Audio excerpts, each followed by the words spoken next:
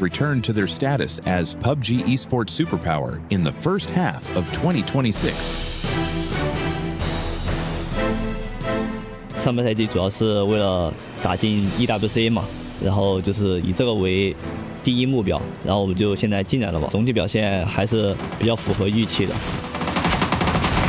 上半年其实整体来说还是可以的吧，因为我们毕竟来了2个新人嘛，然后 PGS 第一阶段打得也挺不错的。我觉得我们队伍在上半年的比赛成绩打得很好，因为我们毕竟拿了一个冠军。17 Gaming, Petrichor Road, and 4 Angry Men. The big 3 teams of the region are leading the way, all of them mixing experience with fresh firepower. 在2026年，我们队来了2个新人，他们是天天和文博。他们2个来我们队的之后，其实我们队最重要的突破点还是就是说前点位的突破能力变强了很多。我的技术点是偏沉稳一点的，然后队伍当中如果有选手比较莽的话，我会拉住他一点点。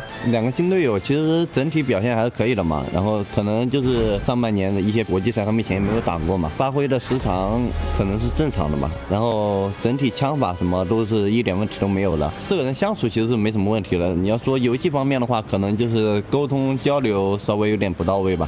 But the big 3 ain't the only one chasing the glory, as China sends 2 more teams on the hunt for the EWC glory. The veteran challengers in JD Gaming and New Blood representing Tailu.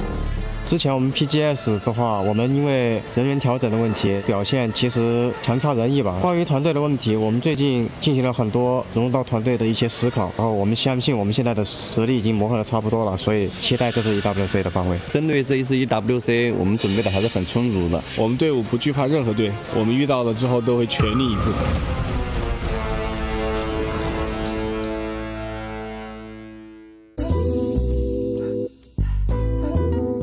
Hey, Carl here at the Esports World Cup 2026, and this time we have got Himas, we've got Sololzi, we've got Delwyn, we've got Destroy. We're ready to go. So let's roll the first clip, guys, and you've got to guess who the players or teams are. First clip.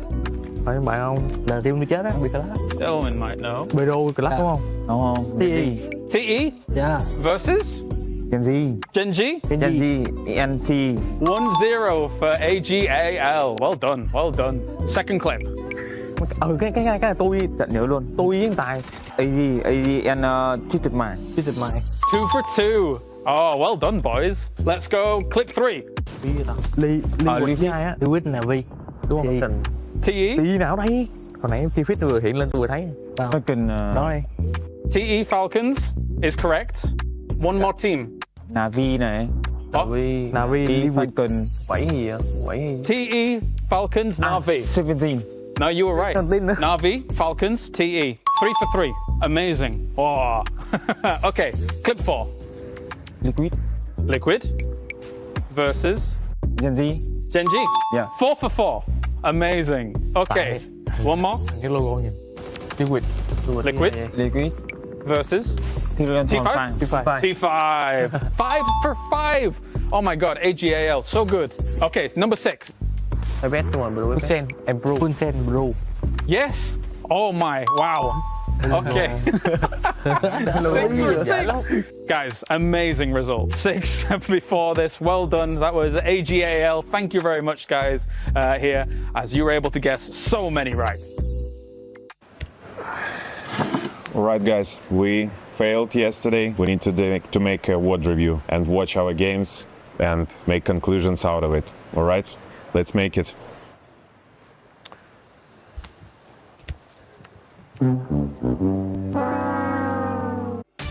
Ugh. It's over. It's all over. And who are the biggest losers of the week? All of us who believed in KC. Why? It happens every time. I mean, they beat T1 and Faker. He just became an official EWC ambassador and then he got sent home packing. The arena was packed. The fans were loud and the blue wall was blue. All to just get 3-0'd in the finals by a car company. Why does France always blow it at the finish line? Just like against England or the Waterloo. Maybe another game can cheer me up. For instance, our researchers dug up some interesting facts about Mobile Legends Bang Bang Women's Invitational after they were able to finish reading the title. The competition for these lady gamers, or as I call them, lamers. Nope, not that. These female athletes, or never mind, they don't need a nickname. But the competition this year was personal because 3 players each from Virtus Pro and Twisted Minds have switched sides to play for the rival. Now that may seem cutthroat and cruel, but that's what it takes to win in this business. What's that? None of them even made the playoffs? They weren't really a threat and Vitality won once again? Well, there's plenty of room in the depression pit, ladies. Hop on in. All I want, other than my emotional support for babe, the feelings of comfort and normalcy. Did Free Fire provide? Of course not. Defending champs Evo's Divine barely showed up. Vitality's Secret and Aurora didn't even make the finals, all while Falcons, Twisted Minds, and Loud fell over to Lion, who forgot to even use their hands in League. But they did secure over 100 kills to get to the final. They want me to yell booyah here, but I'm afraid that if I do, I'm gonna start crying. Finally, in Dota. Wait, didn't we already cover the... No, that was a different game. I haven't been following closely since my Rune Eaters were eliminated by eventual champion P-Vision. They were heavy underdogs who made a splash before our hearts were ripped out, just like with KC, just like every time. Now that we've cheered and laughed and cried together, I only have one more thing to ask. KC fans, can you please stop camping outside of my hotel? I said that I was sorry about all the French jokes. Someone threw a hardened baguette through my window and it hit me in the forehead. I even got hate mail engraved on a croissant. Okay? Please stop. S'il vous plaît. Please. This is Cadrill's fault. Day 1 of PUBG at EWC 26 brought a ton of surprises. Twisted Minds, with Lou missing and the Tab having to step in, secured a chicken dinner along with a 2nd and 3rd place, sending them towards the top of the table unexpectedly. Shadow Esports, one of the tournament's underdogs, holding on to a compound, took a win in game number 3. And Team Liquid consistently put points on the board.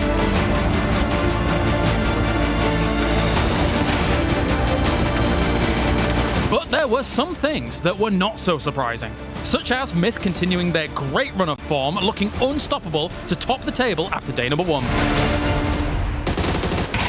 Now, Group C gets to join in on the action as they take on the teams from Group A. The like of 17 Gaming, Team Falcons, and Na'Vi have been watching from the sidelines and are ready to get the competition well underway.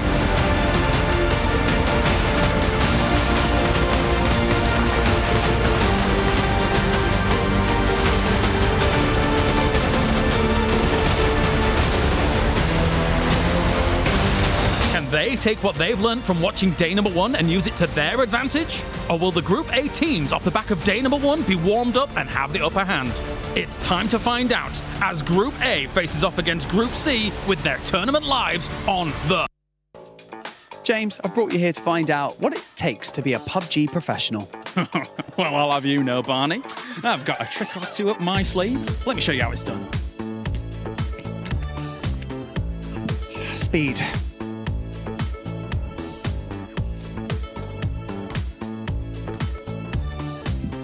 Accuracy. And a really solid defense. And a gun.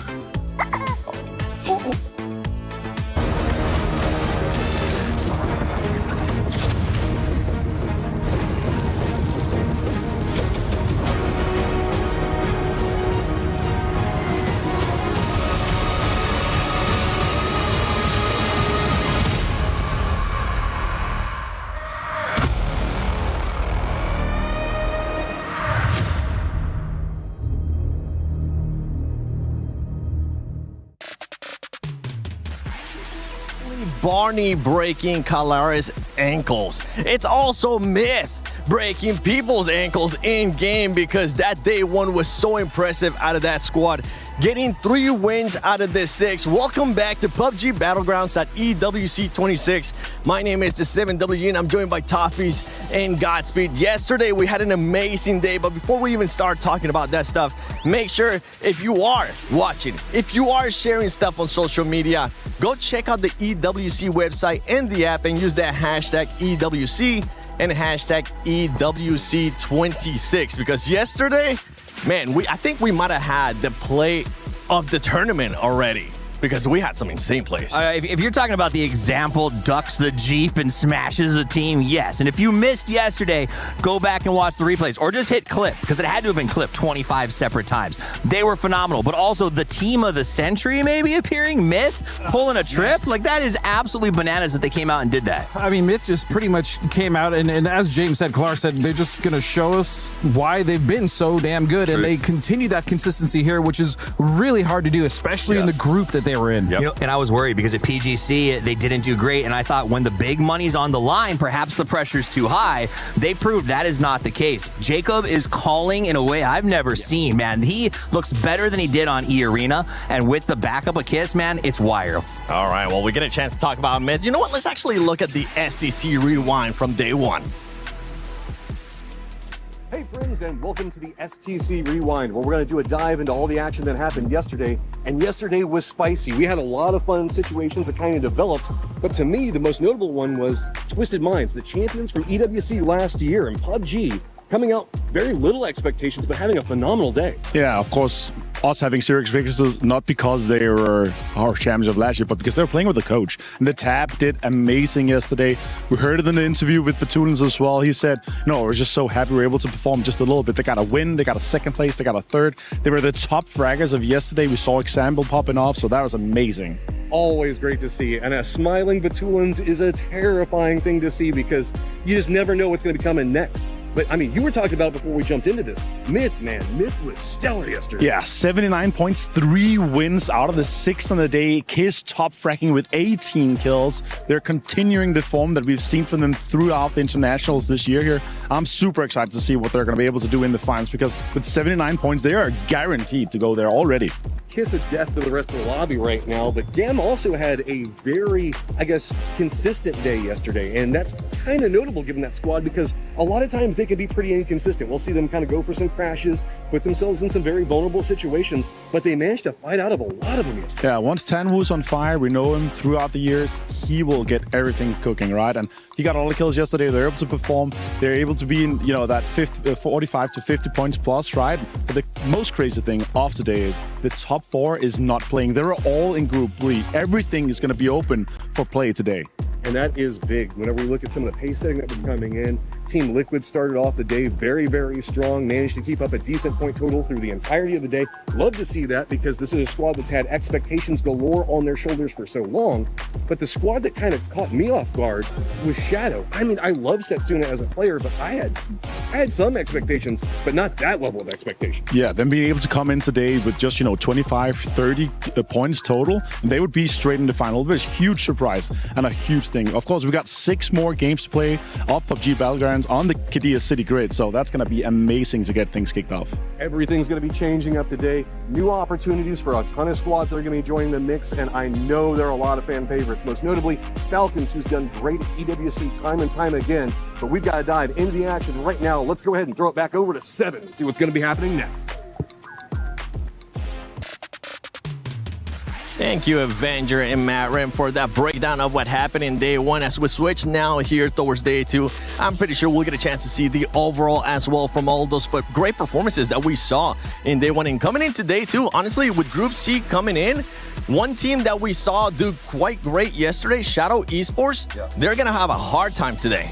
I mean, I just am going to go ahead and say it. Like I said it yesterday, this may be the worst day of their professional career in terms of like how it feels, because they did so well yesterday, and I think they're going to have a rude awakening to what happens when you don't have your drops. I want to just be like, no, you know what? They're just going to power through and make it happen. But they're dealing with 17. They're dealing with a whole different lobby coming in. That's rotations. That's where they're going to loot, right? There's all the cutoff points, and I just think it's going to be really rough for them. Granted, I'd love to be surprised, and you and I would love to be wrong.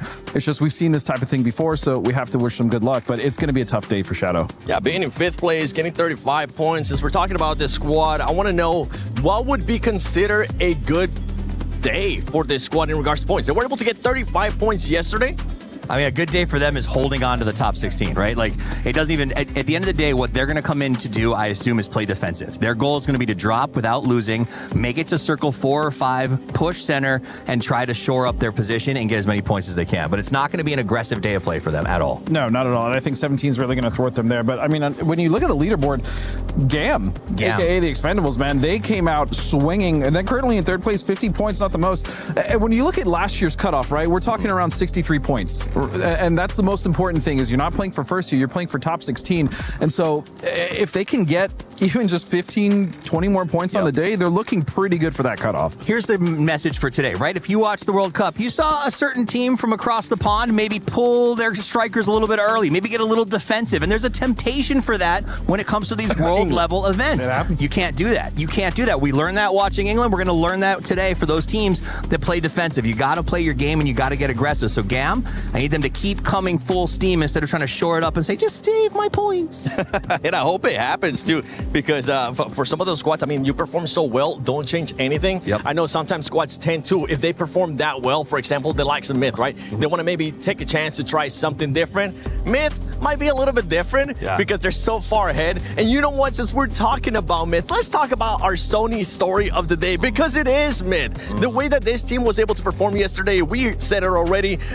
Avenger and Matt Rim said it as well. 3 wins out of 6. Nobody expected that.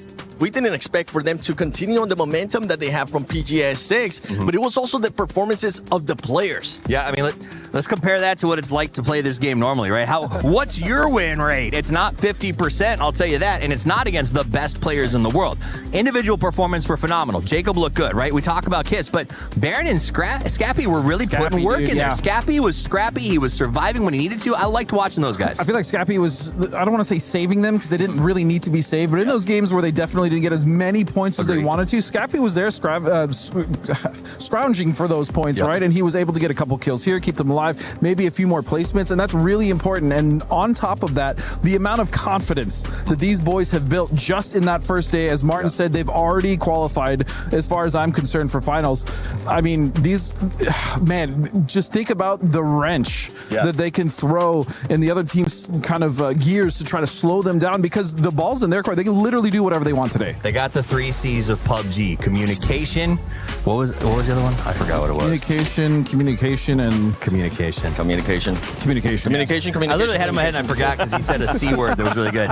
Don't worry confidence. About it. That's what it is. Communication, confidence, and killing. Yeah, I mean, the way that this squad was pushing people, they honestly didn't really give a damn what was in front of them. They were just pushing them, and I'm hoping that aggressiveness continues on today because it was quite impressive. Another big surprise yesterday was Twisted Minds. Remember, we were talking about this squad, Godspeed, saying how are they going to be reacting the first game super slow, and then after that they were able to figure it out. It's funny that we kind of think of them as a surprise. I mean, even with the tab, you still have that core 3, but I think what's most important is Twisted was playing Twisted's game yesterday, right? They were able to get center early on circles that they wanted to get that early position. On the games that they couldn't, they made sure they cleared out their edge, and that if they were going to go out early, they went out with as many kills as possible. You heard Martin rattling off the stats. They were absolutely fragging. Example, do we really need to talk about him? He's one of the best players in the... He's the GOAT. One of the GOATs. He's the GOAT. If not the GOAT. Yeah, that's a fair argument to make. So Twisted Minds, I think the only thing that surprised us is how fast they came out of the gate versus how fast they normally do, which is much slower. This is why systems can work, okay? They are a system team. They build very aggressively on how the game is meant to function, which means when a sub comes in, who's the coach who helped build the system, there's not a lot of catch-up. You don't have to sort of figure out how you work together because you know, just be where this guy would be, follow the system. Yeah, and for this squads, I mean, we're talking about the top dogs from Group A. Let's talk about those, in a way, bottom feeders that really didn't underperform yesterday, honestly. And it comes down to AGAL and Full Sense. Full Sense being the reigning champions. They expected a lot coming in, but right now, things are not firing. And the thing is, for everybody currently watching at home, keep in mind, this next 6 games will be the last 6 games that these two squads are going to be playing. Absolutely. Full Sense has been a big letdown since they won the championship. 100%. They have not changed their team. It is the same roster. And here's the big hard thing for them is they had to prove themselves. To be honest, the fact that they got a direct bid to the finals of PGC was a hot topic. They won. That's cool. But you have to come out. It's like when Sonics won their championship at PGIS. You got to have a good next year to sort of silence the critics. And so far, Full Sense has not done that. No, they haven't. And at least in AGL's, kind of point, even though they're pretty much around the same points, we saw a lot of good stuff from them, right? We saw that crazy South split on Tego that almost worked out. They ended up losing that game to Myth. That was kind of one of the only good games that they have. But still, when Solozzi and when you have him as like just popping off, they should be a much more tight unit, and they should have been getting more points, but unfortunately they just weren't. Yeah, and for that squad, I mean, they have to get wins. Honestly, they have to find a way to be consistent with what we were able to see out of Myth yesterday, out of Twisted Minds in regards to consistency. We just haven't seen that out of that squad. What is something that you would like to see in regards to points, Toffees, when it comes to those squads that are towards the bottom? We know, we just heard Godspeed saying about that cutoff, right, for top 16. With the way that they ended up finishing, which if I'm looking at this correctly, Full Sense ended up with 22 points, AGL with 23.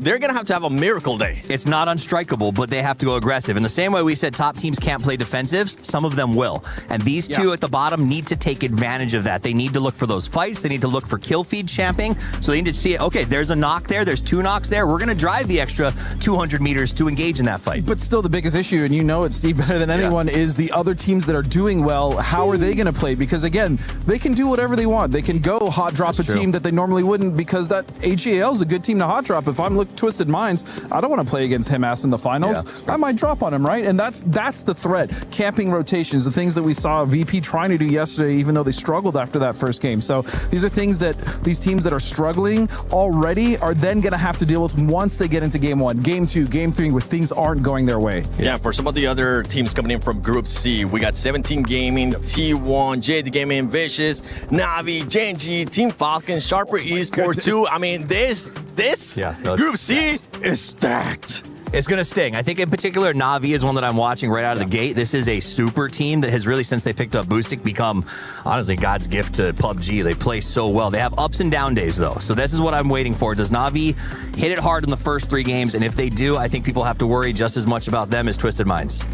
Yeah, I mean, for me, Navi, also a team I'm definitely watching. Falcons, and Gen G really has not proved how good that roster should be this year. I'm definitely keeping my eyes on that team. For Falcons, what are the expectations coming in? I mean, we saw what happened with Falcons in the past, too. There's been rumors that they might be changing IGLs for this event. What are we looking to see out of that squad coming into today in regards to performances? You know, I talked to their coach this morning. He said everybody feels good. The attitude is great. Communication's working. I don't believe there's any IGL changes. I think, if anything, there's a bit of over-talking, but I think they're going to fix that. My expectations are they have to perform. We all know the Falcons and this event are tied together in every way. So they've got big expectations from the club, and if they can stand up and hold it on their shoulders, I think they'll be okay. Not that it matters, but they have big expectations from me, just because I want them to be able to do well.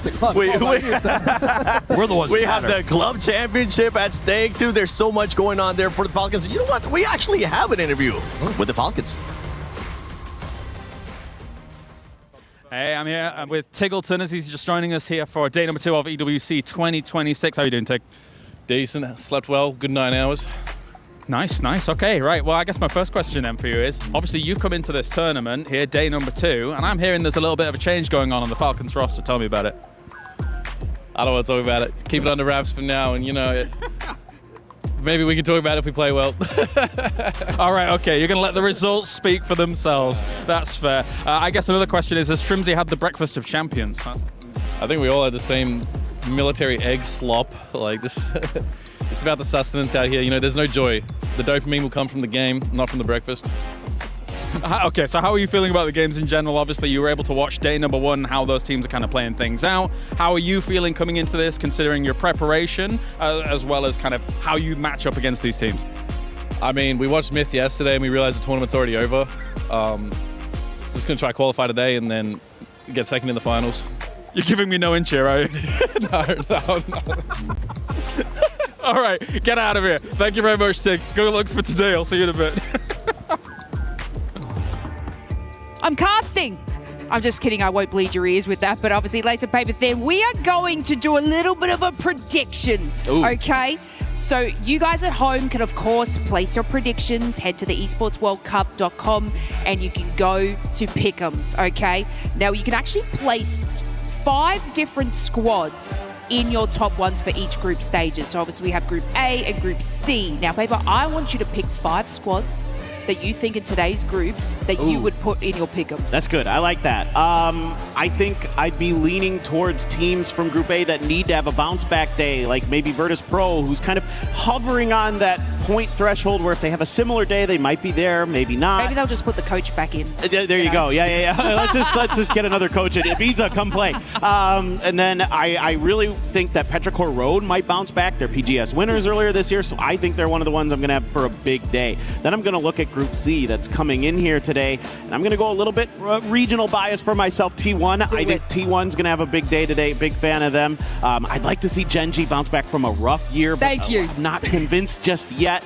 17 Gaming, another team that I think is always ultra consistent and is a good shout. Yes, honestly, I wanted to chuck Genji in there too as well. Obviously the T1 banter, but you guys at home can, of course, do your own Pick'ems on the Esports World Cup website. Make sure you place them on them, and I'm going to also put the Falcons in there too. I want you guys to do it at home. Everybody's like, what? No Falcons? No, I can't believe you've done this. But that's it from us. Back over to you, Seven. Thank you, Lays and Paper thing. All right, so I hear you guys' predictions. By the way, I just want to verify for everybody watching at home. Made in Thailand, Myth is currently going to be sitting out because they are in Group B. Same is going to be with Twisted Minds. So with that in mind, I'm going to actually be picking some teams. You guys can start thinking about some teams that you want to pick as we're doing the predictions thing. For today, to be able to perform well, we're not picking who's going to be winning the first game. Okay, we're not doing that again, even though you guys were able to freaking nail it yesterday with Myth. But for today, I have to go with what I said earlier. I'm expecting Falcons to actually have a great day. Yeah, I think a Navi is going to step up, and I think they'll probably be up there in the top 5 battling for it by the end of the day. It's just hard for me to not pick Navi as well. They've been so consistent. I think their PGS circuit one, I think week 2 was whatever. They just dominated, right? They've been fairly consistent all year, so they're definitely a team that's hard not to root against. But you know what? Because Virtus Pro is still in there, man, I have to root for them as well. They showed us in the first game why they're so good and why we love this team so much. Yeah, they kind of slipped a bit, but they did make a bit of a comeback as well. So I think VP is definitely also a team to watch out for today in Group A, especially because it's their last day of play. I think the key is that the top 4 teams aren't in the lobby, right? So that means that it does blow open this entire chance to come in today and say, we're going to play super violent, and then we get to face those guys tomorrow, but we get to all kind of guarantee a top 8 by the end of day today. So I do think that sort of changes the way that map is going to operate, and I think the beneficiaries of that is 17. The fact that they get to play out of the middle basically all day today with that sort of up in the air with the top 4 not here will actually benefit their rotations and give them a little bit of an easier day. Yeah, for those Groups A squads, I mean, for the teams that are in Group A, once again, I just want to go back to those teams that were able to underperform, that just didn't perform to how we were expecting them to. With AGAL, that's a squad that is currently in the Club Championship. They're sitting towards the bottom, as we saw yesterday with 23 points. I mean, if they're able to get anywhere near those 60, 65 points that we're guessing might end up being the cutoff for top 16, that will be amazing. But if they're not able to, if they even start off hot, one of the things that we need to start looking out for is just the pressure is going to start getting to them, because we have seen it in the past. I mean, I think my staple here is if you're looking for an indicator, how does Himas do in game 1, right? Like, does he come out and start putting frags? Is he solo, leaving his team behind? If he's going off on his own, they may fall apart. But if he has a good game 1, I think they have a shot at making some big numbers. Yeah, I mean, they're just not the only team, though. I'm seeing down here, though, like Supers. What about them? True. You know, Petrichor. They have no business being this low on the leaderboard. So I'm also, it's a rough day, but it's also their last day, which is the most important thing. So this could be the end of EWC for quite a few teams. That's the beautiful thing. I don't think we won't end up crushing any keys today. The crushing of the keys will happen tomorrow. We'll figure out which top 16 teams will end up going to the finals. I'm expecting for today to be as aggressive as we saw yesterday. And I think it's time to see if that is actually going to be the case here for today. Group A versus Group C starts right now.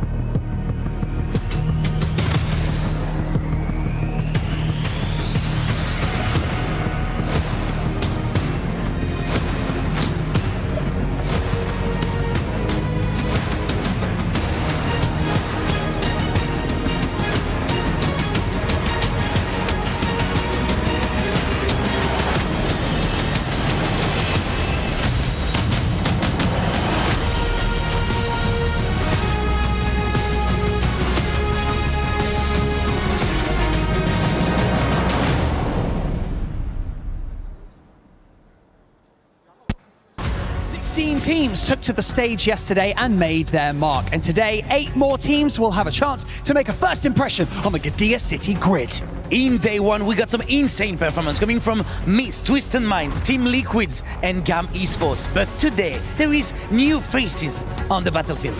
It is time for these teams to show the world exactly why they are here. The journey to this point has been relentless, but now it is time for them to show up once again. Barney, everything is set, and it's now time to welcome our team to the main stage, starting with 17 Gaming.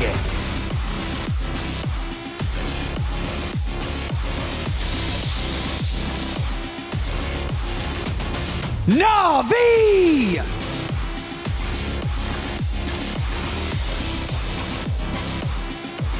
Petrico Road!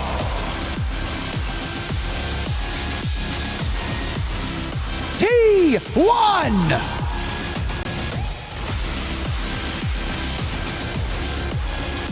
DN Supers!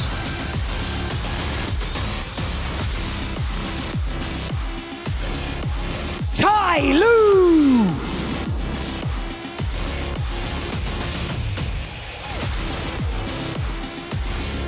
Full Sense!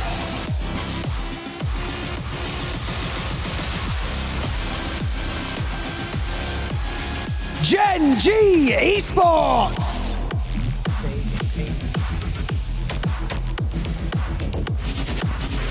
JD Gaming!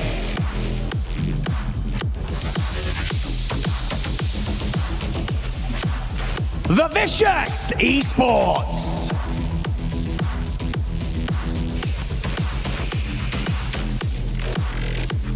Shadow Esports!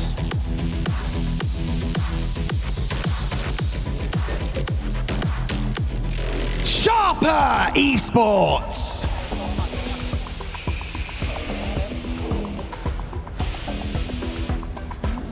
AGAL!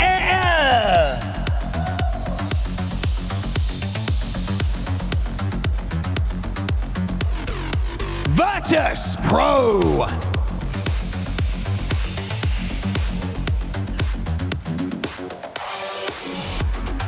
Team Vitality!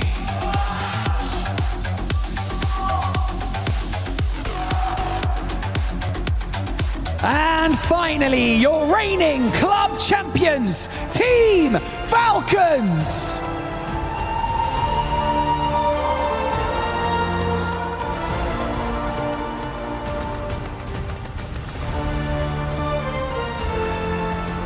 Every point earned today could be the difference between fighting for the championship or sitting on the sidelines. So get ready for fireworks and mortars. For the players who already hit the stage yesterday, these are the final 6 games. After this, their fate is no longer in their own hands. It is time for day 2 of PUBG at EWC here in Paris.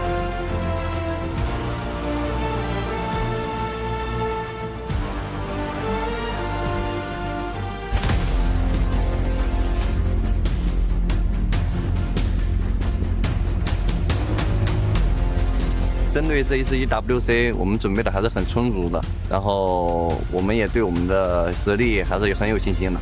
In general, we don't have an issue with anyone, but probably AL just because of the chaotic playstyle in the early game. We're playing so many practice before EWC, and we're ready.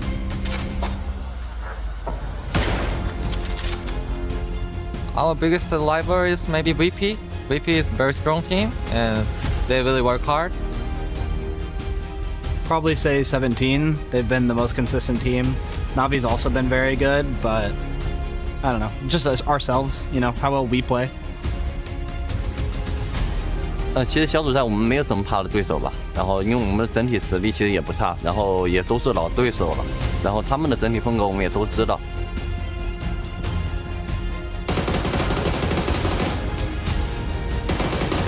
针对这次 EWC， 我们准备的还是很充足的。I don't want to not fight anybody. I want to fight everybody. We're gonna win. We are a really strong team, and I am confident, and we can make to the final, and we can win this tournament.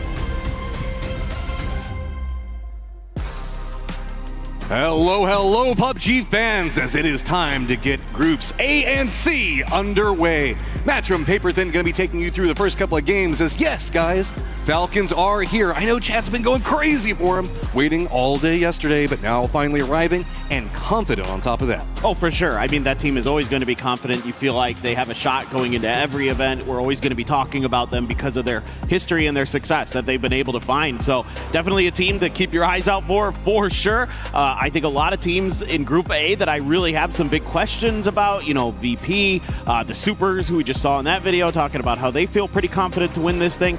They did not have a good day. They need to do a lot better. I mean, with VP, the question marks aren't as big. It's more just like, you're better than that. I was expecting it to be a little bit higher. You could see that there was a little bit of dishevelment that was happening within the squad, but I think that they still should be all right. But this is also a much harder lobby than yesterday, in my opinion, specifically. But I know there's some differences on that one way or the other. Supers, though, I just got to ask, bro, what's going on? To me, when I'm looking at them, I don't feel like they're confident to take fights. I think in this meta in particular, yes, it's very, early center circle heavy. Like, you're trying to play for kind of the hedging your bets against the chaotic circles in that regard. That's why I think a lot of teams are kind of going for that. But they often weren't looking for those third-party opportunities, weren't looking for kills. And this is something I mentioned on the broadcast yesterday, that when you look at how they've done in PGS this year, they're one of the few teams that they do like way better in placement points than kill points, and that is a rarity and a something that you just can't be doing in this game right now. The mind-boggling one for me, hands down, mind absolutely boggled by AGAL. First game, 14th, 0 kills. Second game, 14th, 3 kills. Third game, 9th with 0 kills. Finally, we got a second place with 11 kills, and I thought maybe they were coming alive, but then no, it goes back to 12th, 0 kills, 13th, 3 kills. I know that we can talk about that there's some inconsistency in that squad, but what is going on? That squad should be able to find kills, no problem. I agree. I mean, it felt like, outside of that game where it came down to that, the situation was them versus Myth in the very end of the game, right? Came down to a tight circle, but that one's harder for me to put my finger on because you don't get to see a lot of them because they were getting knocked out of the game so early. Yeah. So we weren't kind of focusing on them as a whole. So what you did see was them hemorrhaging players in the kill feed early, whether it be like Delwyn or Hemas. I saw them going down, first 10 minutes multiple times, and that can't be happening. Okay, enough questions. We've got the airplane taken off and we are ready to go. It is going to be way down to the south. Plane path starting south of Novo and kind of ending to the west of Gatka. So this is going to be pretty crazy here. Don't forget, now we're adding in some heavy hitters of 17 Gaming.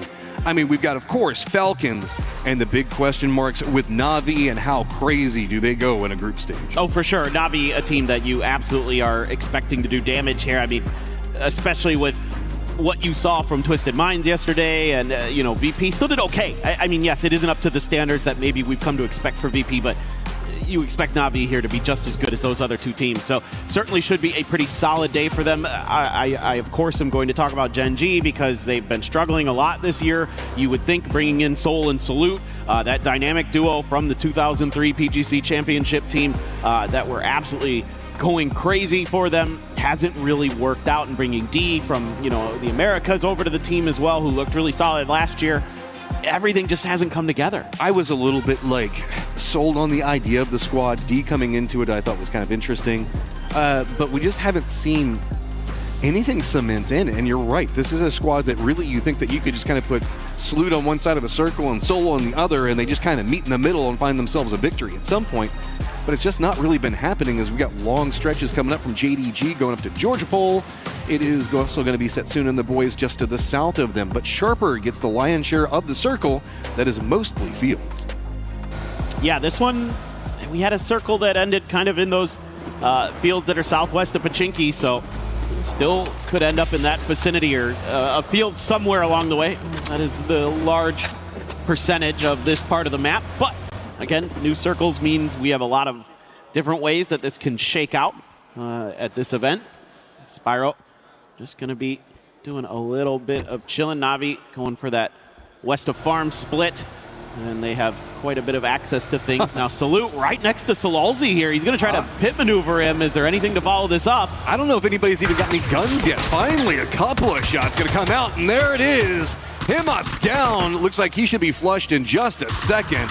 And anyone's legend, just anyone's target right now. Oh, this is great. I mean, for Gen G, not good for AGAL, but Gen G needs to get off to a good start here, I think, to build that confidence for this event, to be that team that we all know that they have the potential to be. A nice headshot there with the Mutant, with the Iron Sight from Salute. After a nice spin out, really well orchestrated there. They do a little bit of punishing onto AGAL, and then they're going to retreat back towards Milta. And this is a very aggressive move coming out from Gen G, who are playing down next to Milta. They pushed all the way up next to like tunnels and everything else like that, and just to secure one. And AGAL, who was needing to get something rolling on the day, this is a terrible start. I don't know what else to say. You're right. I mean, Himas down first is painful, man. No, dude, this is exactly what I was talking about, right? Like, they're losing players in the early parts of the games. They're not being as, coordinated and disciplined as they need to be. And maybe other teams are just seeing things that are sloppy in terms of their early game drops and how they're getting vehicles and where they're going after that. And Gen G just, said, hey, sometimes a coach will go in and they'll be like, hey, I think we can punish this team here because on this plane path, they're going to go for this vehicle. And that means they're going to not be able to get access to a gun quickly enough, and another other team might be around them. And I love the fact that Gen G is coming in with confidence in game one. Another team coming in with confidence is going to be Full Sense with a Full Send right on top of Sharper. Thunder's trying to defend one side. Thunderwatt's taking a lot of damage. He's going to go down. Belmont's going to be the one that found him. And this is just going to quickly go Full Sense-sided unless Thunders can get something to happen. He steps around, and he's going to go down too. It's a great little punish here for Full Sense. You can see VP hovering off screen just a little bit, looking for an opportunity to maybe pick off a player, but because that was clean for Full Sense, they don't lose any players. I don't expect VP to really commit to this. I think they're just going to look and see if maybe they can find a punish. You can see the SKS in hand for Beamy at range, looking around for a potential target. He might be offered up an opportunity, not just yet. They're able to move the car around the corner, should be safe. I don't necessarily fault VP for going for this one, but Full Sense having a pretty decent day yesterday, walking away with 24 points. They're going to need to step up that points per game to be a lot more comfortable for qualifications, because remember, there is no survival stage. There is nothing else other than the points that you get through groups. So it is the top 16 that go on. Doesn't matter what group it in. Doesn't matter how it's all come together. You just got to get points where you can find them. Full Sense on 24, you got to feel like that was a little bit more hazardous, but Lucarux does find out Belmoth in the open. That was 2 free on the other side of the wall. You got to take that. Oh, this was well thought out by VP. Able to catch Full Sense and trying to position their cars into safer spots, and little do they know they weren't safe at all. So it's the hit and run for Virtus Pro. They will take their point and leave. Of course, as Full Sense, there could be an opportunity, who knows, to maybe get a revive in there somewhere, but they're quite far away. Meanwhile, the Supers having themselves, a 2-1-1 split, essentially. They're going to leave a player up on the mountain, but there is a bunch of JDG up there. They're trying to get some scouting information, I believe, from Rex, who can be great in those 1vx scenarios, but you might not realize what he's going into up there. I mean, Everest does give you a lot of control, so we do know it's got enough space to where you can have a couple of teams kind of jockeyed up against each other, but look at the nades already prepped. Are they going to go a bit too far? Yeah, Rex going to be playing closer in position.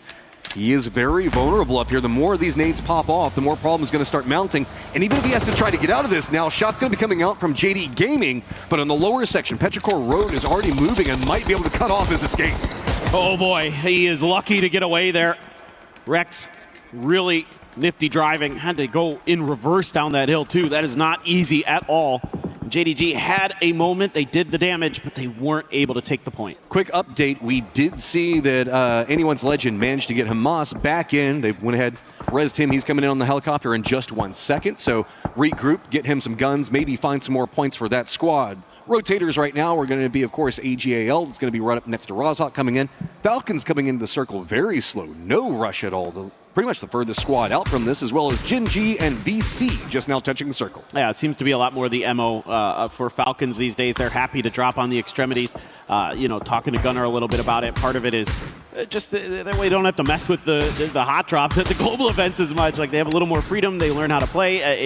If you're a good edge team, if you're an aggressive edge team, which we know they can be, they can take some points in the kill department, easy peasy. T1 does have a wide split Vitality in front of them. Levante all on his own inside of that observatory, just over the other side of the hill. Quizzy down the road from him, but right now doesn't seem like T1 too keen to get aggressive. Can be a little tricky. There's a little bit of flat open space between you and this compound that he's in.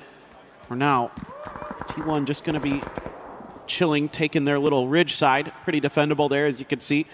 Have a lot of opportunities to kind of find some ways to hide, and as long as your back is clear, the top of that hill is safe. Depending on how the circles go, Vitality is in a great spot to pick up a couple more kills. Already prepping for the new circle pop that'll happen in about 30 seconds or so. It looks like JDG has managed to do an emergency pickup, but I think that might be a bit too fast.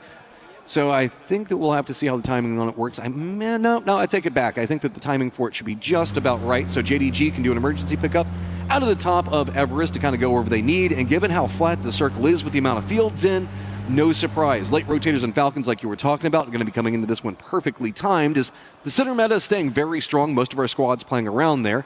It's just a little bit of external skirmishing going on as we stay near Everest and the fields. And now you have some decisions to make as some of those teams in the center, like 17 Gaming, do you kind of coalesce into a 4-man, or you try to maintain your split that you have going in the dead center of that circle, maybe a 2-2, as I expect like the Supers to stick with. Petrichor Road is a similar idea. So a lot of teams trying to just maintain their hold on what they've taken. That's going to send Falcons a little bit up to the north, but here's a crash. Right up on top of everybody. Fulsense has one down, and it is a quick massacre coming up from T1. They wanted that, and they took it. Denadol's just running for his life on the outside of his nades raining down upon him. He is trapped, and Fulsense is out early. Nice crash here from T1. They find the weakened Fulsense and eliminate them very quickly. And don't take too much damage. EN there. Nice grenade, nice shooting, along with raining to clear out that chopstick. And oh my goodness. Oh, VP had monitor on this for a while, so with the change up in positionings, it's going to be Tyloo that came for it. VP playing the other side, just a couple of buildings between, though. It does look like it's a little bit more complicated to work around on the inside of this, as Tyloo pretty trapped. VP has so many external angles that they've got this under control with. Yeah, this has been really well orchestrated so far by VP. They haven't taken any damage, substantial damage, I should say. A grenade at that door, just in case they were trying to make their approach, but Kong Kong going to be backing off here just a little bit, trying to find a new angle, a new position. Just going to be holding the line. Has a teammate above him, but if they clear him out, wouldn't be too surprised to see VP really try to take Tyloo out of this one. I believe that we saw Lee playing on a glider earlier, so he's going to be external from this now, having just touched the ground. He could move into a backstab position onto VP, but it's hard to get over there. Mostly it's going to be Vicious taking a couple of shots, as Lukerux got himself the bullet hose and ready for anybody to peek around, but it's going to be a nade coming out, getting the knock onto Lukerux. Yeah, that might buy enough time here for that backstab to come through. Another big grenade there. Really scary stuff for Virtus Pro.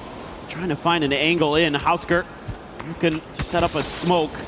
Trying to over-aggress on that angle. No, they're just going to try to cut this off. Oh, but VC is coming back behind this one. That might be a big problem for Lee if he doesn't make sure that he monitors that. I think he spotted it, but this backstab now having a big problem. That means that the two players for Tyloo have to deal with VP in a much closer range threat.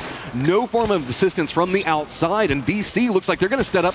Maybe they start taking a couple of shots, but no, it is going to be Nixie that gets Kong Kong down. Now Virtus Pro should really try to remove Tyloo from the equation right now. Hausker is taking a ton of damage from Util. In fact, going to be knocked by that blue zone grenade. Meanwhile, VC out in the open. Tycon looking to get ahead out there. Lee has dodged VC for now. He's able to kind of scoot off towards the east and avoid any contact with them. Lukerux able to find a big knock on the Duckmai, and that means that they are going to have to kind of take a step back and wait this out. I mean, this was just so cleanly played coming up from VP. They saw the vehicles rotate. They were already using the external walls for defense. Even with the knock, they managed to rally it together, get themselves back into a good position. This location now firmly on lockdown. VC doesn't feel safe making an approach anymore. They're going to hop in their vehicles. They're going to rotate away, and poor Lee is just kind of trapped over here now. Lee is a lot of tough decisions to make, and now you're in kind of salvage mode. Are you going to be able to get anything put together? Should be mentioned that Himas was revived for AGAL, so he will be back into the equation. Maybe not, as well geared, I should say, as some, but should be A-okay. He did spend some time over in Rozhok with some friends, so I think that he might be pretty okay. Vitality is going to go up right next to Chopsticks. Looks like Nixie's also going to do the same. A little bit of jockeying for position around that. We also did see T1 take the northern section of the western Chopstick. Now also having Everest kind of leave the territory means that JDG still has one of their players back, but Falcons are wanting to use it to get a little bit of high ground control and vision before they jump into the circle and kind of figure out what the lay of the land is in front of them. Yeah, and it should give them a little bit of info now as to where exactly JDG is going to be set up based on where that car is going to be driving off to. You can see Kickstart immediately kind of recognizes that he's going to have a little bit of free space in front of him with that hillside that cuts off the compound from JD Gaming, and going to be using that at least to do a little bit of scouting, a little bit of peacocking out there from the top as well. Some gatekeeping that's going on as VC can't really find any way to approach. Gatka proper is open with Sharper having just 2 players over there right now, and I think that they've managed to explore that, figure it out. Shadow also has to figure out how to get in the circle. They're right on the edge of it with their compounds, but it's a little bit dicey as they do have Super on one side of them and Falcons on the other. But, I mean, Simon for VC is going all the way back up to Everest. The other players just, they can't find a path into this at all. Well, Simon is trying to get some info for them, I believe, trying to find some open space in the circle that his team can get into, and if they can't, they just got to group up and take a fight. So that may be plan B. If you could kind of suss out that it's Shadow Esports in that compound, maybe you try to take that fight. The Supers have grouped up into 4 players inside of those blue houses that are up on that hill, so it is going to be VC on the edge.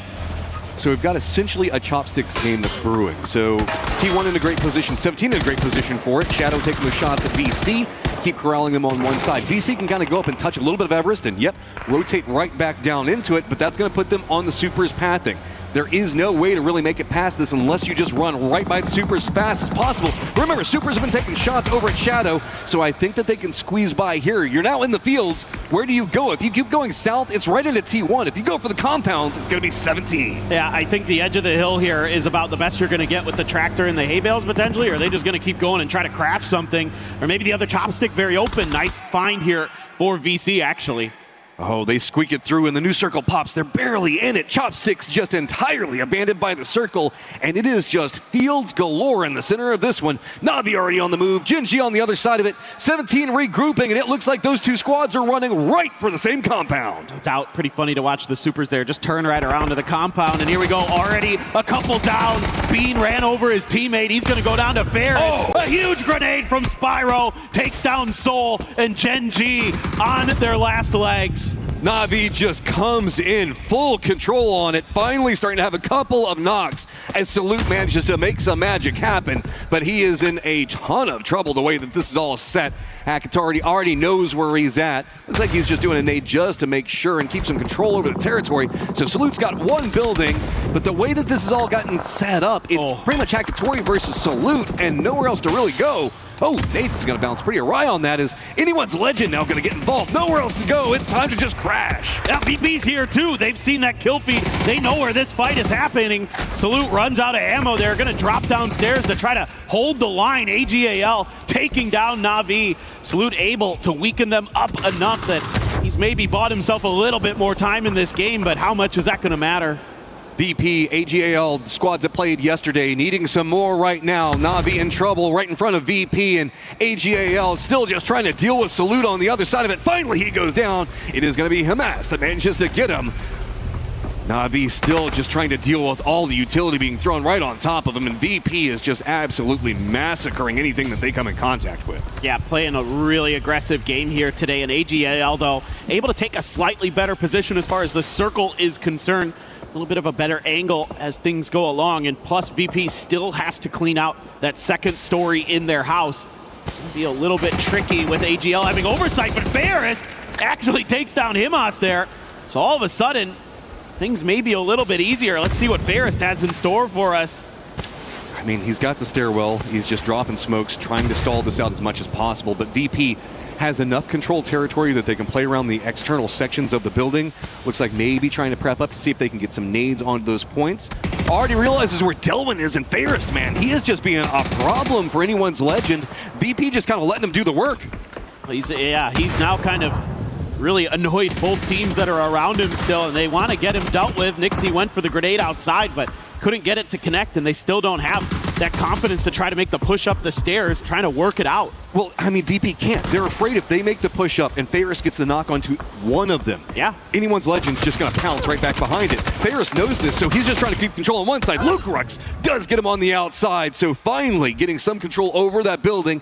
AGAL having a much bigger lion's share of the compounds, though. Yeah, the fact that VP doesn't take any damage from Ferris there is really, really nice in terms of having a bunch of players knocked and they can't get back to 4.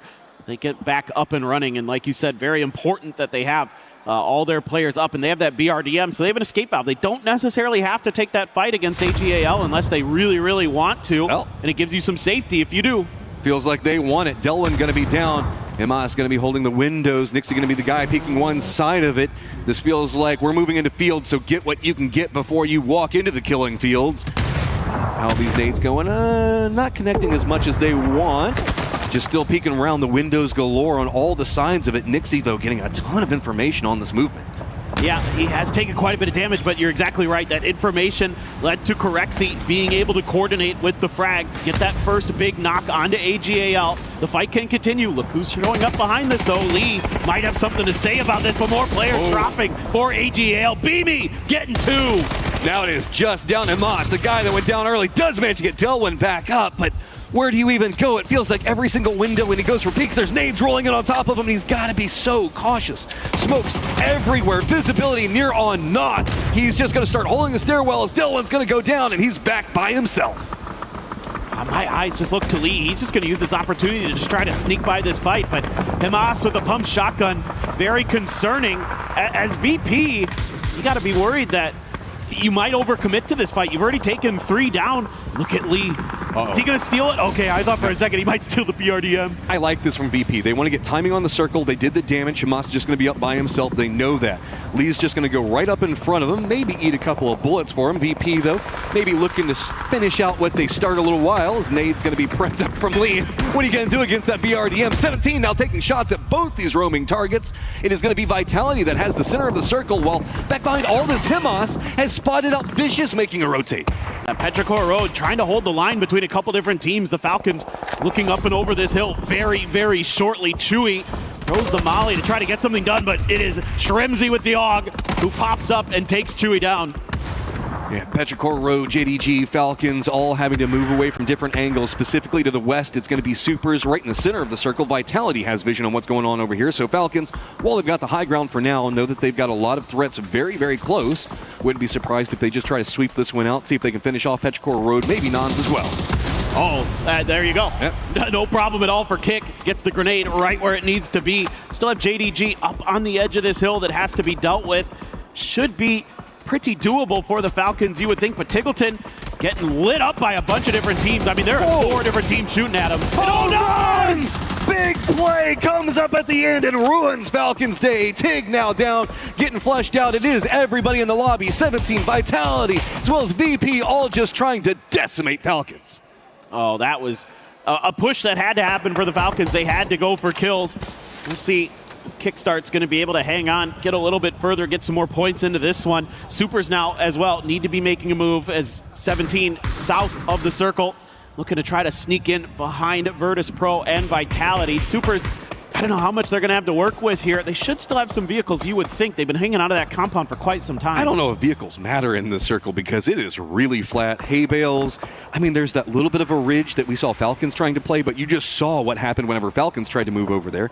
If Supers tries to wrap down to the south, they're just going to bump into 17, who still needs to get in the circle. So right now it's VP, Vitality, EU complete control over the circle, while we've got T1. I mean, 17 having to move a little bit, but 17 at least knows where the threats around them are.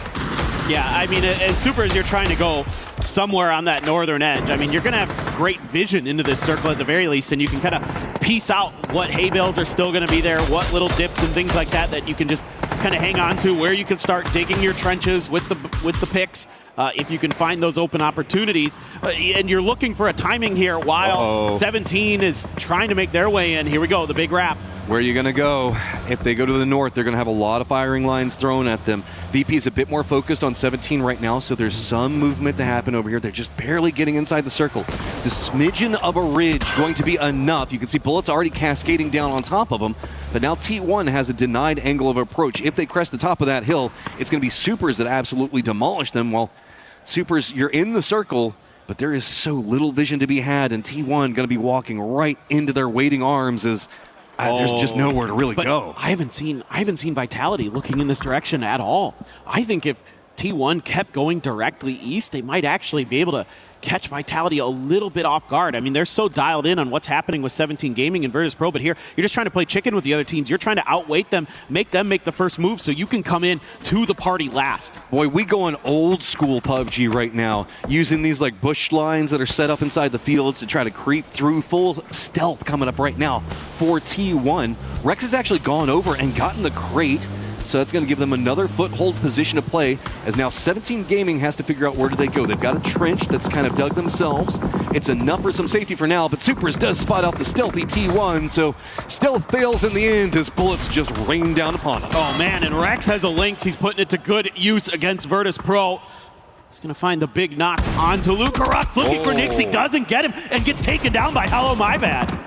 That shield coming up just in time, as well as providing enough safety. T1 in a ton of trouble. Vitality, who's been playing the center point for so long, has just got turreting position. They just got to spin on every single angle. Looks like 17's trying to get closer and closer, see if they can maybe aggress onto the Vitality defensive line. Circle pops, and it goes down to the south. That means that Super is getting control over that crate. At least is going to get them close to the circle. Yeah, and now Vitality has to try to deny 17 some kind of entry. They've been trenching their way a little bit further forward so they can get into grenade range and try to displace them, and they're already landing some good ones. Quizzy down. Winbow manages to drop it. Here comes another follow-up. Looks like the Molotov's going to be just a smidge too short. Levante's just got way too many targets in front of him, and the smoke line for 17's a bit further out. Looks like maybe they were trying to prep it out for a run, but instead it's just going to be nades landing down onto that spot, opening up more cover for 17 to work with if they want it. Yeah, this is pretty well thought out here by 17. They've been able to keep themselves very much alive. The Super still trying to get Rex back onto his feet. I think they just are able to get there, but they're taking a lot of damage along the way because everybody else has been able to dig in, find spots inside of the circle, or create some safety of their own, and that has made it very, very difficult for them, still being on the outside looking in. Another crate going to be dropping in just ahead of them. I mean, it's a little bit of extra cover. You'll take anything you can get as the Supers. You can see there's a couple Doritos up there even for them to work with, but again, like you've been talking about, it's not much, man. It's just flat dips, whatever you've dug into, and Vitality's been here for a long time. As you can see, this is why I was thinking they were starting shooting as much as they were, because it's just too many targets around them. And they're, again, another knock, more meds, more armor being burned. I'm worried about the attrition and really how long Vitality's been here and how long they can keep up the defense, specifically against Supers, who just keeps finding crates galore and manages to find ways to fight their way in. Yeah, it's been rough sledding. Their armor and other things, but a good grenade from Guman. Find Nixie. Is he going to be able to get the flush off the back of it? No. The follow-up grenade not quite where it needed to be. Lucarux, in the meantime, gets back up to that first aid level of health and looking to maybe res Nixie if possible. We're in a bit of a paper, rock, scissors style moment right now where we've got VP eyes on the Supers. They can't move too much because they're in nade range from the Supers.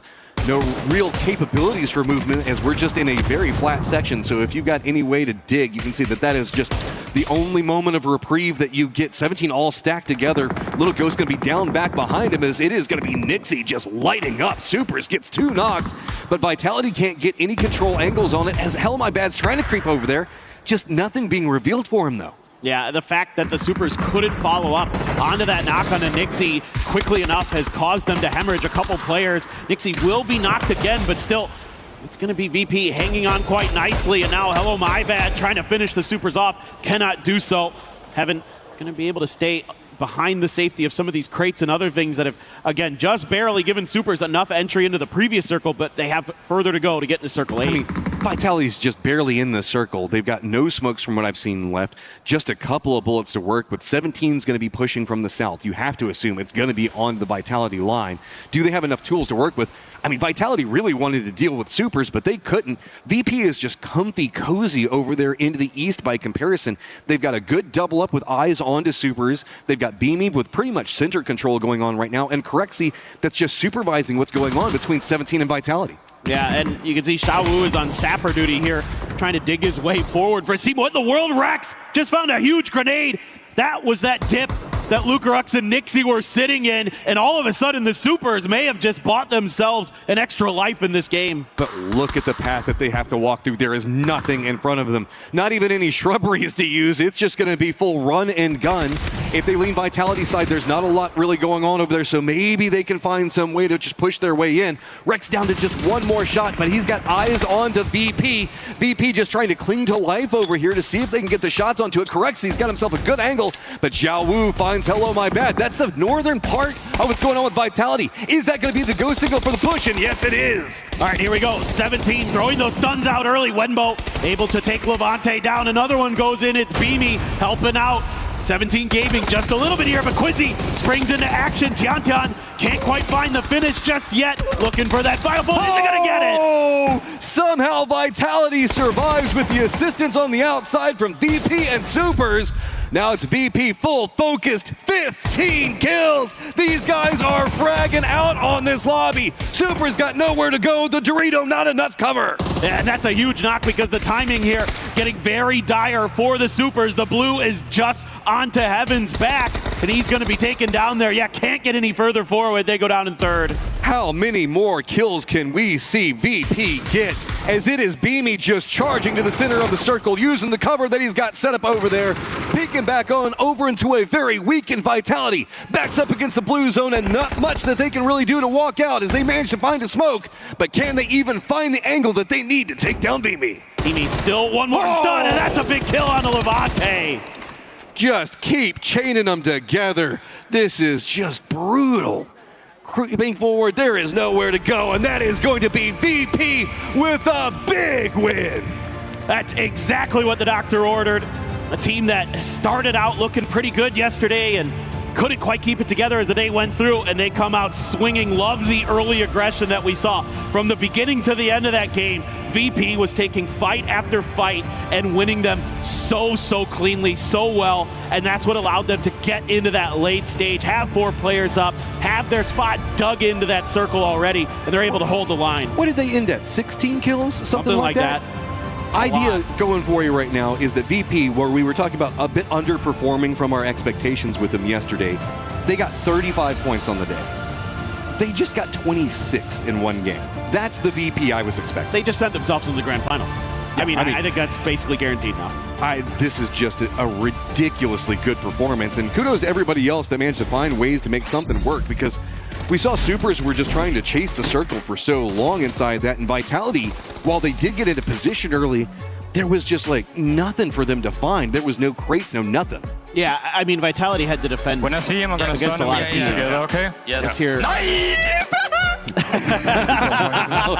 Was that Nixie? That sounded like Nixie. That was a Nixie if I've ever heard it right there. I want to give Vitality a lot of credit. They were dealt a really tough situation there because there were a lot more teams that had to try to fight through them than VP. So they were defending on like 3 different angles. Yeah, they had Supers that were messing with them, 17 that was making the foot push that was right on top of them.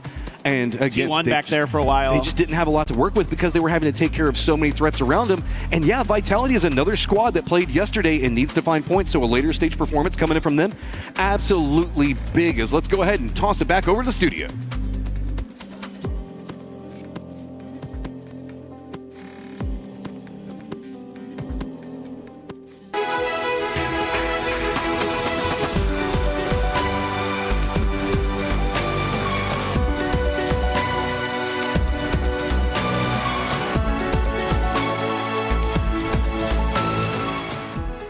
Everyone is playing, you're not yet. EWC Play is your all-in-one platform to compete in fantasy, pick'em, and quests for a grand total of $300,000 in prize pool. Build your dream fantasy team in 5 different games and track your score with live results tables.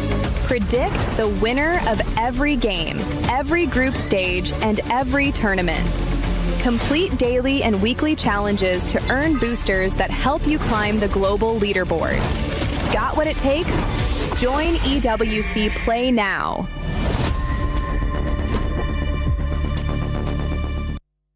Hey, Kalaris here at the Esports World Cup for 2026, and I've got myself Salute here as well as Maddox to do the translations here before day number 2's games do start things off. So my first question for Salute, of course, is coming into day 2, which is their first day of gameplay, how is Gen.G feeling about their preparation and going into these first games? 일단 살로스 선수 첫 번째 질문은 일단 오늘 파리 경기장 와서 오늘 첫날 또 경기신데 지금 기분이 어떠시고 좀 어떻게 준비하실지 궁금합니다. 일단 파리의 날씨가 너무 좋기 때문에 컨디션이 너무 좋고 그 다음에 경기장이 EWC에서 너무 좋은 데를 제공해줘가지고 좀 마음 편히 준비를 하고 있는 것 같습니다.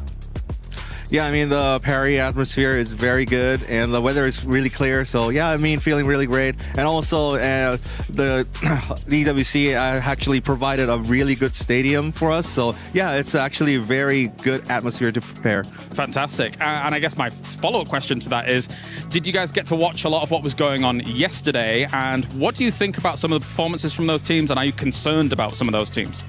이제 두 번째 질문으로는 이제 어제 경기 한번 보시면서 이제 슬슬 준비하셨을 텐데 어제 경기 중에서 좀 이 팀은 진짜 좀 걱정된다, 이 팀은 진짜 경기해야 되는 팀이다라는 팀이 있었는지 궁금합니다. 일단 저번 대회 때부터 좀 미스 팀이 되게 잘해진 것 같고 굉장히 경계되는 팀인 것 같습니다. 굉장히 현재 폼이 좋고 4명 다 자기 위치에서 할 거를 다 잘하기 때문에 그 팀이 현재 제일 잘하지 않나라고 생각을 하고 있습니다. Yeah, since the last PGS, I think Myth has been definitely a titan. So yeah, I think their gameplay is really great.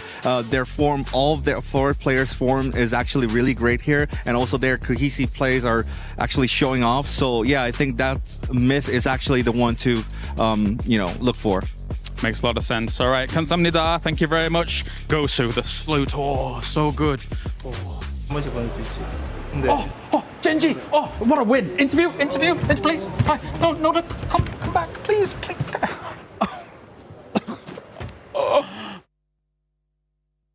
It's okay, Kalaris. You got your chance to do the interview. But if you're VP, if you were able to do the pick'ems earlier on, you're feeling quite happy right now because this was a squad that was averaging about 5.8 points, and they absolutely smacked it coming into this one. Welcome back, everybody, to 7WG, joined by Godspeed, Lays, and Toffees. Lays, VP showed up today. Yeah, look, after I'm not even going to say it wasn't a bad day yesterday, right? It was mediocre, a little bit mid-range, but I feel like because they witnessed Twisted Minds and Myth, and they know where the goalposts are, they came out exactly how they needed to and prioritized eliminations in this one because they know what they need to catch from the other groups. And look, I'm feeling just a little bit bad for Group C at the moment because, they're just coming into this chaos. But my God, baby! 1,000 damage coming out of that game. I think they hit just over 15 eliminations when I was sitting there. And of course, an earned chicken, right? They earned a chicken dinner, oh my God, what a great start for VP. It was. 7 kills for Beamy alone. Phenomenal. But a lot of that for me came out of that sort of kerfuffle at, I'll call it yellow marker, because that's all anybody ever puts when they rotate. It's like, go to yellow. It's a crappy compound to be in. But what we saw happen there was that sort of Na'Vi fight with Genji opened the doors for a lot of different teams to come in on Crash or Transition. VP left before killing the last man, and they did it at the right time. That put them in a great spot, and that BRDM let them stop right on top of Tyloo, who had just gone through the trouble of digging a hole with a grenade to lay down. They were like, oh, well, thank you, Tyloo. We will take that spot. And that was the crazy thing about that game as well, as we look at the leaderboard here with 27 points for Virtus Pro. I mean, they, as you stated, in that compound, they had to deal with AJAL. They had to somewhat deal with Na'Vi. They had to deal with Genji, right? All those teams are coming down to the southwest. Well, I'm saying VP had to deal with all those teams as they were down there, and then they got that BRDM. They were able to shift into that field, which I also just want to talk about this as well, right? Like, how many times, Steve, would we have seen that field ending before and been like, man, it's just cooked for all the teams out in the open. The fact that there is now defilades and the nades can create cover. You have a pickaxe. This is so cool for me to see because before these fields were it was just death, and now teams are finding cover, creating plays. It's so sick. So, Seven, I know that you haven't had a chance to be on this patch since they added the digging. Yep, I love it. This game was a showcase. Probably one of the coolest Exactly. additions. These fields traditionally have just been an absolute, I mean, honestly, terrible Just situation dead. to You're find in there, yourself you're in. stuck, Yep. you're dead. Yeah. The fact that 17 lasted as long as they did, the fact that Soup on the north side, Oh, yeah. I thought they were cooked early, but the Soup boiled over. They got in the circle, they dug the hole, and they made it work. So I do think this has been a pretty good case study for how the pickaxe, how the destructible trade can be a benefit. I think it's one of the best additions they've added, personally.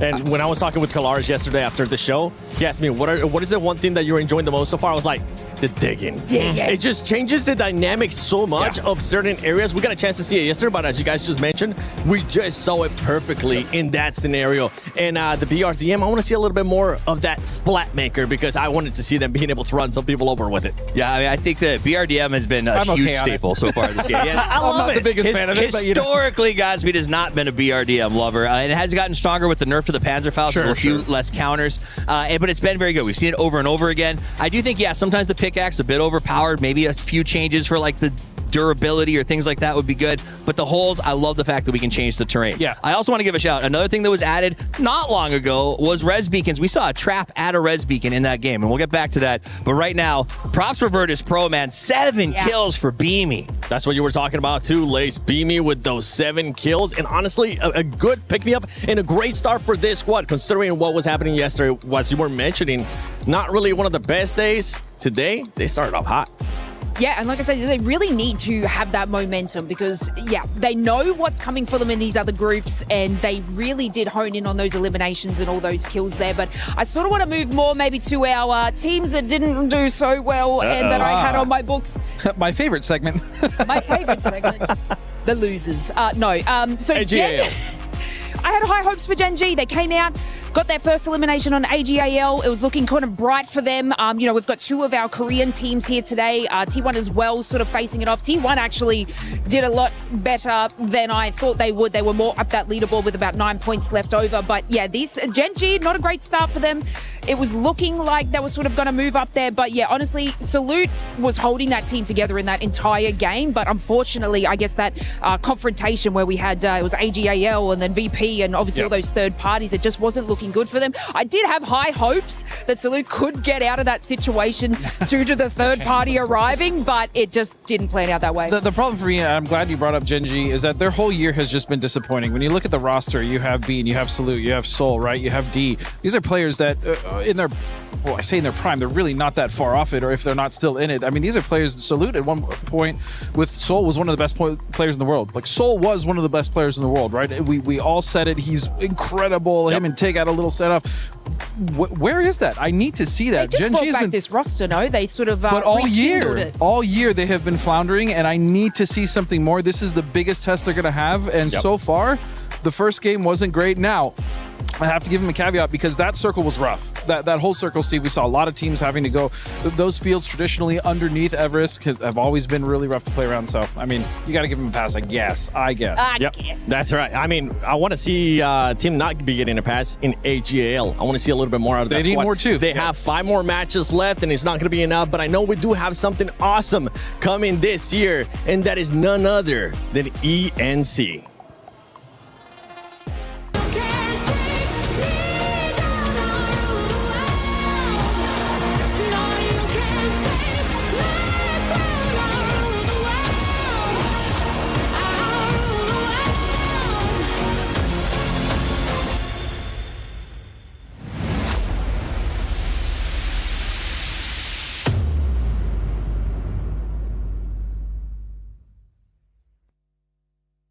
That's right, ENC is coming your way a little bit later on during the year here, as I have got Porosaurus here to...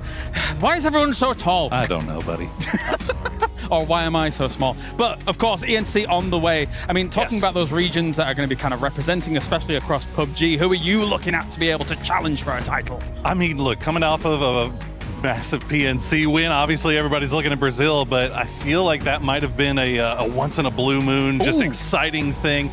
I think you really got to look at Thailand. You got to look at Vietnam, China, South Korea, basically the East, right? If you're looking at, if you want to put all your chips in the right spot, but you never know. I mean, the West has something to say about it sometimes. Yeah, I'm going to slightly disagree. I think the West has got some power. I think You think that Brazil might be once in a blue moon, and they looked good being able to do it over at PNC. At the same time, though, EMEA is able to represent in quite a big way as well. If you think about those individual components that will get a chance at ENC compared to some of our prior ones, you've got guys like Nixie and the boys able to put up some kind of numbers as well. So I think there'll be some big challenges. Thanks, Porte, for joining me here. It is time to head over to the casters here for our next game of the day. Bye. Thank you so much. Super hype for ENC this year. Yeah, okay, we just had PUBG Nations Cup, but I love whenever we watch what's going on with Esports World Cup in general. Now getting another, I guess, a different flavor. You know, we got some vanilla, got some chocolate going on, mix it up, get some fun going on with this one, because we just did the qualifiers for that. I think it was me and Poro, and it was just so fun already. Yeah, no, I mean, that's going to be a great event, just top to bottom. It's so much more like interesting in a way, because it's different than what we're used to, where teams can just kind of bring anyone together from around the world and you know, put together these great teams that we get to see here at EWC, at ENC. It's all that country pride, it's all those things on the line, and the stakes are going to be so high. Everybody's going to want to be gunning for that big prize that you can get if you win. So we'll have to wait and see. But this plane path, pretty fair, right down the middle-ish, a little bit east, but pretty reachable for most of the drop spots on Tago. Do we get another Northern Tago? Because while we've gotten the double up on Tago, it feels like it just keeps pulling back over. It's one of two things. We either get Song On with like 50% of it water, or we are up next to Shipyard and Army Base. It's kind of just abandoned the center of it, which I don't have a problem with. That's kind of one of the worst areas that I don't really like to play in Tago. Ah, okay. I mean, I kind of like most of Tago. Actually, the only place I don't like is the swamps by Hosan Prison. That part is not fun to play through. I kind of like that area because you can do like all the foot pushes around on those little mini hills. Yeah. Now, competitively, it's a lot harder, of course. Yeah, it's the driving, actually, that ends up just getting worn down over there, I guess. We're up by Shipyard again, though, so Gen G, that's been their drop spot here for this game, and Falcons going over to the airport, and they will be A-OK once they get situated. I love how the fact a lot of players joke that they don't like to go airport on this map because it feels like they're cursing themselves to go to the airport early if they go there. But Falcons, not necessarily too afraid to play around it, feeling pretty good. This is a circle where we don't have too many teams in it. I mean, really, we've got, a little bit of T1, but Gen G is going to have inside track on good positioning. While we've got the map up, I want to point out there's a whole bunch of kind of flatter, more open terrain, of course, over into the east, leading into and around airport. But whenever we come into Shipyard, that territory just to the south of it has got this, I don't want to say big hill, but biggish hill that's over there that a lot of teams can kind of fortify around in different sections of, and kind of creates a fortress for everybody that's kind of playing in the, I guess, the river that's more to the south, it's more open and flat, and then to that eastern territory. Yeah. The hill around it is one of the bigger ones on Tago for sure, and there's a decent amount of trees and other things to work with that's up by that Shipyard hill. So there is a lot of room in this circle, even though there's quite a bit of water. There's still options. They aren't great in some cases, where you might have to kind of hang out at the edges of the fields that have kind of those berms on the outside of them that you can try to hide underneath and wait things out a little bit, try to make your moment. But the real thing I have in mind right now is the fact that this circle is so far away from everybody. Like you mentioned earlier, not a lot of teams starting in it means that there could be one of those situations where teams run into each other while they're rotating or something like that. Well, I mean, look, this is a early emergency pickup already called from 17 Gaming. I guess maybe wanting to go to the opposite side of the circle. No harm in that. You know, if you go to the eastern area of Shipyard, you can get your back up against the water, push in, know the fact that you don't have to scout as much, going to make you feel a little bit safer. Maybe this is just going to be one of those things where you have a couple players go up, or nope, it is a full commitment. I was going to say maybe they're just doing some scouting with it. Nah, they want to avoid all of the mess, because we have been seeing Shipyard a lot this year, and it is just dicey over there, man. I mean, we just talked about PUBG Nations Cup. Brazil had a massive game coming out of Shipyard. Yeah. No, I mean, you can fight out a Shipyard pretty well. Again, going uphill in a situation like this, a little bit easier sometimes, especially with the amount of cover that you're going to be afforded in parts of this area of the map. So, yeah, I think what 17's doing perfectly fine. I wouldn't be surprised to see them, like you mentioned, go to the complete opposite end here. They're going to see Gen G underneath them, kind of center-ish. So I wouldn't think that would be where they want to get out. I think one of them just got tagged in the middle of the airport, guys. Falcons rotated really quick away from airport. They already have Gustav that's got a foothold in those hills that we were talking about south of Shipyard. But it looks like they've got a couple of rotation options. I think that they're just going to get more control over that southeastern hillside. A couple other squads going to be rotating over there pretty close to it. Petrichor Road going to be right back behind it. Tyloo actually has one Dragon that got stuck behind Petrichor Road, so the rest of the squad going to be in front. 17's pulling and they are going as far to the northeast as you can get on this map. Yeah. I think this makes a ton of sense. Yeah. Looking for maybe some vehicles that didn't get scooped up along the way, and, Wenbo's already got one for the team. And VC going to roll into Shipyard proper, try to figure out if anybody's in here. Genji has a player close. It's Bean and somebody else over there with him. Looks like D, as they went into a 2-2, but they're going to drive away from this. Don't want to give Vicious Esports an opportunity to find a free pick or something like that. Or maybe they're just going to spread out a little bit. They're leaving D on his own. So while we're looking at what's going on with the circle, also remember that we do have, I guess, the river that turns into the dried river. That's a big core component of this circle, going down into the south, and the territory that's just going to be to the west of that, that's also incredibly hilly. We don't know how the circles are going to pop, because remember, these are the new circles. For all we know, we could go back over to the west of Shipyard, just because why not? Really, Super is the only squad that's playing over there right now. I dare you to cross that bridge next to Shipyard. It's not going to feel good, and I don't think that they're going to go that route. But we've got a lot of late rotators down to the southwest, where we can see Full Sense about to make their move. Anyone's Legend's going to be very close to them. Sharper is going to be back behind that. Even Shadow down there is... A lot of squads are like, nah, man, I don't even want to go center on this one. I'm just waiting for Circle 2. Well, this is what I'm a little worried about for Gen G, is D's all on his own. He needs to get the heck out of here, man. He is getting surrounded. He's going to have to do some damage. This is a very interesting push coming out from VC. They see an opportunity. They abandon Shipyard. They go for the hillside, get themselves a decent spot. D's going to be playing the other side of it for now, but this is pretty vulnerable, specifically with 17. Hearing this firefight, they're also moving in pretty close. So the longer this goes in, I like this. A side wrap coming in from Gen G on the side flank of it. D is going to go down. Is this going to pull Gen G off of it? No, they're going to commit. Beam gets down, duck by. Well, they have to at this point. I mean, D was dead to rights if they didn't get there quick, and being able to at least buy a little bit of extra time. Tycon will at least take the point for now. VC has established themselves. They've got their position taken, and Gen G has to retreat, so that's going to be blue chip on the ground. I like this from Gen G. They wanted to go for D, see if they can maybe get him out. Yes, they have a high ground position over that compound, but they know too many people are going to be vying for positions on this hillside, so they need to get out very quickly. 17's already just going to be to the north of them. Vitality already over into the east. To the south, it's going to be Falcons, and T1 kind of close as well. So abandoning that position, while it did cost them D, does also mean the fact that they can get into a better defended position for all of their neighbors that are due to start messing with them sooner or later. I think the mistake there is just leaving D in the beginning, and I talked about when VC goes into Shipyard, that compound that D is in is actually pretty easy to encroach upon from the Shipyard spot. So that's exactly what happened. When you're on your own, you can't really defend that. Super is going in for an entirely different strategy right now, as it looks like it's all the way up into the north of Shipyard entirely. They're out in the water. They're going to go ahead and wrap into that section of it. Should be pretty okay. So with VC kind of abandoning this spot, Super's going to find it for near on free. Yeah, but the Supers are going to have to get it done on foot now. Not going to have the luxury of having, a Dacia or a US or something like that as they try to make their way forward. Now, the good news for them in a way is that everybody in front of them is a little bit split up for the most part. VC's pretty coordinated, like in terms of being pretty close to each other, but like Sha Wu, for example, who's on the edge of one of those warehouses in the Shipyard, Human can just do a little bit of scouting out there, make sure nobody's coming up behind him. He can watch the bridge a little bit. Hide behind the cargo barges over here. He's got that pier that he can kind of keep an eye on. I mean, there are a couple of foot push capabilities coming out, and I wouldn't be surprised if Supers went for this strategy, maybe to see if maybe they already have or are looking for another emergency pickup that they could use, because we often see bouncing out of Shipyard in that strategy pretty common. There's a couple of foot push paths that you can go for, but that's a problem for later, because this circle is going to stay on Shipyard. It's just the guys to the south, so let's get ready. T1 is going to have to be defending or really abandoning that position, while it's going to be a VP, AGAL, Navi, JDG, Full Sense, Sharper. I mean, we even have Shadow as well as Petrichor Road all having to regroup on the hillside we just keep talking about. Yeah, it's going to get a little bit chaotic maybe. It's starting to really narrow down the amount of playable terrain that is going to be available. AGAL once again going to be in a fight early, but Salalzi spotted out Hausker before he could get that Panzer put into place.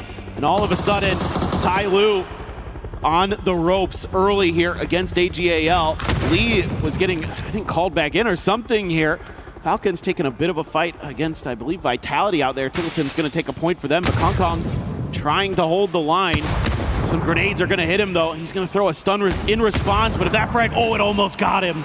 The longer this goes on, the scarier it gets. JDG still needs to get in the circle, and they're going to be wrapping over here. They might choose to third party. AGAL feels like they've got the momentum already set up for themselves, but they don't want to overextend onto anything right now. They want to try to reset the pacing just a bit more, see if they can get any knocks. Lee's on the other side of this right now. Has a lot of vision on at least Sololzi on position, but this is kind of isolated. Not too much he can do. Nade's going to land pretty close to Sololzi, but it's going to bounce a couple times, so continue on its merry way. It's going to peek around, and Sololzi just denies Lee to do anything. Yeah, point blank there. If Lee had cooked that frag grenade a lot more, he could have maybe gotten Sololzi there, but it wasn't cooked at all. He just kind of tossed it in. Meanwhile, Delwyn trying to use the edge of the smokes. Yes, indeed. Goodbye. To try to do something about this. Hemas hits his teammate. That didn't go good. Well, you know, if you go with explosions enough, sooner or later there's going to be a problem. One Dragon, now the last one up for Tai Lu, but only one up. And Himas, as he's trying to go for the res as fast as possible. JDG is starting to get some vision on the outside of this. Fulsen's also encroaching from the south, so the longer this goes on, the more problems continue to mount as One Dragon's across on the other side of the road. I don't know if he's going to go for anything else here, as it's just going to be pretty defended. I mean, he's going for a couple of peaks, but nothing's revealing itself. This looked like it was going to be a pretty clean fight for AGAL, but it's gone very sideways very fast. Sorry, I saw that Vince deny the grenade, and it just reminded me of whenever Barney denied the shot coming up from Kolaris earlier today. Right. That was just full rejection. Yep, just denied. Absolutely. I mean, not that it would be hard to stop Kolaris. He isn't, the most athletic. He was trying. He was trying his hardest. But his best is never going to be good enough, Matt. I forgot you guys have bad blood. That's part of the lore of everything. The lore, yeah, exactly. All right, AGAL looks like they should be able to get their fourth man back up, and poor old One Dragon living up to his name as he is all by himself down here as JDG going to go ahead and move away more into the west. Looks like Full Sense doesn't really want to get too involved in this. Vitality actually calls an emergency pickup just in case. They're not going to need it. Circle pops right on top of them. And good old Supers, now you got to figure out how you're going to get out of Shipyard. Of course, a couple of pads, but it looks like 17's going to regroup. And I'm more caught up in what's going on with T1, VP, and VC right on the edge of the zone. Yeah, for sure. That western edge may get a little bit bloody.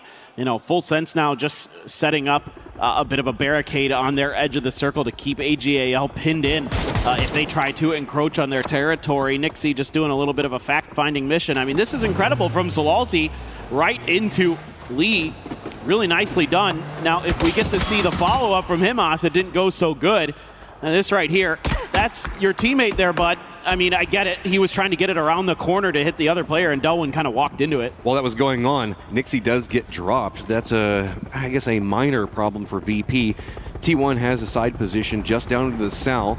That's going to stall out any knock onto VP on this approach is really going to throw off the pacing. Ian flanking back behind this one. Gets a good angle. Lucarux is going to go down, and VP with two players already knocked and a BRDM just waiting to be stolen. That's huge for T1. That is such a nice find. I mean, we saw how valuable that BRDM was for VP in the previous game, and they're able to deny that one this game. That's awful for Virtus Pro, who played so well on Erangel. Here on Tego, not going to be able to recreate the same magic, most likely. Yes, Beamy and Crexy, very, very good, but as a duo, nigh impossible to be putting up double-digit kills. We'll have to wait and see. Is Heather kind of right behind Beamy, driving in his general direction? Nowhere to go. It is going to be Supers making the push to the south, right as VC is making their rotate, hops inside of a vehicle, and Simon just gets instant drop by Heaven. T1 hears that firefight. Looks like they're trying to backstab, see if they can get a piece of what's going to go on. Falcon's also going to be to the east of this with some minimal vision.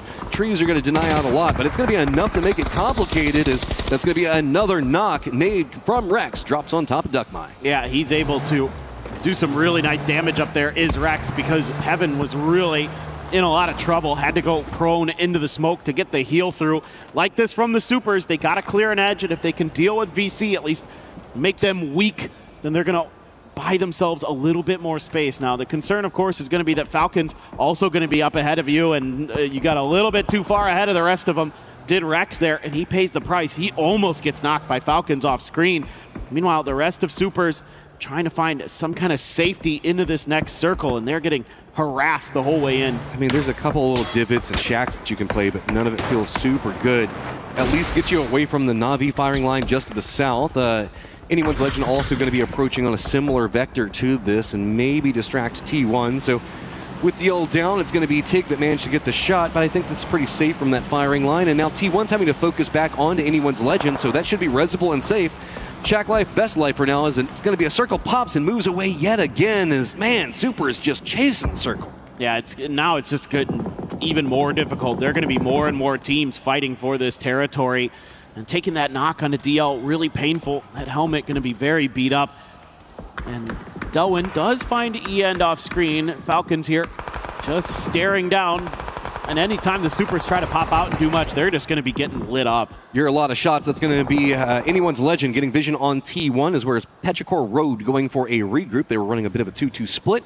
Up to the north, we also do have Shadow getting very close to 17. A lot of individual fights starting to break out. It's VC now trying to backstab onto T1.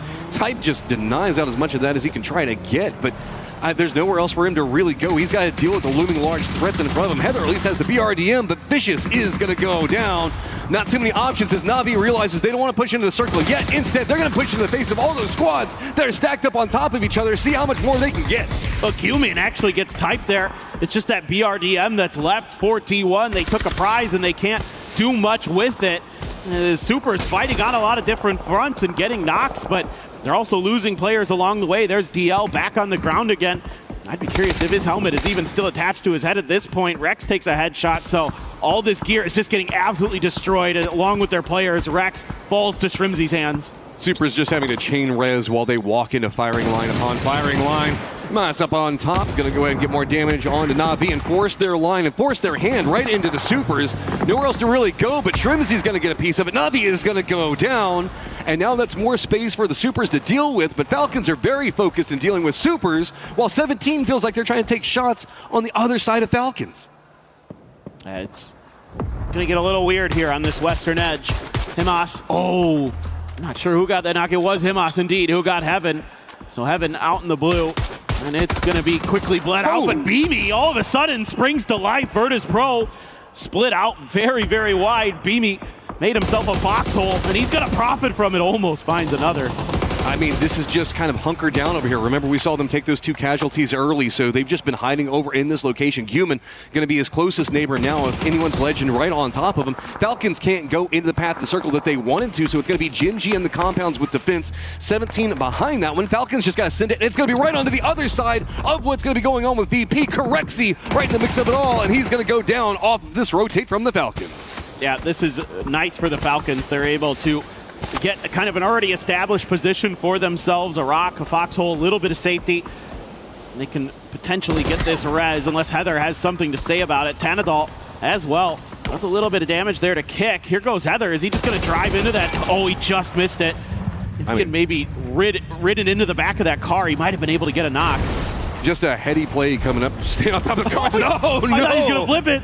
Kickstart, making a kick flip there with his vehicles, and it looks like they're trying to see if they can contain Heather. I don't know, just buy enough time maybe to get everybody inside the cars. Do they have a Panzerfaust maybe in the back of one of them?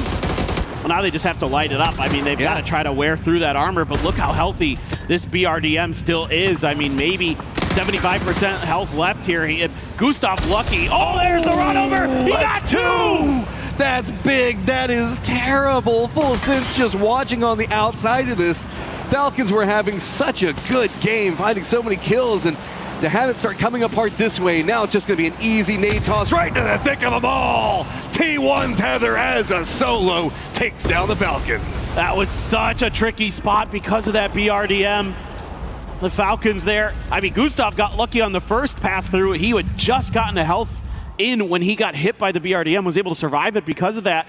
And then still the reset there for Heather, and he is going to slurp up a lot of good util. I feel so bad for the Falcons on that one. It felt like everything was going good. 7 kills, 3 players up in the circle, and then good old BRDM T1 rolling right through your life. You can see that they went from feeling good to suddenly like, oh, I don't even know how we could have done anything there a little bit differently. Sharper now on approach to the circle, JDG to the south, as Full Sense has got control over to the west-ish, but also kind of to the south as they're running a very wide 2-1-1. I'm very curious about JD Gaming. What are we going to be doing here? Belmoth at least bullied away from their western flank. The bad news is that Sharper has some kind of angle down into him. Petrichor Road just ahead of this as well. Where's this Mortars up in the air. Is this after the BRDM beast himself? Oh my God. Yeah, that's pretty accurate. That's a hell of a shot. That came very close to Heather's BRDM there. And that just moves it a few feet forward. Nah, man, I don't want to play that game. Everything's fine. I wouldn't be surprised if maybe that was Flash and Full Sense that took the shots. I didn't see exactly where it came out. There's just a spattering of solos that are over here. I mean, we can see that Guman's trying to make a play on the Flash. A couple of shots. Doesn't get the knock. That's very atypical. I mean, usually Guman can get those. So now he's put himself in an awkward spot. Beamy's just going to be the north of that, getting some of Gen G's attention, as well as I think 17's. Okay, there's the mortar. We found the scene of the crime, and it's a surprise from Tigger. It is going to be Guman getting taken out. Could not convert. Soul does find Beamy, so Virtus Pro will fall in 10th as well. So Virtus Pro not able to kind of replicate some of that great energy they had from game one, but that's okay. They're doing just fine. But look at this. Full Sense already being aggro onto the other side with Petrichor Road down to the south. 17 manages to just demolish JDG. There's just not much else that could happen over there. Sharper's got control over to the southeast-ish. They're just now touching over here, but this is a more open section of the circle. Is continuing our theme is trying to figure out how you can dig the best inside of some of these circles. We're going to get a lot more of open territory that we're going to be moving into. The circle does pop over to the north. Gen G's got a compound. It's going to be Shadow having the eastern side of it, and Heather in control of, I guess, everything else with the BRDM. Yeah, Heather is just very, very excited to still be in this game, to be honest, because he's been able to salvage some extra points. We're already in the placement points as well, and that's definitely something that your team is going to be feeling good about as the next couple of days wear on. Another mortar exploding in the backside there, not really connecting onto anything that I can see. My eyes on the Gen G here with 3 players up. You know, maybe somebody makes a go at their kind of flimsy compound they've got up on the north side. I'm just kind of confused in what you do down to the south. Okay, you're going to be moving into the more open section of the circle in the south. Even if you get there, Full Sense has got a lot of players already set up. Heather's already got a ridge line of defense. You can see that Petrichor Road's having to deal with Sharper on the other side. Double up blue zones. A ton of frag grenades coming out. Sharper's realized it's going to be really hard to get in the circle. 17's already got vision on them. So they've just got to take down Petrichor Road, see if they can get anything else out of it. And this has just opened up Full Sense to take whatever they want. Vitality, though, does look like they have the same idea as Sharper, but they're going to go after Sharper. Looks like they're sneaking up right back behind him, trying to see if they can get the backstab up, but it's just a second too late. Sharper has to give up this ridgeline now, and that's opened up an opportunity for Vitality to potentially punish them a little bit. And 17 still struggling over there. It's Bean into Setsuna taking the point, and here goes Sharper forced into Petrichor Road. They're falling at the hands of Ming Ming and company. 0-4 getting in there as well. Earth, the only one alive, and Petrichor Road still has all 4 players up. Full Sense with 2 of their players just keep roaming back down here to see if they can steal anything. Gonna go ahead and pick up 1 of the kills out of all it. Good old Earth Zapuli now in the thick of everything with Petrichor Road. Looks like seeing if he can get anything more out of it. Not going to get the knock. He's outside the blue. He's going to go down. Ming Ming's going to go ahead and send him back down into the dirt. Now it's going to be Vitality that has to figure out how they're going to get into the circle. As Petrichor Road's at least managed to get a foothold with 1 of their players. Yeah, Chewy's going to see some of Full Sense next to him over there, so he has to start letting loose with the grenades, but all that can really do is just move Tigger off the mark a little bit. Does have this Panzer here. And the fact that he hasn't used it just yet, kind of concerning. I'm not sure if Full Sense has spotted this. Maybe Belmoth got a view of it. I'm worried for Petrichor on the other side. It's been Shadow taking a lot of shots at Vitality, so Vitality just has to go further down to the south, and suddenly Petrichor Road finds themselves pinched yet again. Petrichor Road spins back on it quick. Ming Ming gets the knock on Levante and makes it look easy, but that's going to be a surrender of position coming up from Petrichor Road, and while we do see Vitality fall, Full Sense has got control of the south. Yeah, this has been a really nice, kind of slow and steady game. Tigger will be claiming Ming Ming, knocking Petrichor down in 6th. Yeah, Heather just vibing. I mean, nobody's going to mess with him for a while. Now, there was that Panzerfaust that we saw in one of those vehicles on the southern edge that Chewy from Petrichor Road had. So I'm wondering if Full Sense was able to scoop that up, and that may be the thing that ends up spelling Heather's demise. Meanwhile, Shadow Esports getting deep into another game. Let's see if they can get another win. We saw it yesterday. They shocked us, and I'd love to see it happen again. Most of the circle is going to be to the top of the screen over there where you see Heather kind of roaming around. Gen G's got to leave their compound position. We also do have Shadow that has to push their way in. Heather's just kind of roaming around trying to see where he's not going to get shot at, to see how much more placement points he can get. Actually, he's going to jump back out, take a couple of shots. Very bold plays coming out. Is I think that Heather's found himself a bit more than he wanted. He's got Full Sense to the south taking shots at him. Gen G east of his position. I mean, poor old Heather You just want to be left alone. No one's going to be happy with that when you're in a BRDM, though. I think it blew up. Yeah, it's gone. He has been flaunting it, to be honest. True. He's just been roaming around in front of everybody, be like, look at what I've got, guys. Yeah, it's like, the oligarchy over there. Well, finally, he's going to be going down. Soul will take him down in the end. That BRDM only had so much health and eventually gets blowed up. But this BRDM still very much alive. So Shadow looking to see if they can maybe get a little bit further into this circle, digging. I mean, you got quite a way to go here, Hansy. I mean, that's a solid 10 meters, 14 meters in front of you there that you have to dig. So could take a little while. Meanwhile, Full Sense, full control because they have that BRDM and quite a nice piece of land. Most of the high ground for Shadow is going to go away, and even if you keep digging more forward, you're going to start putting yourself in a vulnerable spot. So yeah, I like this. Go for the rocks. Not quite yet in, but at least now you're committing down onto one squad because there was no real way. You had to either go Gen G side or you had to go Full Sense side, and Full Sense has been doing such a good job on covering their movements. Every single time that they need to bounce into a new position, they've been roaming around. I'm talking these guys are putting in the miles. They've been over into the east, over down in the south, control of the west, time and time again, finding a new position to play from. Yeah, well, the kills haven't been, astronomical for Full Sense. They've been really good at not, giving up themselves for free to other players. Now, Hansy does go down, but Flash going to steal that point away from Gen G's salute. That's huge. That they get these points where they can. Full Sense, are defending PGC champions, want to do better than they did on day one. Up to 36 points now. So far, I think Shadow just knows that this is cooked. Yeah, Tigger's got a present waiting if they peek around. So Shadow's going to go down. The underdog story is still trying to continue right now as these guys make it in late stage yet again, finding some kills. But it's just going to be the lineup between Full Sense to the south and now Gen G to the north. Saw Soul with a Mark 14 there. So he's picked up some level 3 weaponry for himself. Bean does have that Panzer, so if there's kind of an overstep from Full Sense with their BRDM, he might be able to punish it. It's just how aware, again, is Full Sense of that. They might just try to drive at it. I'm a bit nervous for Gen G here. They do have this hillside, but it doesn't feel too good once you actually get into the circle. So they're going to try to go for a counter pinch on this one, but nice shot's going to come up from Tigger. That's 2 down. Gen G had a plan, and it was instantly destroyed. Yeah, they're looking to try to do that exact same thing to that BRDM, and Tigger's having none of it. Trying to take out the final member. Bullying for the end of it, nowhere to go. Gen G is out and Full Sense gets it. Yeah, that's a really just sturdy game from Full Sense. Just kind of navigating a lot of tricky situations where maybe if you overcommit to something, because there's a ton of fighting on that southwestern edge where they're sitting, they're able to just kind of keep everybody else at bay, find their points where they need to, avoid any big damage, any big fights, get that BRDM and get the win. Yeah, I mean, it was just a lot of squads kind of stacked on top of each other, trying to go for full defense, while Full Sense was slower in their roams and approach, and it felt like consistently had control of the southwest, time and time again in these very wide controlled angles where they were trusting each other to just really have each other's backs, and if anybody approached, instantly counterpounce, push them off. Gen G on the other side of that, just kind of holding down the compound for as long as they needed to. Yeah, I mean, Gen G there, again, kind of losing that player very early in D. The fact that they're able to get as deep as they do with just 3, not bad. Able to find a few kills here and there, not too bad. Let's listen in. Yep, this nice, yep. That's just, again, it was a steady game. I'm so glad we got the victory team comms coming out from that whenever we saw the BRDMs rolling around instead of what we got with Falcons, because those had to be the quietest of calm.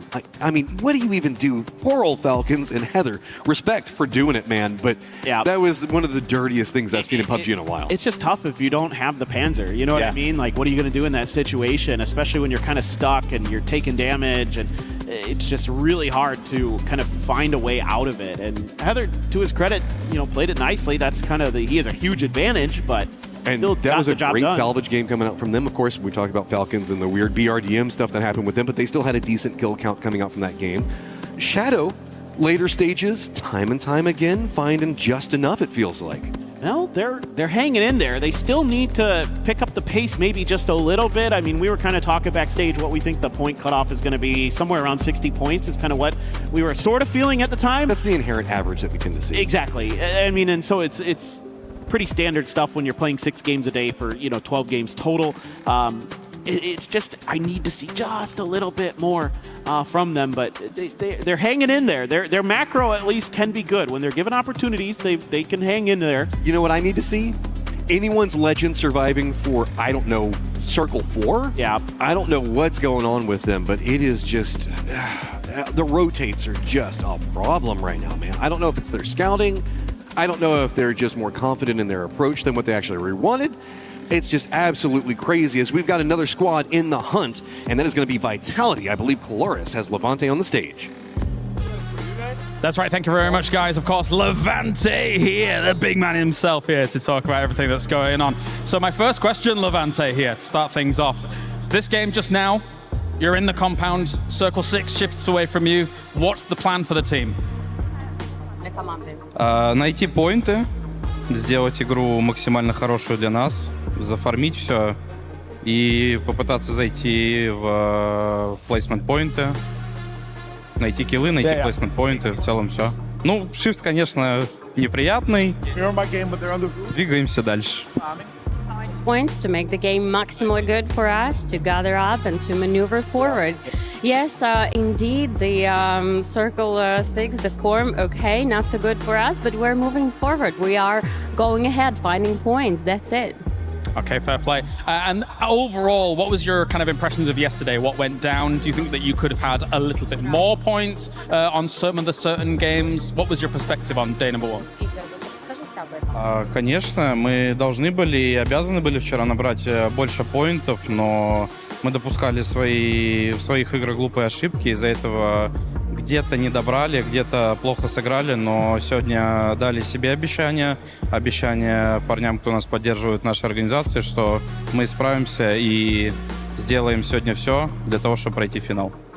Oh, yes, indeed. Yesterday we must have had to score more points, but somehow we failed to do so. Nevertheless, we have time, we have today. We made a commitment to ourselves, between the players and to the guys who are committed to that we are going to get those points, refocus, gather up, and move forward. All right, well, thank you very much, Levante, for joining us. All right, it's time for a flex off. We do flex off. All right, that's Levante. Let's go.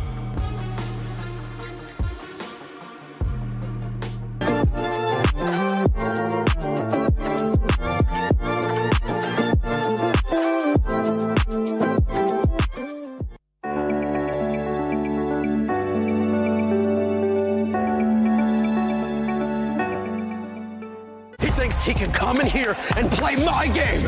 He knows nothing. Let's go! Tyler Wine, you're done. Raw energy. Awesome, blow the house down. Tired of taking down your enemies with those boring regular frag grenades and blue zone grenades? Introducing the red zone grenade, the newest addition to the PUBG throwables. With the red zone grenades, you won't have to worry about scouting the enemy team anymore. Just pick one up, throw it into your enemy's territory, and watch them get blasted from the skies. The red zone grenade, your savior when one explosion isn't enough. Coming soon to your PUBG lobby. This is throwable. Before using, make sure it won't bounce back into your playing zone, and don't use it in a closed environment. Common side effects include friendly fire, blowing up vehicles, and destroying terrain. Consult with your team leader or coach before safe use. Oh man, I want a red zone grenade. They look so much fun. And I mean, a squad that was able to not use a red zone grenade, but finally show up full sends. And for everybody currently watching at home, if you guys haven't already, make sure you check out the Esports Foundation Creator Program. You can join it, go sign up at some point. Maybe a QR code will, there you go. Oh, that was magical. Magic. Just make sure you use, you just scan that QR code, sign up. You can earn rewards, and we might even end up interviewing you on the finals. Check that out, the Esports Foundation Creator Program. Lots of rewards to be earned right there. But talking about earning rewards, a great reward for Full Sense finally showing up. Finally showing up after catching a few circles and, of course, having a BRDM and, of course, having all the other teams kind of take care of each other. But look, the PGC 2025 champions, they showed up. We said in the pre-show they need to step up and have a day, like the fact that you win the world and then kind of have to make a name for yourself, struggle back, prove to everyone you deserve to be in the final can be a tricky thing. So to get a win here, whether it's by an inch or a mile, doesn't matter. Chicken is a chicken. It cooks the same no matter how you get it, is good for them, and I think sets them on a path to maybe grind it back up. Do we think they were gifted that because Gen G just full sent with no capabilities and got blasted in the face right at the end? But I'm just going to leave that right there because what? Also, just to point out the fact that Full Sense had that in the fact that they still had that late into the game with multiple BRDMs coming around, it's like Gen G could not have expected they would have a Panzer there. Right, no, because the weight of the Panzer, and especially like using it lately, it got nerfed. It's hard to move with. It's not the counter that it used to be, so people just stopped using it as much, right? So the fact, you can't expect that. The BRDMs, it's like, oh, when Batulin uses it, nobody stops him. But here they come. Oh, there's a pocket Panzer. No one likes those. I'm glad you guys are talking about that stuff because I got a chance to finally see the Splat Maker in action. That BRDM. By the way, you'll get a chance to see it. The one I was actually talking about, it's none other. Oh, this one. Oh my God. So we're talking about. That ending was beautiful. And then there was another one that hopefully we'll be able to show later on because Falcons, my goodness, Falcons. What were we thinking at one point as we look at team stats right here from Full Sense? Yeah, I mean, we were having this conversation about Falcons before. I was like, oh, they were kind of gifted a great zone, and but they lack that ability to defend their position. And I mean, it just took T1 to sort of use the exploit against them. And Falcons really slow decision making in that altercation with, I think it was Heather. I mean, they did an interview before. They were trolling in that interview, and I'm feeling like the trolling is bleeding into their gameplay because that was questionable. I mean, at the end of the day, Heather, I think he knew what he was doing. He was like, I'm just going to try to pick up a little point here. Be a little bit of a, for lack of a better word, a butthead to these guys. And he drove around them in a circle. And yes, Gustav and Kickstart jumped out at the same time. And I think it just was a miscommunication. Trimsy had the right eye. He's leaning out of the car. He knows he's not a threat to being run over. And I think maybe the other two just thought the other guy's taking that seat. I'm going to jump out and try to make the assist here. And it was just one of those situations where when you're in the smoke, you can't see anything. We've all had this, right? The fire alarm goes off. You wake up. The whole house is dark. You try to run to the door. You smash your shins on the side table. Like, it happens. Where are you living? America. This is what happens. America. I don't think I've ever really experienced that, but this was toast, but it doesn't look like this. This was just a mess. I don't really know what else to say. Heather, Heather played well. He managed to get 3 kills off the Falcons. Yes, they were in smoke. It was a sticky situation, but I kind of expected a different outcome. But you know what? Heather takes those. PUBG happens. Yeah, PUBG happens. And the thing is that Heather just kept running into trees too. He had so much time. This is what I said about slow decision making from the Falcons. Well, I don't think he thought he was going to last that long. Like, honestly, I thought he was just trying to harass us. Yeah, 100%. Do something before he goes down. And I think he may even thought, like, you can kill me and take this BRDM. But you're not taking me until you blow it up, kind of thing. And he was surprised. He hit the tree because he didn't think he'd make it around that circle. And Gatsby, we were even saying, why didn't just Falcons go on top of the rocks? They could have just ended up. Well, they couldn't go to the very top because I know they were getting shot. That's why they had so many smokes out in the first place. But I mean, to stay on the ground level, especially with that thing just circling, it's rough. They had a ditch. Look, it is what it is. I don't want to harp too much on that. No, but I think the key here is I wouldn't call this like a call problem, and I wouldn't even call it a positioning problem. I would just say that was like a comedy of errors. It happens. Yeah. And that's where, like you say, PUBG happens. We go next. And that's the beautiful thing about the game, right? With your friends at home or on these teams. Sometimes you drop. Sometimes you have a bad match. You get back to lobby. You reset. You go again. So that's what these guys are going to do, and they're the professionals who can do it. That being said, they at least had, I think, 7 kills in that game. So they still had points. It's not like it was just a complete donut for them. So yeah, it wasn't an awful game. It just ended unfortunately. And for Falcons, they're kind of allowed to do that because it is their first day of groups. This is only the second map. They still have a lot more to go. As we're looking at now, the overall, obviously for everybody tuning in, for some reason you missed out yesterday. You missed out on absolute dominance from Myth, but they're currently not playing here today. We have Virtus Pro now being able to pop up. Lace Virtus Pro in 3rd place. Yeah, I mean, Virtus Pro is pretty much qualified at this point. Yeah, like it's just like an exceptional game from the start, and this is what like a lot of teams are sort of lacking focus on, is taking those massive games in the early stages, and that's exactly what VP are doing. Like I said yesterday, that was kind of like a mid-range game for them, but they're sitting up in that top 3 because they know their competitors from yesterday. Let's talk Shadow Esports for a second, all right? Because they got to the late game that time. They're at 44 points. Here's why we have the conversation. This is an example of, can a team make it work? They are shocked by how they walked away yesterday.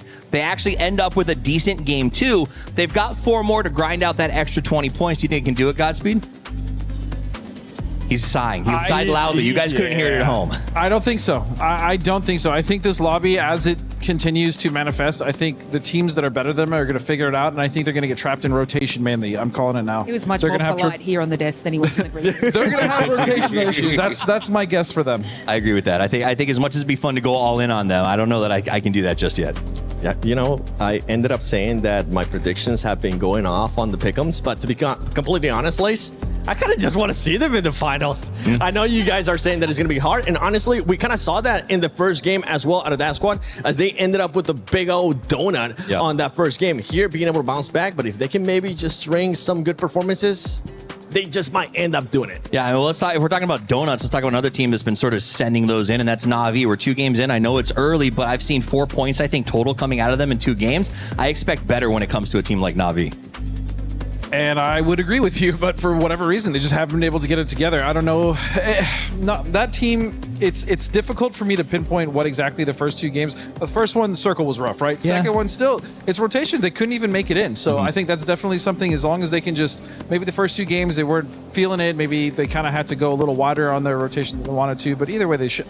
I still think Na'Vi is okay. I'm not super worried about them. They didn't really get to capitalize on like a many eliminations in match 1. So that was probably their sort of time to get points on the board. But yeah, game 2, I just didn't even see them show up. I just saw Vitality's get sent in. Their last player getting, patted on the back by the coaches looked like he was masked up and not feeling great. So that could something maybe get our team on the floor to go look into. Because again, Vitality in that race needs to be on their game. And if they're doing it with a player who's not feeling at the top, like that is something that can have a massive effect on the team. It hurts your comms. It hurts the speed of your thought. It really can get in the way. Yeah, well, for this squad, especially for all the squads that are in Group A, you do have 4 matches left. For some of the other squads in Group C, you still got some time. You know, Falcons will let it slide. You did end up getting the 7 eliminations. I just wanted to see the Splatmaker in action once again, but I'm hearing we have something amazing with Kalaris and Avenger on the stage.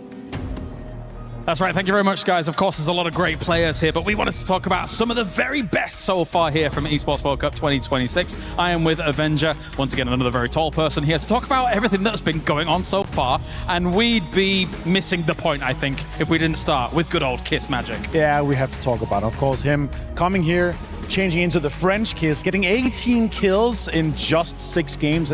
Not playing today, but still leading that is just insane, right? Sure, we've just played 2 games so far today, and it's all up for grabs. After the second game, Levante actually jumped into the 2nd place of overall damage, still behind Example. Yeah, got to hear from him just before, of course. He's able to, He's flexing on the lobby. He's muscling everybody out of the way. He's one of the very, very best here so far. But of course, as you say, in terms of that damage done, yeah, you don't quite have Example here to be able to keep that going. But you say, what, 2 games still in hand, and he's still able to put up those kinds of numbers? I think Levante is something like 3,000 damage, and Example, with 2 games less played, is 3,500 something. So still leading by more than 500 damage, having played less. So yeah, crazy amount of damage done yesterday. Remember that game on Miramar where he was on the roof, fragging out, getting tons of damage, but few kills, but he was farming that game. All right, well, that's the bronze. Let's talk about some of the brains here as well. I mean, I'm not going to stick with Twisted Minds right now. I'm not going to talk about Batulas because he's always kind of in the focus of all of that. I want to go back to Myth. Because Jacob, really, with what they've been able to do so far, with PGSs as well as yesterday, that's a scary formula. Yeah, every time we talk to them, every time we hear from kids, like, yeah, they're praising him so much, the way that he's putting them into these situations where they're able to frag out and get into positions where they're 3 or 4 alive. So Jacob, very much so. For this year, I've been so impressed with him. So hopefully they can continue to push that on. All right, well, thank you very much, Avenger here. Of course, you should keep your eyes on all of these players. It's time to go to the commentators here for our next game of the day. Okay, got about 4 games left on the day and 4 games left in the livelihood of a whole group. They've got to make sure that they get everything that they can get right now. We talked a lot about Levante and the capabilities, but this is a guy that's got to make sure he gets points at the end of the day. No doubt. I mean, he's had a nice day so far. One of our top fraggers here throughout these first couple of games.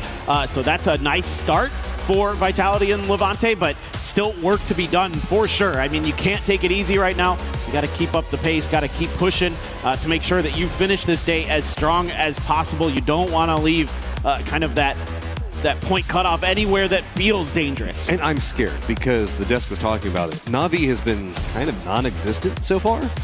There's going to be a point where that stops being a thing. And once that happens, they're going to start eating up the points around them.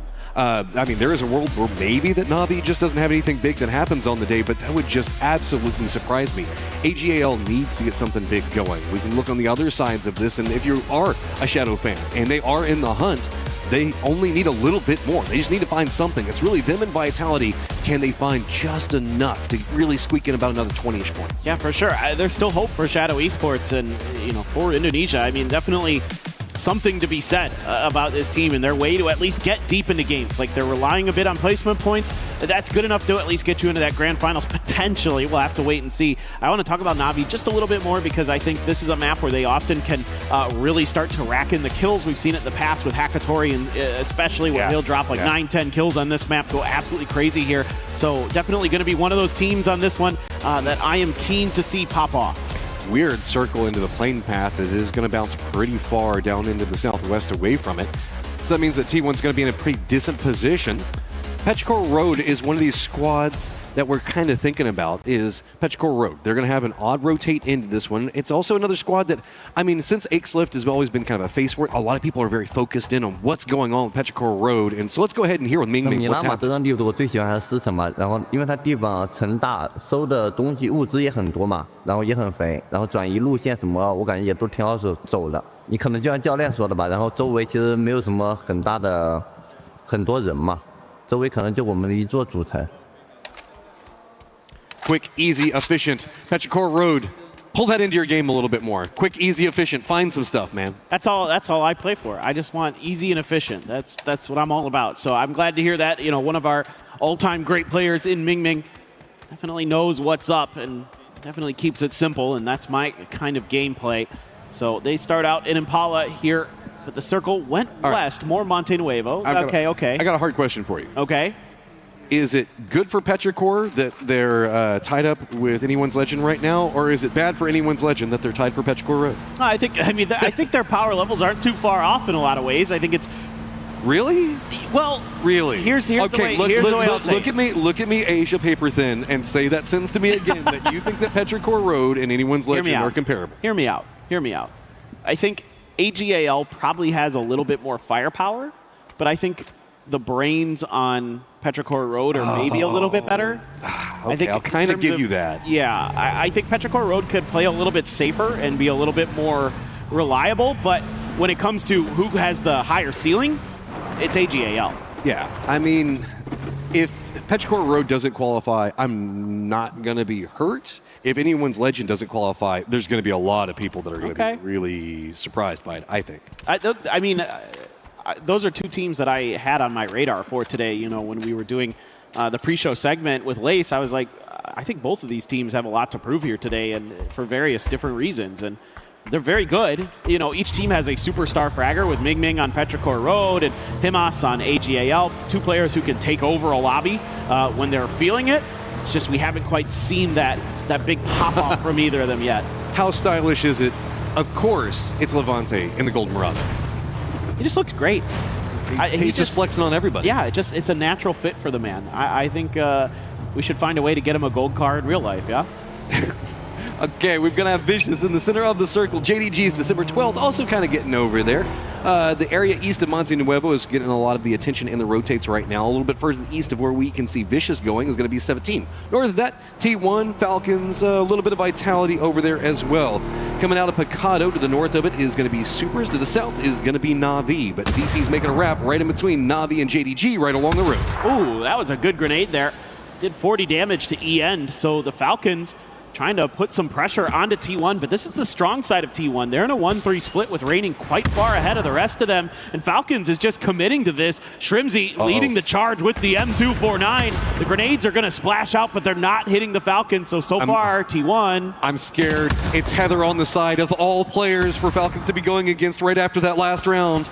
Heather, though, not finding the opportunities they got inside that last game and just quite yet. In some trouble, and their couple of shots going to connect and not going to get the knock. Seeing if maybe a repeat was going to happen, doesn't find it. Nade's going to be prepped up. They're a bit flustered, so it looks like they're trying to get some space away. Shrimzy is going to get the knock on the E-End with the molly. I was just about to say, if that molly flipped into E-End, he's in trouble. Type trying to get in here to do something. Heather trying to hold the line, but now Falcons is kind of dug in. I mean, Type's got to get Tiggleton down, and he hasn't just yet. See if he can find any more. Just a couple of taps from the bullets. Tig's doing a good job on juking away, but there's just too many T1 players on the outside. Tig's going to go down, so you've sacrificed Tig to get control of the building. Can you get anything else? Heather is now close range threat. Reigning and Type now regrouping. Now Reigning had to drive back to try to relieve some of the pressure here. And so far, Falcons haven't been popped. Oh, what a bunch of shots from Heather.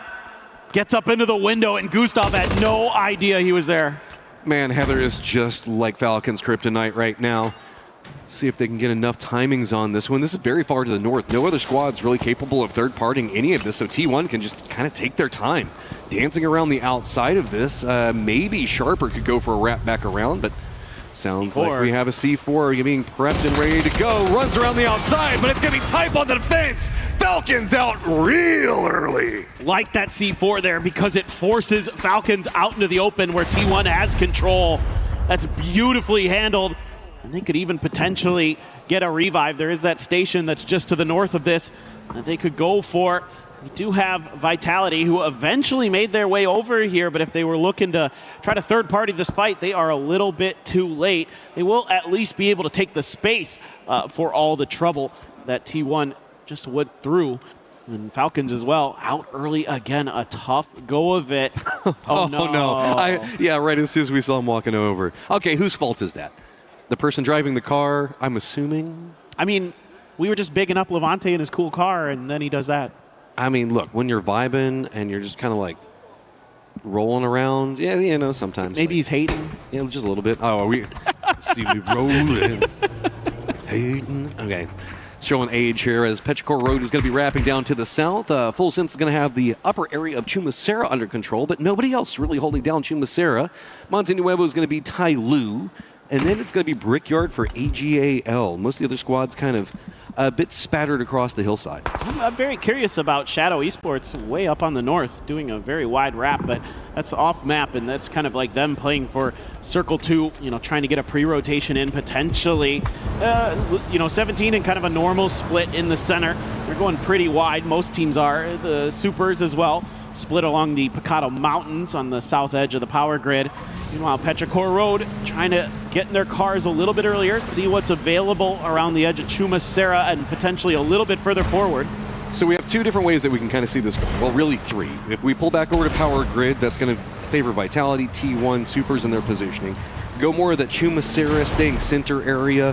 Really, that's going to make the power grid players a bit sadder as they're going to have to come down from the hillside. And we go power grid, so that means that this is what I was afraid of. Look down into the southwest. All those squads are now going to be wrapping into a more open area of that power grid hillside to the west. I mean, sure, there's those couple of trenches, or you have to commit back in the lower sections around Picado Graveyard. This is really weird because we've got that giant hillside that comes south from San Martin leading into Picado. Yeah, this is a tough circle because, like you're talking about, Matt, that area in between Monte Nuevo and Picado, you want to take space early, take compounds early, because if it ends in there, like you were mentioning, that it becomes really difficult if you don't have a compound to fight through that part of the map. But now there's a lot of mountain in place, so there's actually quite a bit that teams have to work with.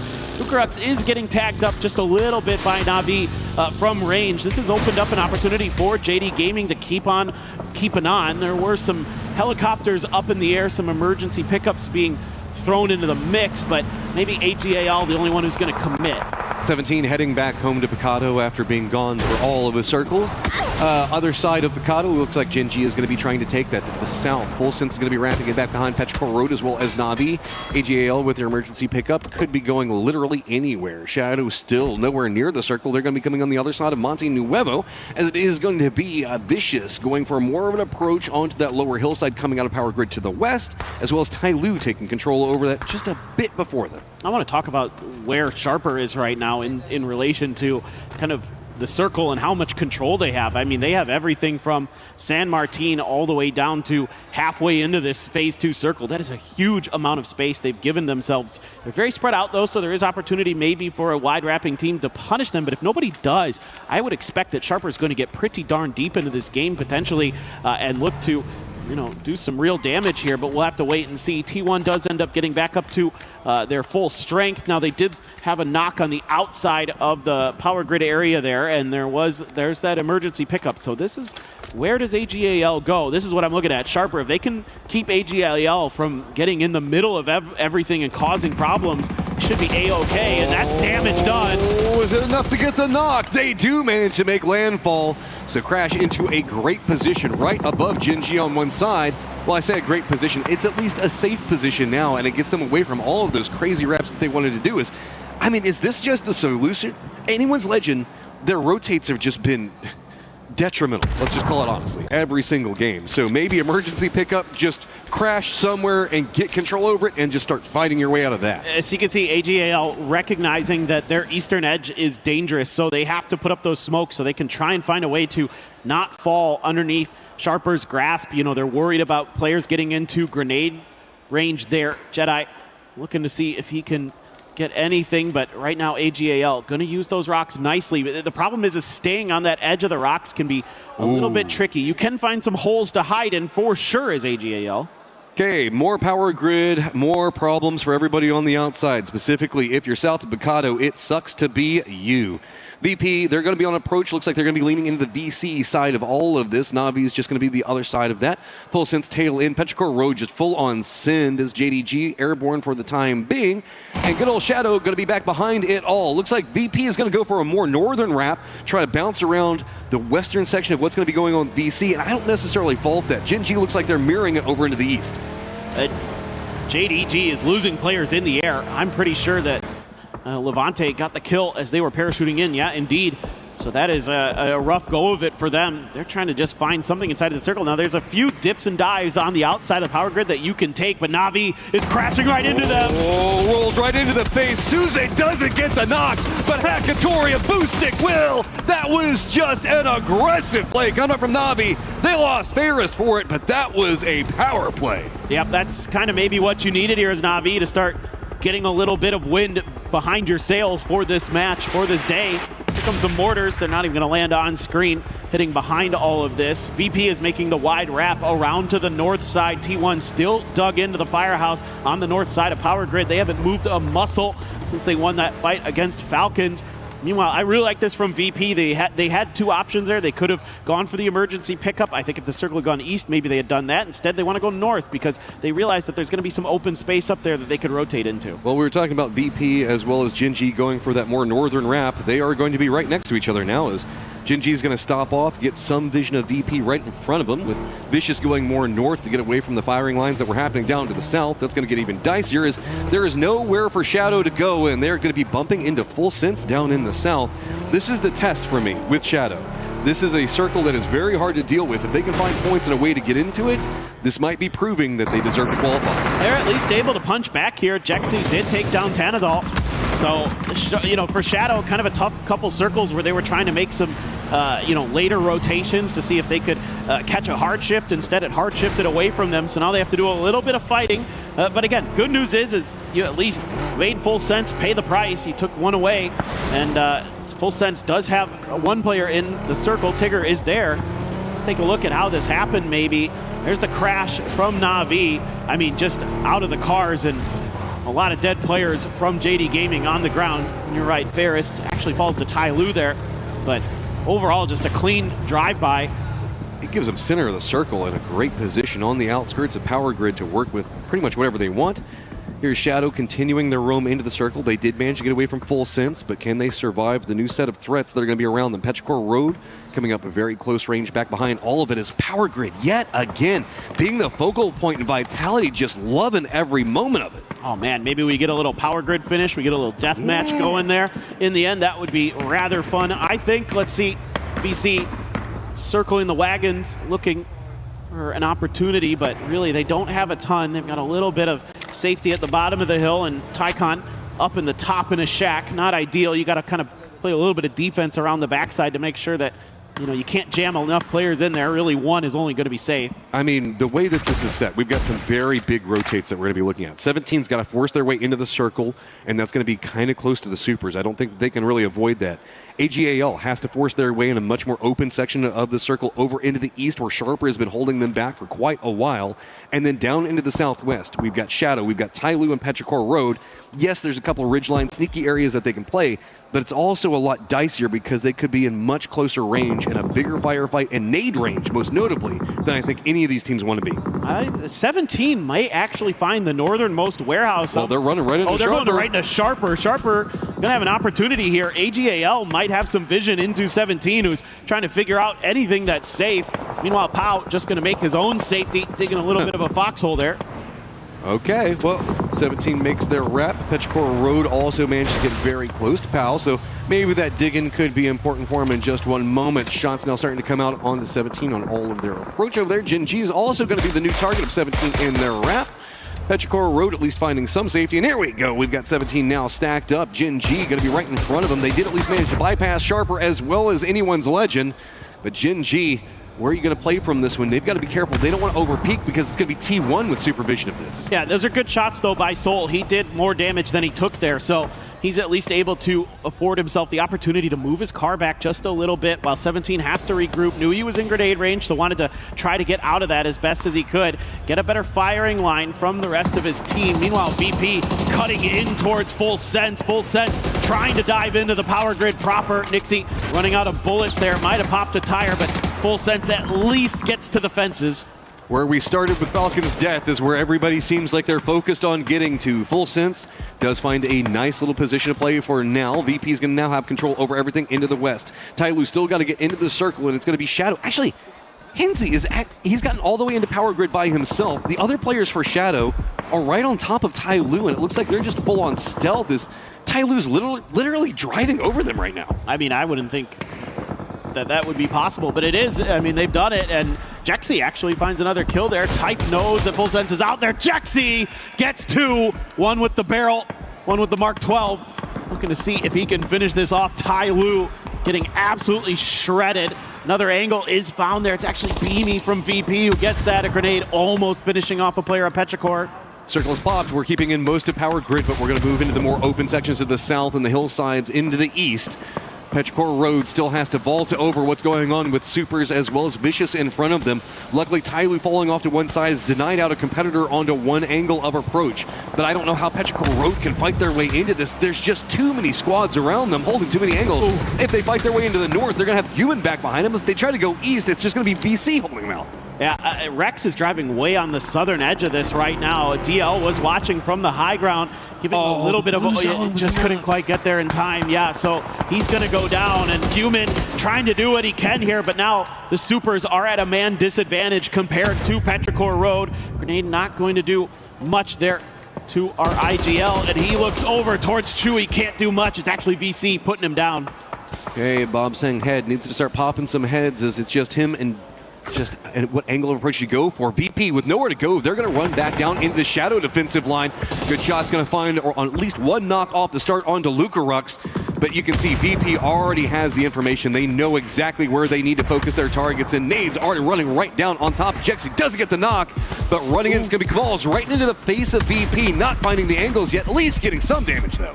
Oh, actually, I think Hansi is getting some damage into the backside of Virtus Pro here, who are trying to fight tooth and nail. This is kind of turned into a tricky situation for VP. Looked like maybe they could have taken a favorable fight, but Shadow, little do they know, had an extra player already up towards the power grid proper. Jexy going to confirm the point and use these blue zones to scooch ever so much closer into the threat range. There is a res that happens for Virtus Pro. Okay, also Vitality has some angles of vision what's happening over here. Nixie, though, just shuts down Kamal's. Nothing to be had there. VP on a rampage, trying to push their way forward. Jexy taking a lot of damage. He's going to go down. That leaves just one up for Shadow right on the edge of the zone, but VP still needs to get in the circle. They've got VC in front of them, and they're trying to avoid the Vitality firing line. Look how weak Beamy is. I mean, he's 1 HP here, so anything that hits him is going to put him on the ground and basically put him out of the game with the circle that close to them. Meanwhile, somehow the Supers have kept themselves going, took Petrichor Road out of this. They only get a couple kills out of it, but still in the game. Maybe can get into placement points if they can find some level of safety there on that eastern side. And there's that shot connecting into Beamy. He's down. Nixie into trouble as well. Tycon springs from the shack, instantly deletes Corexy, and Nixie just gonna go out. VP gonna fall. VC just too defended in their position. They were having to hold down this for so long just due to the way the Supers were playing this. Supers are just sitting at center of the circle. Well, no, maybe let's just go all the way to the north of the circle. So let's make it full on Korea over here as it's gonna be T1, Gen G, and now Supers all right on top of each other. All right, I mean, T1 is now gonna finally have to make a move. The circle has kind of kept that compound in for some time, so they're making some fortifications that they can, but These are outside of the new zone. There is a little bit of ability to potentially go into that northernmost warehouse where I think the supers are going to go right now. So they're going to be beat to the punch there just a little bit. AGAL on foot, looking to maybe do some damage on the edge. Clear 17 out before they have to make another move, but they still have Sharper, danger close, and there you go. Getting some shots towards them as they try to cross. Soul might also get some vision if they're not careful, so the foot push has got to be aggro and it's got to be fast. Pimas can get into this angle. I think that he's spotted out. Does he know exactly how much he could get? But 17 moves quick. Looks like maybe Zhao Wu spotted it. Quick counter move, and Soul is going to be able to get the knock onto Heather. That's going to start the catalyst of things happening into the north, as a couple of shots are going to be enough. 17 now moving closer to Jinji on one side of it. Tian just walks right up in the face, gets the knock onto Soul, but it's getting dicey over here. It gets counter knocked by Bean. All right, Bean at 5 HP, takes down 2, the barrel, but he's going to get backstabbed by EN. D trying to hold T1 back to save his team, but he's the only one alive. He's in the blue, and he's in trouble. 17 ends up getting taken down by Destroy's grenade. D just trying to throw everything he can at this, but it's not going to happen. AGAL wanted a piece of that and couldn't really get it. Delwyn still having to hold back Sharper, and T1 just dominant position over in the north. 8 kills already, and they're starting to stack them all together. Anyone's Legend doesn't really want to approach on that angle anymore. Instead, use the hillsides. They're starting to focus more down onto Sharper in the defensive positions that they're playing, while the supers, who were all the way up next to T1, use the fence row to come all the way down and get into a great position, center of the circle. I mean, if T1 doesn't lose any players here and they can keep those vehicles relatively healthy, they're going to have a lot of outs potentially to get outside of that warehouse and lock it down if it does a hard shift to the west again. AGAL swinging back down towards Sharper now, looking to take more fights, looking to rake in more kills. They've only gotten 1 here for being so fighting so heavily out on this edge for so long. That's not much considering the caliber of this team, and Tanawat putting him back down, and he's getting shot from a bunch of different angles. It's EN who gets the knock. A lot of squads that need big games since they played yesterday and couldn't really find anything. Going to be in good positions for the circle. Anyone's Legend, though, just getting picked apart. Too many different angles, and it's going to be Sharper finding everything. What do you even do off of this? Now Sololzi looking at T1. Type's got control over the warehouse. Sure, we still have Shadow up and Hansy looking at everything, but Vitality's got such a great position in the circle as well. It just feels like Sharper's got all of the East on lock, and there's nowhere for Sololzi to go. I'm loving the way Sharper's been playing this game for the most part. They know Sololzi's on his own. Ian wants to finish what they started. Don't want to let him go over to the blue, and not going to happen. Heather's grenade is going to do it. 10 kills for T1 in this game so far. Ian immediately has to prone down. Here comes the grenade barrage from Na'Vi. Knew that VC was going to be getting close. The follow-up, still not going to find any knocks. Good movement there to avoid much damage. T1 active, really quickly running into the face of Sharper, realizing the way that this circle's popped, they want to go for it. But Denawat's going to defend, Ian's going to go down. Hakatori's got eyes onto VC, trying to get control of the southern area, while it's going to be Na'Vi trying to keep control over everything in the center. We also have movement happening for Vitality, going to be keeping eyes on what's going to be going on with Supers. All of this just stacking on top of each other, while VC finding an angle of approach. Yeah, this fight, though, for Na'Vi's position, one of the most important in this circle. Supers are going to go down to Vitality. Tanawat getting over there, raining down with Earth. And all of a sudden, Sharper continuing to thrive. T1, a nice game in the kill department, able to get decently deep into it. But Sharper has put themselves into a spot where they can continue to cut through some of these other teams. Na'Vi, 3 players strong, holding against VC so far. How long can Shadow solo survive, and how much can Vitality get here? The solo is going to be creeping up in the warehouses around Power Grid, while Vitality just wants to make sure nothing's going on over into the north. Sure, Navi's got control over the circle itself, but really it's going to be Vitality and point totals that we're going to be keeping an eye on. As Hansy, I think they know where he is. Picks around the side, and that's going to be all she wrote for Shadow. At least managed to make it into placements. Very decent, but here's our top 4. Sound cues gave that away. I could see Hello My Bad tracking him with his arrow from the map, so he knew and heard him. So Hansy not able to keep himself obscured long enough from Vitality's detection to get any further into this one. Decent salvage game again, up to 50 points here for Shadow Esports, so they very much could be in that grand finals. They're on pace to get there. They get 6 points in this game, I believe, if memory serves me correctly, and that's plenty to continue to have the point pace you need to find yourself playing in the last 3 days here at EWC 26. And PUBG Battlegrounds. Tanawat takes down Hakatori. This team is on fire right now. Yeah, Hakatori going down is going to make the defense of the center so much more complicated, but Boostik's still up. He's in a vulnerable spot. He goes for the peek onto it. Sharper going to be trying to put the damage in. That unlocks VC to counter-wrap to the south of this. Navi's position that they were playing from was so strong, but VC's got a man advantage on position, and this has also drawn all the attention down to the south and allowed Vitality to get out power grid. Tycon here looking to take Spyro down, but it's Tanawat's blue zone that is going to find it. Tycon looking to steal the point. Clicked on the head once, just needs a couple more bullets to land there, but there's pressure from Vitality. Navi gone. Tycon doing some heavy lifting there in front. Sharper needs to recover. And it's Levante that got the angle onto them. So we're looking at this hillside, an approach to the north from Sharper, down to the south. It's going to be VC and Vitality that wanted to go for the center. Maybe balled off a little bit too much. They're going to retreat, try to get Gadrox back up, as it looks like it is going to be a 4v4v3 to end this all out. This is a key game for Vitality. Yeah. Getting deep, getting some kills. If they can get the win, they're going to be feeling a lot more comfortable about that grand finals positioning. Sharper, VC have something to say about it. VC's looked really good to me, taking some really nice fights, being really disciplined with holding their line, not giving up some of that space. You know, their spacing's been really good. That's the biggest thing here for VC.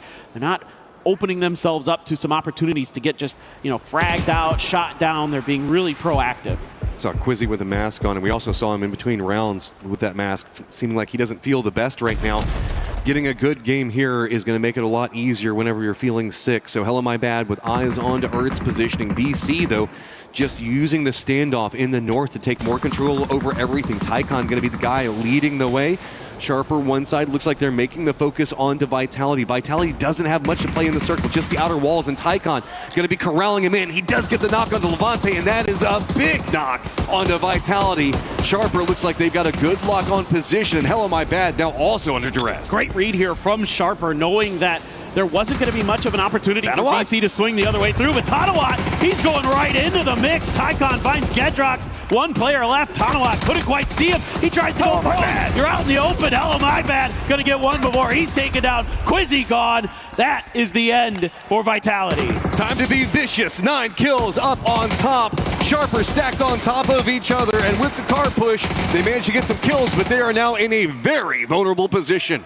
Earth just back up against the blue zone along with Jedi, as it is VC with control over the center, and they realize this ain't gonna work. They're gonna surrender over the blue zone, and that is Vicious Esports with a victory. Yeah, again, really good spacing in a lot of those fights, and they play that game really, really nicely. That early setup they had, I really liked, where they had Tycon up in the shack and 3 players down below him to guard it, because that's a really tricky position to defend if somebody gets underneath that shack. So really like their setup and the way they're able to use that to catapult themselves into the late game. But it's the big game for Vitality.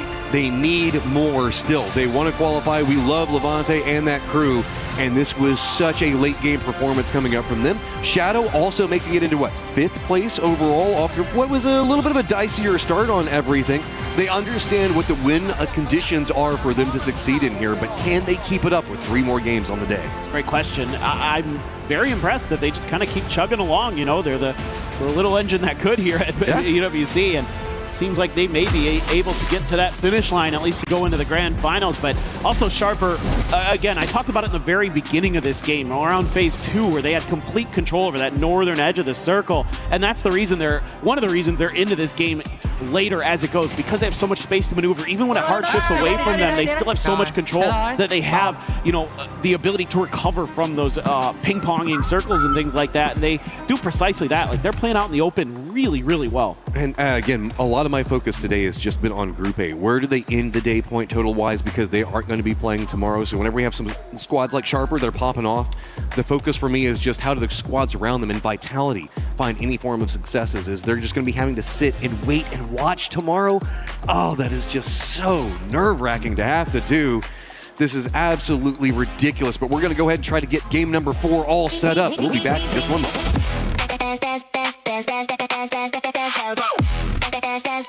We booked Esports World Cup.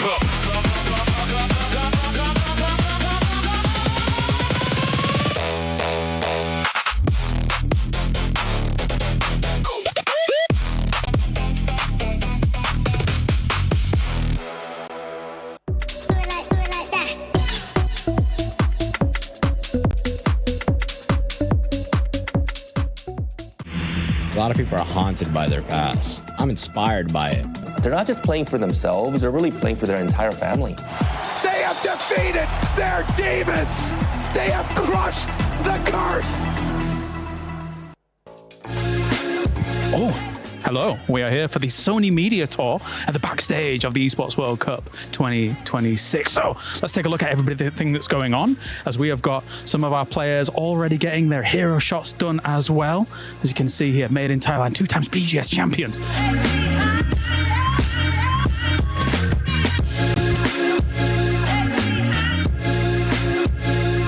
Look at the size of that tripod. Whoa! For such a small phone. Size does matter. All right, let's take a look a little bit further on. Kiss, what a legend, what a legend. Maybe we'll chat to him a little later on. Let's move on further down, of course, though, as we've got a lot more other stuff going on. I can see Team Liquid in the distance here, getting all of their media sorted. We're getting a lot of introductions into how all these players are setting up, how their feeling is for the tournament as a whole, of course. And you can see they're getting mic'd up as well. I think I'm going to be talking about some stuff. A very different setup here for Esports World Cup 2026, as you can see. Another lovely stage. And over to my right-hand side as well. Actually, I could even sign this myself. This is for all of the players to sign as they do come along. But right next to... don't know who that is. I'll just put myself right there. The real goat of esports. So we can now make a little bit of a move on into the quiet zone. Come in. All right. Whoa. Spooky. All right, as you can see, as is signified over here by the quiet zone. Pay close attention, because we're going to be on a little bit of a trip, an excursion through the quiet zone to see exactly what is going on. A wild Avenger. A wild kiss. Exactly. Right, let's take a look at what's going on in here as well. As you can see. Oh, sorry. You can see Parasaurus over there is getting ready to do something. He's about to say something incredibly stupid, but maybe, just maybe, we'll get a glimpse of it later on. All right, let's take a look in what's going on in here as well, in the quiet zone, and peek in. As, hey, we've got Avenger there, and we also have Virtus Pro, Beamy and Lookrooks, being briefed, apparently, on what they need to do here. All right, more here in the media area, as we do have ourselves, hey, the Falcons boys. We got Shrimsy and Kickstart. How are you doing, sir? I'm doing fantastic, and you? Not too bad. Feeling great. Awesome. I love the pajamas. They're awesome. All right, let's get these boys in here. We're going to film a little bit of media with these guys as well, as we're going to have them guess some of the plays from previous tournaments. Anyway, that does it here for the media tour as a whole. So I'm going to get on with the Falcons boys, and we'll see you next time.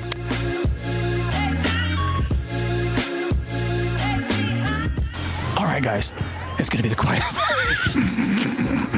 All right, let's try that again. Absolutely not. Absolutely. One more opportunity to see players in their natural habitat. Nothing. Spectacular scenes here at the Esports World Cup.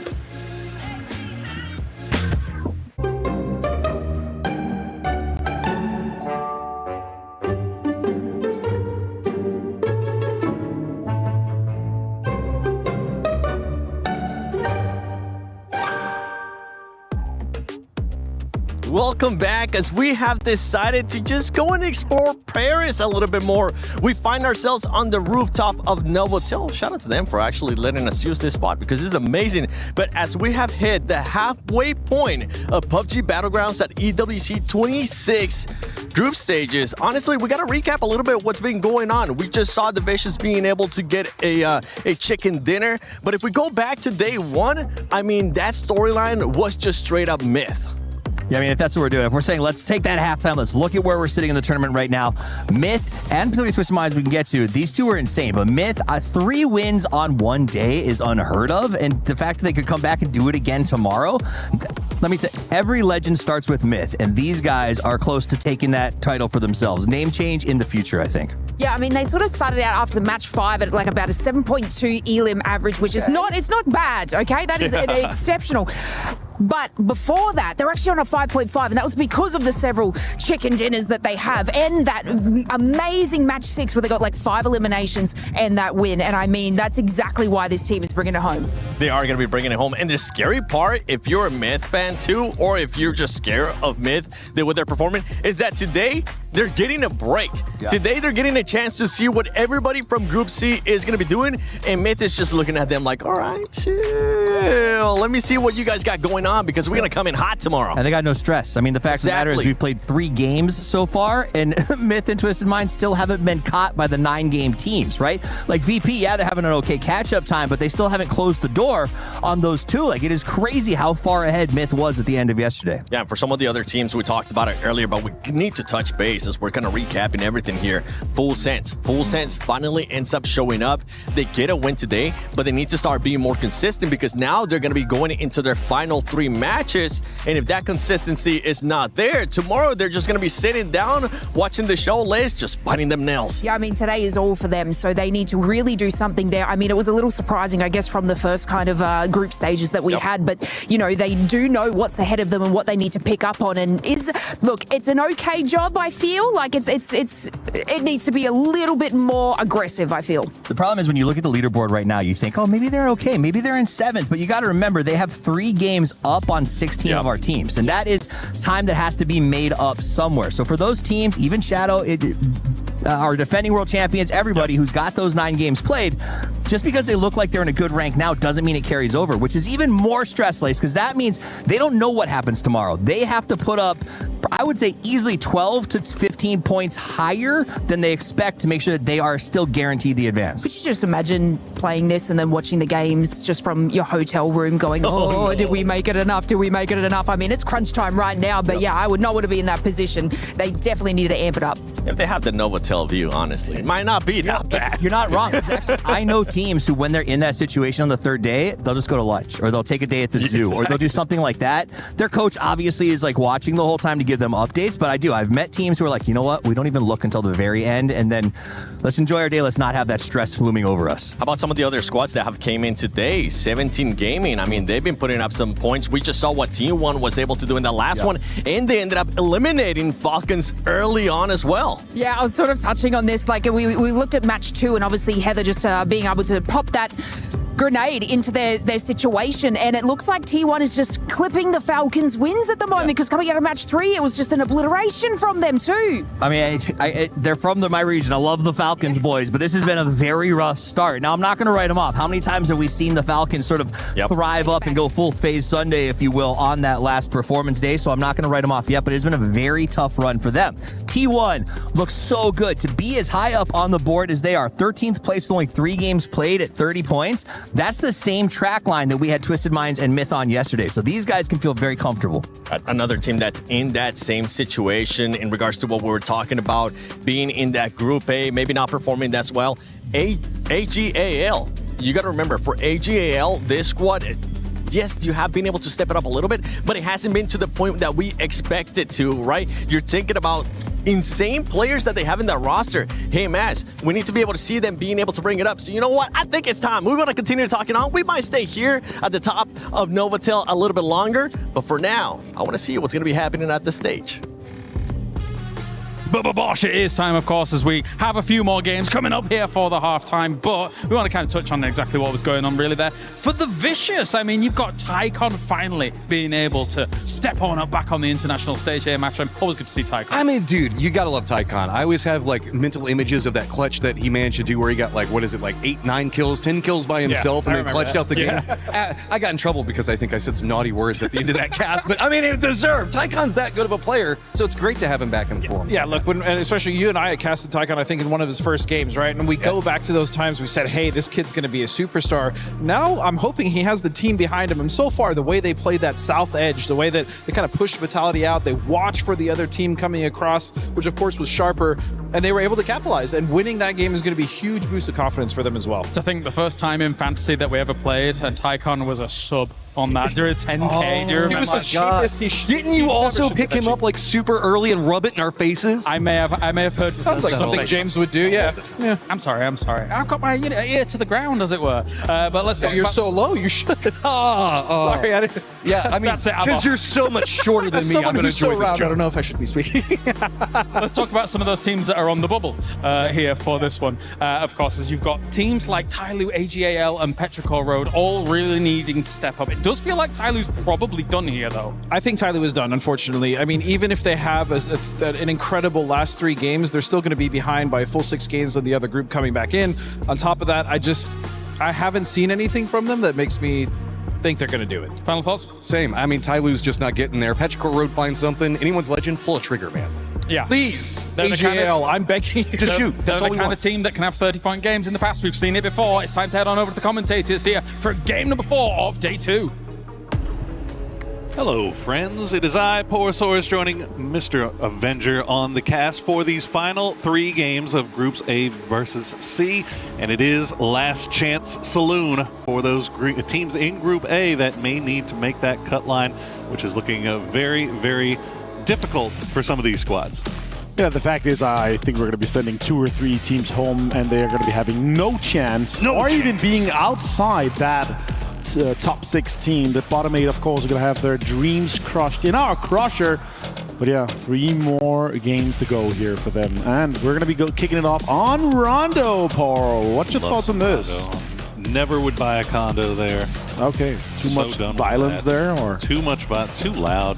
Right.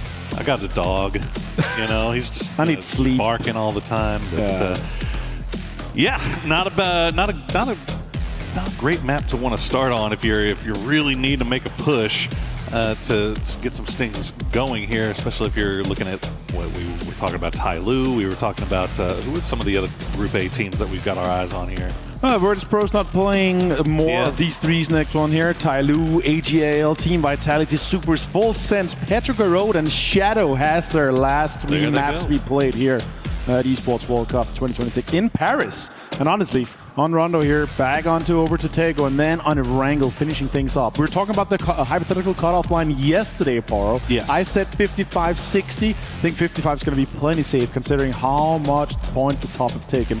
It took Virtus Pro 3 more games to catch up, and they have now tied Twisted Minds on that 69 points. Nice. Yep, nice. Virtus Pro has been having a bang-up day, for sure, as has Vitality. As has, who else have had a good day? T1. T1 has been popping off today. 30 points on the day so far. But, still work left to be done, obviously. But with 3 more maps to go, I think those guys could be feeling a little bit more confident. Yeah, we're giving a little bit of a hard time to Falcons here. But the fact is, there is 6 teams below them that have had worst performance. That is Gen G, it's Navi, and it's AGL. But let's hear what Tyloo has to say. 船厂的仓库物资比较丰富，然后转移的路线会比较偏多一点。 Well, there you go. Yeah. It's a short interview, and it's also been a short pleasure of them today. Unfortunately, 1 point in 3 games. 19 points yesterday. They're on 20. Currently very, very far down the leaderboard. It's going to be a little bit rough for them. Sure, there are some other teams that have obviously only played 3 games so far. Navi, Gen G, AGL, Petrichor Road, and JDG have also a very low amount of points today here. 12, 12, 10. It's somewhat low after 3 games, but then again, we've seen it before, Bor. We have seen these chicken dinners with double digits, and it can definitely be happening for JDD here with a Jiaotin home turf circle for them. They've only had 7 points so far today. This is their game. This is their chance to turn that around. Yeah, this is, we were having discussions in the green room prior to the game and talking about teams like Tyloo. China as a region have delivered some very impressive performances this year so far. The switch to TPP obviously working out really nice for Petrichor Road, for 4 a.m., but it feels like that region is getting very top heavy. And once you get past, Petrichor 4 a.m. 17, it starts getting a little loosey-goosey down there as to how much success you're going to see from them at an international level. Yeah, and 17 Gaming has had uncontested spots most of the time throughout the day here. They only have 2 more points than Falcons. They've not had the best of games so far, and they have fantastic loot. But for this circle here, they have a pretty easy entry towards that central stadium area here. JDG's always getting ready, and they're already taking some of the best spots right now, looking to see if that gas station is free already. AGL coming in from that northwest side over to Bailey. They're going to have quite the space here, and considering how far northwest this circle is, Poro, I'm really wondering how many teams are going to try to backfill it. You know, we have Falcons in the north, sure, they're going to come in from that, but how many teams are going to try to swing around? You typically see this on stadium circles like this, where everybody immediately tries to send. You see such a cluster towards the center because those positions of power, those strong positions, are so at such a premium that these teams are willing to make those high risk, high reward sends right towards the dead center early because they are so convinced that it is going to end up paying off for them. So we'll see now that we're getting a little bit later in. It's 4.5 minutes. That's late at this point in a circle like this, but so many teams still outside, still fighting their way in. It's going to be interesting to see how many try to go and still send towards that center or who will just kind of play around the fringes. Yeah, about half these teams already looking at how can we get into this circle, try to get some of the priority here. And also, let's break it to you guys. Rondo in general, especially for land ratio, this area has so much unplayable terrain that is counted in land ratio. It has water, it has these high ground, it has these pillars. Now with this, that we don't have land ratio, we're going to have some wild circles. We could be ending on straight next to the rocks on stadium. It's going to be really interesting to see how the teams apply the strategies that has changed just since this meta has just updated just a month ago. Yeah, it's going to be really interesting to keep an eye on as we see the stadium already starting to get a little bit compacted here. Mr. Guman all by himself as Vitality is arriving. The rest of the supers nowhere near here, so Guman leaving. Yeah, I would think so. Yeah, be pretty quick on the trigger there, and trying to get out. And he's just going to go ahead and rejoin Mr. Rex. That's an alpha move, to be honest. You just four-man roll up into stadium, assuming that the team that's looting there is already spread out, split out to some of these compounds on other priorities that we have here. T1 rolling in, try to get topped around. That actually works. So. Someone's going to be able to take that later on. And he leaves it. He doesn't want it. You want the electric bus. You want the Dacia. You want to get that rolling. We're not creeping up on anybody anytime soon, right? Well, this is actually kind of surprising to me that this compound in particular is just completely wide open. Whoa! You do see, there you go, Winbow. Nice shots there to start things off. But yeah, 17 just kind of coming in a little bit on the later side, but are, again, as we were talking about earlier, sending it really close towards center, not playing around on the periphery because they know the likelihood is that this area is going to be in now, and you want to get something hard cover that you can play. You don't want to be forced into playing any open areas this early. Yeah, I actually thought Suse from JDG is going to take that gas station, but yeah, 17 just rolling in aggressively, taking that. We've seen so many endings close to that, and you know, the ridges just south of it, but that was because of land ratio. We had so much circles went away from that stadium area because you had all these pillars, all these high grounds around it, right? But here, that might change. We can see it go absolutely anywhere, and it's going to be amazing. We've seen some of these crazy circuits where it ended up closer to the river as well. Falcons is definitely hoping for Hardshift North. They're coming in somewhat late here, you know, 10th team or so to get in. They have no information what's ahead of them. They're going to be spending a lot of time gathering that information.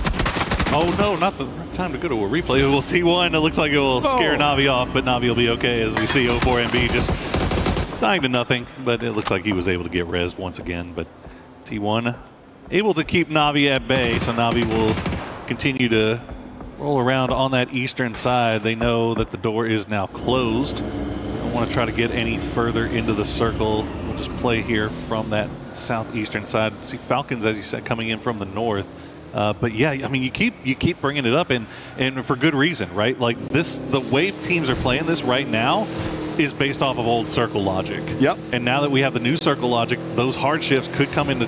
It almost feels like an inevitability at this point that we're going to see it break away. Now, if it goes hard north, hard south, it's going to be interesting because they're so compacted on each other. So if they do end up having to move, it's either going to be you got to do it instantly and try to get out of there quickly, or you play it slow and just don't want to be the first one to get caught out. Yeah, and you're kind of, you know, innovating as you go here. New positions are going to be a power.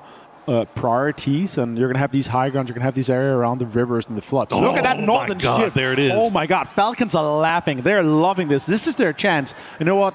I can give you the live commentary of the comps right now. It's going to be like, guys, we're fed. We need to win this. Blessed. Hashtag blessed. Well, immediately you see them turn back around. They're going to go for whatever high ground they can find right there. You can see just off to their northwest are those pillars that they can play around. And it looks like Kickstart already in the glider kind of looking over in that area. But they're going to see a boatload of vehicles down to their south starting to head that way. So they need to make a decision quickly as Virtus Pro is going to run into Sharper. Sharper had a great game last round, and they're going to start off here by getting the knock on a Nixie.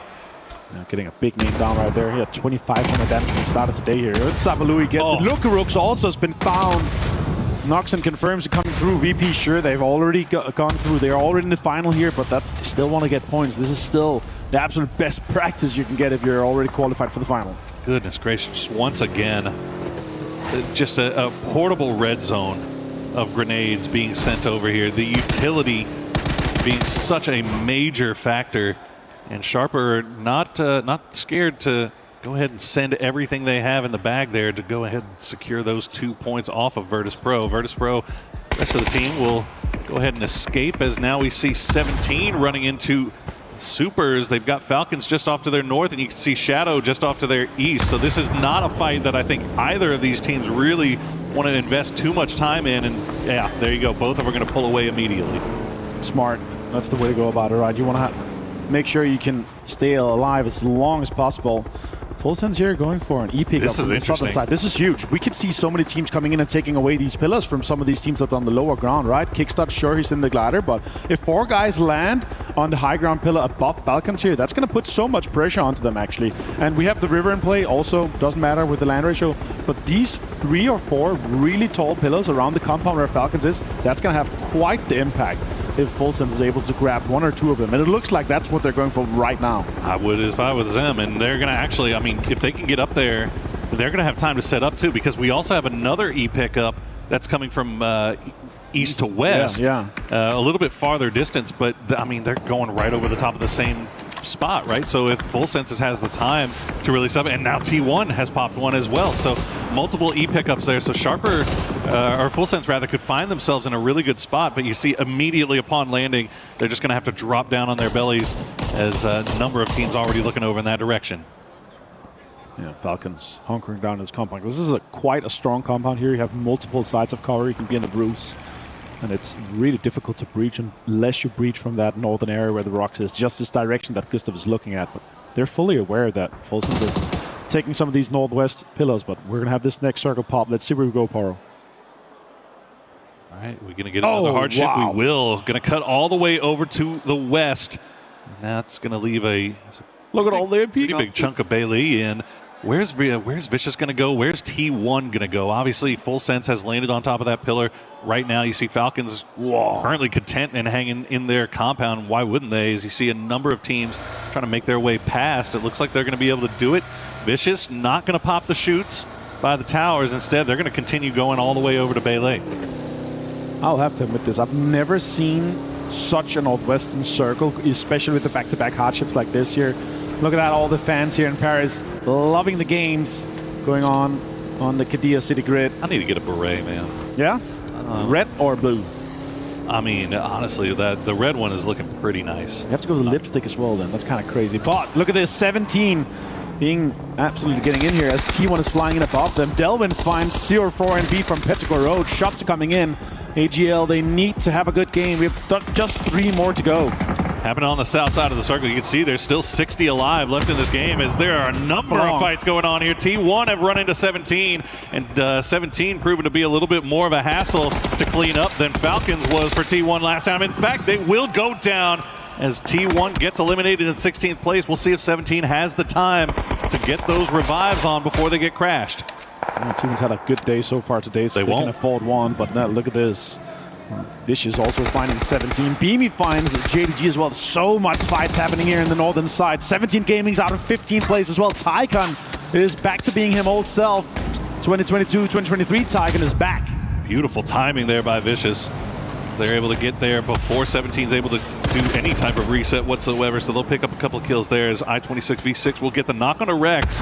That's going to force Supers to pull back off, but they don't have time for this. Vitality is coming in, Petrichor Road is coming in, Tai Lu is sniffing over in that area as well as Falcons, also third party on this fight. So the entire south side all kind of playing a game of chicken right now to see who's going to commit to a fight so that the other ones can then third party on there. So many sharks in water driving around, just being ready to pull up or drive by. Team Vitality here trying to maintain control of that eastern side just of this high ground road here. It's going to have quite the impact on DN Supers. Nice to see them driving around here.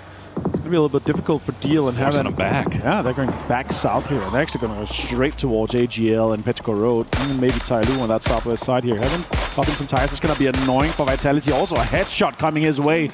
Damage is done.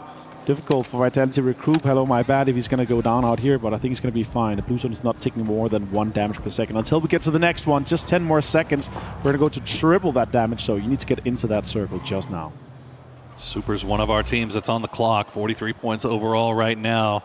And only this game with 2 remaining to try to make sure they're above that cut line as the circle will bless up just a little bit here. That's great news if you're full sense, as they still have 2 on that high ground, but they've sent Belmoth and Thanadol down low to kind of that as well.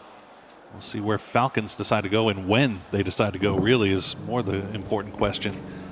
You don't want to be the first one there, right? Yeah, Fulson's also on the clock. 3 more games to go for them here, and that's exactly that.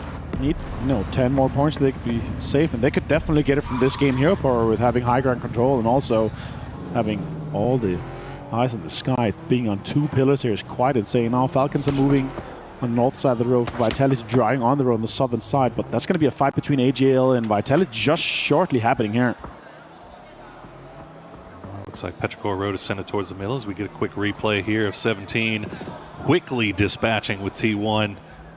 T1 did manage to get a couple in return, but that was very well played there by both squads. It really just turned into a 1v1 at the end as we see a number of teams just kind of playing along that roadside. The high ground on the east and low ground on the west.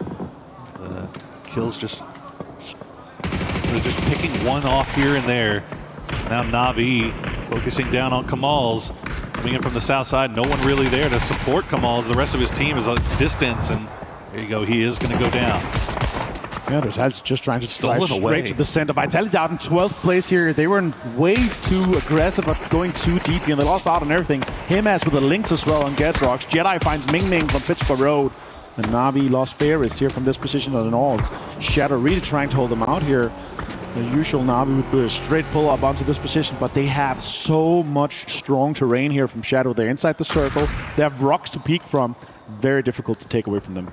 That actually might be a come up for AGAL as well, as the Lynx, he was able to take him out of that BRDM that Vitality was working with earlier. So AGAL may have acquired themselves a new toy, as Falcons will play just underneath the tower. And now Na'Vi continuing the push up, but you see Shadow. Oh, you don't want to stack up like that. Boostic cooks a perfect grenade. Hansi now the last player left alive as the utility continues to stream over the top.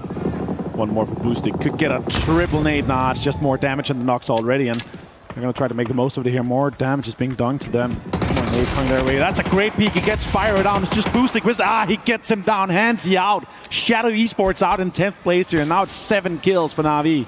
Good work there from Boostic. 480 damage for him. 4 kills in the bag. 7 total for Na'Vi as they starting to find their footing here late in day 1 for them. Rest of Full Sense not able to really pull everybody together and respond to that. So Belmoth just holds on to the high ground as we center up once again on the circle. Donut indeed. Sharper and Tai Lu sparring off to the west, but they have to find a place to play now. You know what? The slice of pizza in the south just looks like perfectly it's AGL's. This could be their game. Look at that, yeah. They have quite the control in the corner there with the intersection of the road. That is such a strong position. You can reach up and you can look over the ridges and just apply so much damage to everyone. Delvin already setting up that spot, so that's great for them. Falcons now considering, are we going to make a move here? Going to try to make more control here in that eastern side. I don't think they're fully aware that Thanadol is close to them, but they're definitely aware that Full Sense is up there. Let's see what AGL does, though. Yeah, AGAL, I just briefly saw him on a mortar. Not sure where those mortars were being sent to, but you see Falcons stacked up the way they are. It gives you pause for sure. As we check back in with Full Sense with that high ground. They are going to have to leave it now, though, but they do have a foothold in with Thanadol just on the other side of this column from the rest of the Falcons. Meanwhile, it looks like Sharper is going to make their move now, getting close to VP, or what's left of Virtus Pro. Corexi and Beamy on the clock. Sharper trying to get close, to VP, as you say here, with two guys just being alive, Corexi and Beamy. Shots coming in and connecting. Coach is on screen here. You can see Gunnar somewhat nervous, it looks like, but he knows how important this game is for them. This is definitely a double-digit potential game here. AGL is setting up quite aggressively. Tyloo actually getting close to sniffing this out as well. As you see, Beamy trying to boost up and survive. He's got an AUG and a Panzer in the back. Virtus Pro don't need the points, but definitely want to try to compete against these teams as, of course, can they get more kills? Can they stat pad and get a little bit more confidence from the 3 last games they're playing? Look at that, the BDM on Delvin. That's going to be so impactful throughout this late game. One they stole off of Vitality. Lynx coming in huge for AGAL. 4 kills for them so far, 3 in the pocket for Himass. Complete control over this road as VP is going to make their move. And fortunately, they do so at a time when AGAL was kind of moving on their own. So nobody really looking at them. And now Falcons actually has a line of sight on them. So more shots coming through. Tyloo has wrapped around on the south side as well. So eyes on here. Shots being taken from range from one side of the circle to the other.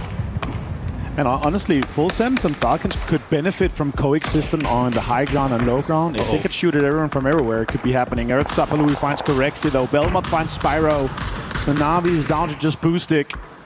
And have quite the impact here. And Vicious also in the northern side. They have quite the control. Sharper in the west, Tyloo in the south, AGL in the southeast, and the road. So much control. And Falcons, Full Sense just next to each other as Belmont finds it. Look at that, him as also in the mortar. They moved it, they took it with them. Where is it going to land? It's going to have an impact. I don't know if he was dialed in on that Pagoda, but the first one landed. Oh my goodness, One Dragon. He gets knocked out of the, I'm not sure, was he in the car? Did he get knocked out of the car? I'm not sure. Either way. Navi out. Got to leave, but yeah, Kong Kong on one as well. So Tyloo sending mortars off somewhere. We'll see where they are going. Just a little bit shy of the high ground. I think that's, kind of aiming over towards Full Sense, but the new circle is going to pull Full Sense in once again. So this might be a Full Sense Falcons fight that's going to have to pop off here as they'll try to drop some grenades down. He's going to do big amounts of damage. Not going to get the knock to start things off, but that one might. Oh my goodness, the one bounce off the rock, keeping them alive as Falcons just hear explosions ringing in their ears. That's going to be rough. You're going to have to spread out just a little bit more. You cannot have 2 guys that's that close to an 8 here. They're 2-2 stacking, trying to spread out, trying to apply some of these utilities that they have. Headshots are coming in as well for Shrimsy. Now all the smokes are being applied here. They're slightly in on the lower side of this rock here. But now peeking over, peeking across. Ticker gets found from Destroy from AGL from the other side of the road here. Lots of impact. Beamy finds 2 on Vicious. Simon and Tyken is down. Of course Beamy had the Panzerfaust, and now Beamy's got a BRDM of his own to play with. Well, what's left of it. Either way, he's by himself. He can maybe survive just a little bit longer. See, he'll at least use it for cover, if nothing else, as Vicious will try to make their way in, see if they can finish him off. Meanwhile, Falcons trying to take out what's left of Full Sense. They have just been hanging around, getting shot at by AGAL from the low side. Gustav will find 1, he'll find 2, and now it's down to 1 for Full Sense. Tigger left alone here now. He's going to have to make a push for it. Can he make it happen here? Shrimsy on the absolute front here. Utilities being deployed. Now nades are coming out as well. Cook it. Shrimsy might have... Oh, great peek on him, but the nade's going to do a little bit of damage, but they're going to be fine here. Now they're inside the zone. They're going to be able to reset a little bit, and they're taking the PGC 2025 champions out of this game. 6 teams left, 20 players left alive. That was a good fight for Falcons there. Clean fight. And obviously, AGAL was kind of pressuring them, so they weren't able to set it up the exact way that they wanted to, but they were still able to come out on top, so well played by them. AGAL just exerting so much control over this lobby from this southeastern side right now. They are a problem that everyone is going to have to deal with here eventually, but right now, Falcons the only one that have their eyes. Himas finds Kickstart with the links. Tickleton finds Dogby. Vicious is in. Virtus Pro is out in 6th place here. And what an effort from Beam here. Well played by them. Now we're down to AGL having this much control here. It's going to be so difficult for the rest of the lobby. Falcons trying to survive as much as they can. And look at that Southern shift straight onto AGL. This is their chance to make it to the finals. If ever you needed a game to go your way, AGAL going to hit this one as Delwyn gets the knock on the kickstart once again. Falcons just getting pressed from all sides. Now Vicious taking shots over there, but now Sharper is actually got a flanking angle over here onto AGAL, so they can't focus fully on Falcons anymore.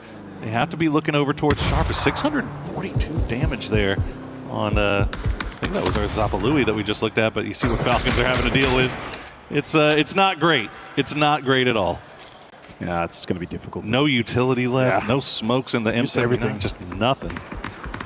Obviously their focus now is trying to get out and get Vicious out of the game and eliminated here. There's 2 potential kills on them and also the point for placement. That'll be a 3-point play for them. But let's see how this applies here. Sharper also a potential big game for them here, and they need it. 18 points so far before these 3 games here. So now they're going to be pushing up even further. Gustav finds Tanawat from Sharper. He's going to be able to confirm the point. I'm not sure though.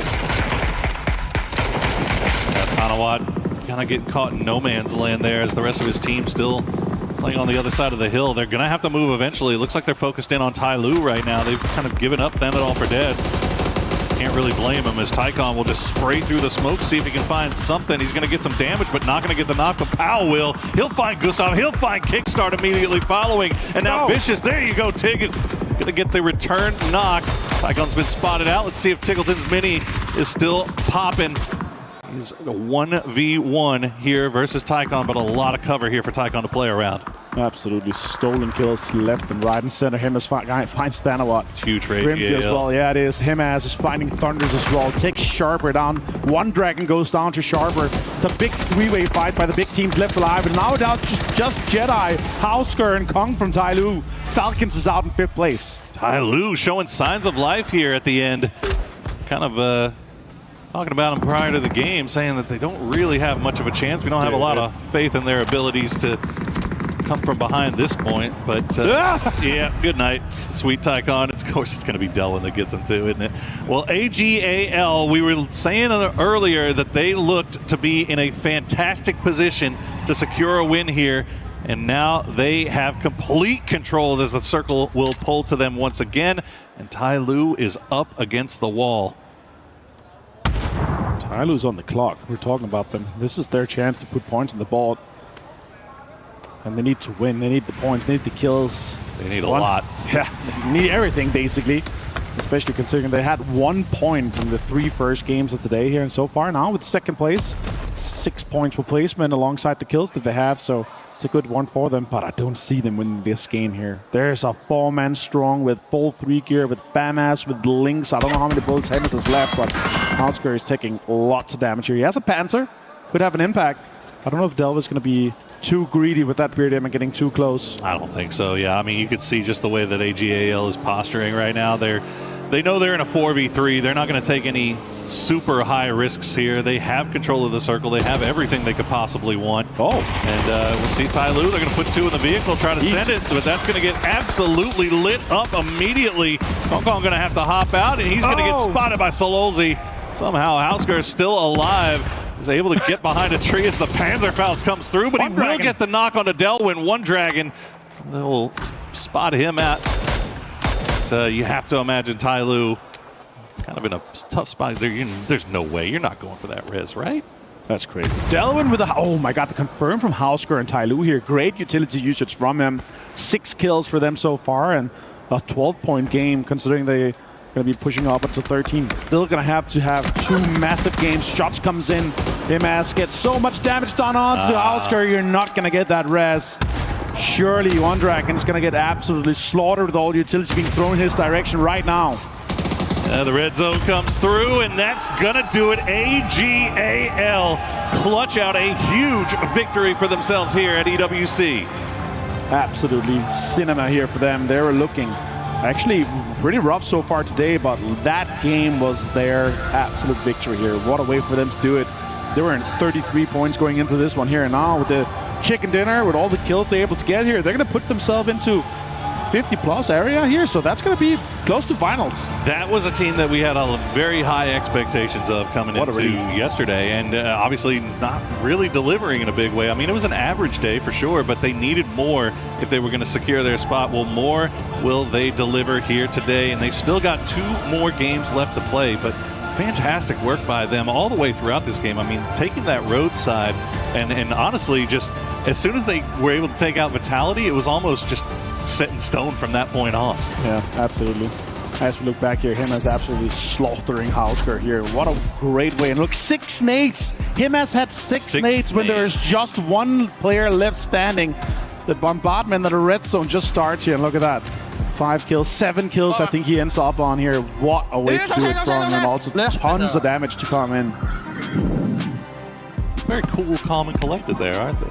Yeah, I felt like that's so expected for them from that position. We were talking about it already, you know, minute 12. Oh, yeah. They are going to win this game just based off that position with the utility they have, with the links, with the FAMAs that Belbon was able to get, and also at BRDM. It's so strong. It's, you know, it's, for me, it's almost like a top 4 is guaranteed with the BRDM.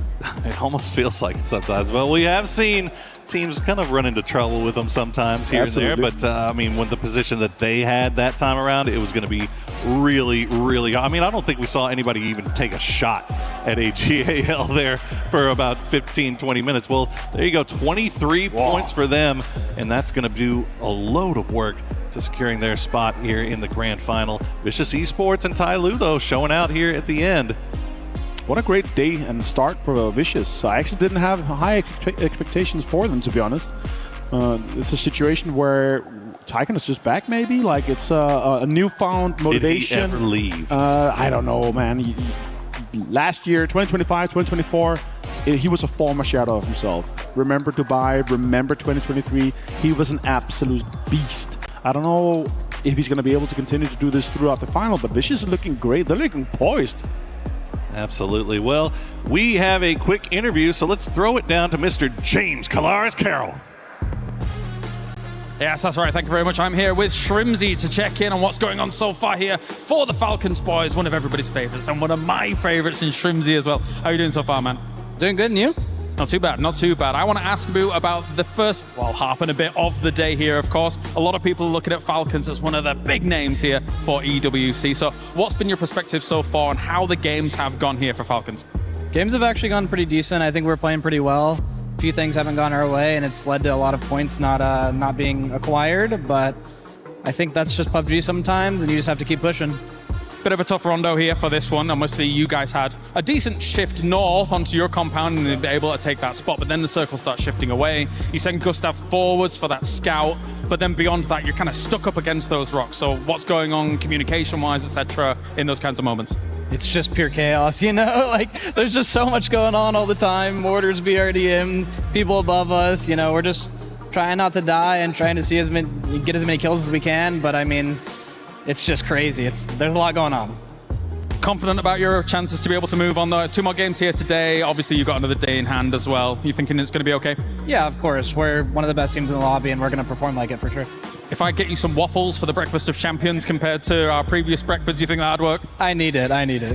The Breakfast of Champions, very important here for Shrimzy. Thank you very much, mate. You can get them back, as now we head on over to even more here from the EWC.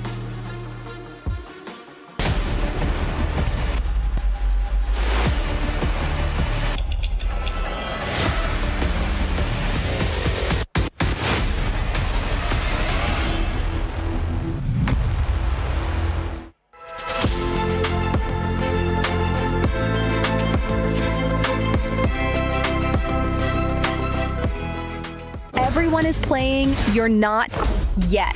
EWC Play is your all-in-one platform to compete in fantasy, pick'em, and quests for a grand total of $300,000 in prize pool. Build your dream fantasy team in 5 different games and track your score with live results tables.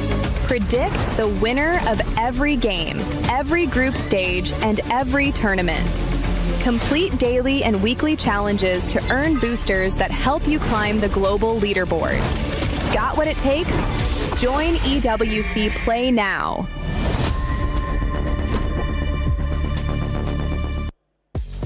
Another week of EWC means another week of Club Championship updates. We've got new games on the table, and we're hanging out with Ton to give us a little bit of insight about what's been going on over at the Lenovo Legion Gauntlet. Yeah, MLBB very much underway, starting with our group stage, which we've got going on all week long, into playoffs next week. But we're very early doors here in MLBB, but it's going to be really interesting, especially when it comes down to Club Championship. We've got a lot of the big boys in there, and some of the teams that actually really need to start putting their foot down. I mean, similar situation to what we've got going on for PUBG as well, which means that when we're looking at the Falcons, AGALs, the squads that need that win in order to be eligible to claim the trophy, this could be a huge pivotal week for them. Yeah, I mean, Falcons, speaking of them, they've got 2 teams within our tournament. So one of them did come through in week 0 of EWC, actually. Managed to make it through the qualifier. They've got those 2 different teams coming through, but only one of them is really in contention to be going for the win. For them, not being the greatest of starts, though, for both the Falcons squad, you would have liked something maybe a little bit more clean cut. But teams like Vitality, Team Liquid are our favorites when we're over there. They need to start getting going as well. They're not quite putting up as much of a fight as they have done in 2024 and 2025, but realistically speaking, they are a team who should be getting 1,000 points in MLBB. Whether or not that happens or not is another thing. Yeah, and they're one of those teams that have done well in years past for Club Championship, so we'll have to keep an eye on them and see how it goes. But of course, lots of gameplay left before we can even get into it, so we'll check in just a little bit. Well, if you had AGAL, one of those Club Championship teams, on your pick'ems, congratulations, because they are bouncing back, getting over 10 eliminations in that last one. If you haven't been able to put in your pick'ems, make sure you go ahead and do so. Go to the EWC website or the EWC app. And if you're sharing stuff on social media, don't forget to use the hashtag EWC. I want to start featuring some of your guys' stuff that you're sharing on social media. But, I mean, the main topic right now, Toffees, AGAL. Man, they needed it real bad, right? This is one of those that are not only for this, but for the Cup in general. You heard the Cup update. They're a team that has to sort of put some points on the board for the organization. They actually managed to do it that time. Now, they did it with all the tools that they could possibly get on the map. The BRDM, they had a Lynx in their pocket. At the end of that match, I think there were 8 grenades left on Himas, so that was crazy to see. They played it really, really well. And while Tycon and Himas aren't on the same team anymore, it was nice once again to see the old Tycon-Himas show as those 2 teams went head-to-head at the end of that match. Listen, we're enjoying this rooftop so much. We decided, you know what? Let's just stay here a little bit longer. We were expecting Falcons to make a bit of a comeback. We just heard on that interview they still have the confidence. Kalaris asked him, you expected to make it to the finals? They're like, yeah. Yeah, look, I'm just enjoying the sunshine, but not so much the wind. You guys don't have hair like I do that gets all up in your face, but you know what gets up in your face is, like, obviously we had full sense on the height there above the Falcons, and this was kind of like a little bit of a difficult situation for them, obviously being embedded under the rock, but I mean, they were kind of causing that chaos, and the Falcons were able to sort of hold them off. They, full sense, used so much utility on them. The grenades were flying in, yet they still kind of kept that composure so they could keep that sort of southeastern side to make their way in. But look, it was a little bit better of a game from them, and obviously we heard the interview before saying they're like, we're doing well. I mean, it's not super reflective of the leaderboard for them, but like it's nice to see that their mentality is still saying, look, we've got this. But look, I feel like we've got 2 matches left. They're going to have to do something crazy in the next group stages. Yeah, I mean, full sense is, all right, sorry. Falcons are used to being on top of the mountain. That's the way they breed, right? When a Falcon's on the ground, they're at their weakest. So full sense up above them, covering them, keeping them locked up against the rocks. There wasn't much they can do. I liked Shrimzy's attitude in that interview. He said, you know, the game's going the way that not how we wanted to, but we're not mad about our calls. Like getting to that rock, being run over in the last game, this time getting stuck underneath full sense. It's not necessarily bad choices. It's just unfortunate. Like we said earlier, PUBG happens. That mentality to bounce back and make a move is what matters most. And that's one team that we expect to be able to bounce back and continue that consistency. And honestly, they even said it. They are one of the favorites. They're going to end up being on the finals, and I don't expect anything different from there. Talking about teams that are going to be going to the finals or might not be able to make it to the finals, because now we're moving into the last 2 matches of Group A. And this is why that win was so big for AGL. But we got to talk about some of the other squads. I'm looking at Tai Lu. Now they're going to be going to the last games. It's going to come down for them to pretty much just go for broke. Yeah, I mean, sitting at 32 points with 2 games left to play is not where you want to be. We think the cutoff's going to be around 64 potentially, maybe lower. They might get lucky because there's 3 sponges so far that are developing, but that is going to be a little bit of a tough move. I will say, if they had managed to win that, going, and pull out a couple extra points, I think it was better, but at least they now have some momentum. They can say, you know what, it's not our calls. We are making good choices, and that confidence going to 2 more games, maybe that's the difference maker. I mean, what if we even pull it over to Na'Vi sort of sitting down in that? They're making some awesome calls as well, like sitting at this sort of mid-range of the leaderboard. They were able to get that push on Shadow, but you were talking to me about this, but at the cost of what? They took pretty much the entire team just to be able to get those eliminations happening, but that was down to 1, and they weren't able to sort of, I guess, resurrect themselves from that play. We talk about the Na'Vi situation, right? So Shadow set up a pretty good trap. They're tucked up against the hill. They get Hackatory, and if there's something you want to do when you fight Na'Vi, it's kill Hackatory as fast as possible. They did it. The problem is you have to remember, never go full stack. They stacked up together on the side of that hill, and it was one boosted grenade dropped on their toes. They looked down, they said, oh no. It was like one of those movies, like you're watching Saving Private Ryan, where all the guys are like, oh, it's over now. And they go. That's the end of them, and then Navi's able to sort of salvage up some points. Navi, I think, is in the same position, I think, as the Falcons a little bit. That 20 points right now after 4 games, a 5-point average is okay. That puts you at 60 on this track, but you say these are all bad games, right? You got to have one good game out of 12, surely. So if they get one game where they average 9 to 12 off of that game, that puts them into a spot where they will probably qualify. I mean, what I'm seeing from like Na'Vi is they are trying different things and they're making these decisions. And I'm not saying the Falcons aren't making the decisions. You heard them. They are happy with what they are doing, but it looks like Navi's just pulling out everything and throwing stuff at the wall and seeing what sticks, which is what I like to see from a team. No, that didn't work out so well for them, but they'll go back to the drawing board in these next matches, and I feel like they could do something a little bit more in our match 5 and 6. I think the thing I like about Na'Vi is, so we talk about Twisted Minds as a system-driven team often. Na'Vi, and I actually heard this, Twisted Minds wasn't stoked because Na'Vi came in and sort of memorized their system, adapted it a little bit, and has used it for themselves. So I think the idea that Na'Vi is system-driven, but when the fight breaks out, they become very sort of work on your own or work in duos. The system is dead, let's just frag. I think works really well for the modern environment and the way that PUBG has been evolving so quickly. This is one of my picks for teams over the next 2 years that will continue to just keep climbing that board and be world champions at some point. And for Na'Vi, they just came in today too. So they still have 6 more games tomorrow to go. They got time. If they're taking a little bit of time, that's completely fine. One team that started off hot today and it has slowed down in a way, but even though they've still been getting the points, it's VP. VP, in the way that they're positioned currently in the overall, they're looking like they're going to be going to the finals. But at this moment, I mean, if you're going into the last 2 games, they could use that to play a bit of a spoiler role to some of the other squads that are also in Group A that are having a hard time. Yeah, it's one of those, do I take that risk? Do I sort of mess with someone and they come back around? If there's a $2 million tournament, that's the one to make bad blood on, right? So they could mess with someone. That's not VP's nature generally. I think what they'll do is try to run up those numbers a little bit, because you also want that confidence. You want to walk with swagger into the grand finals and be like, yeah, we broke 110. And then everybody else is terrified of you. So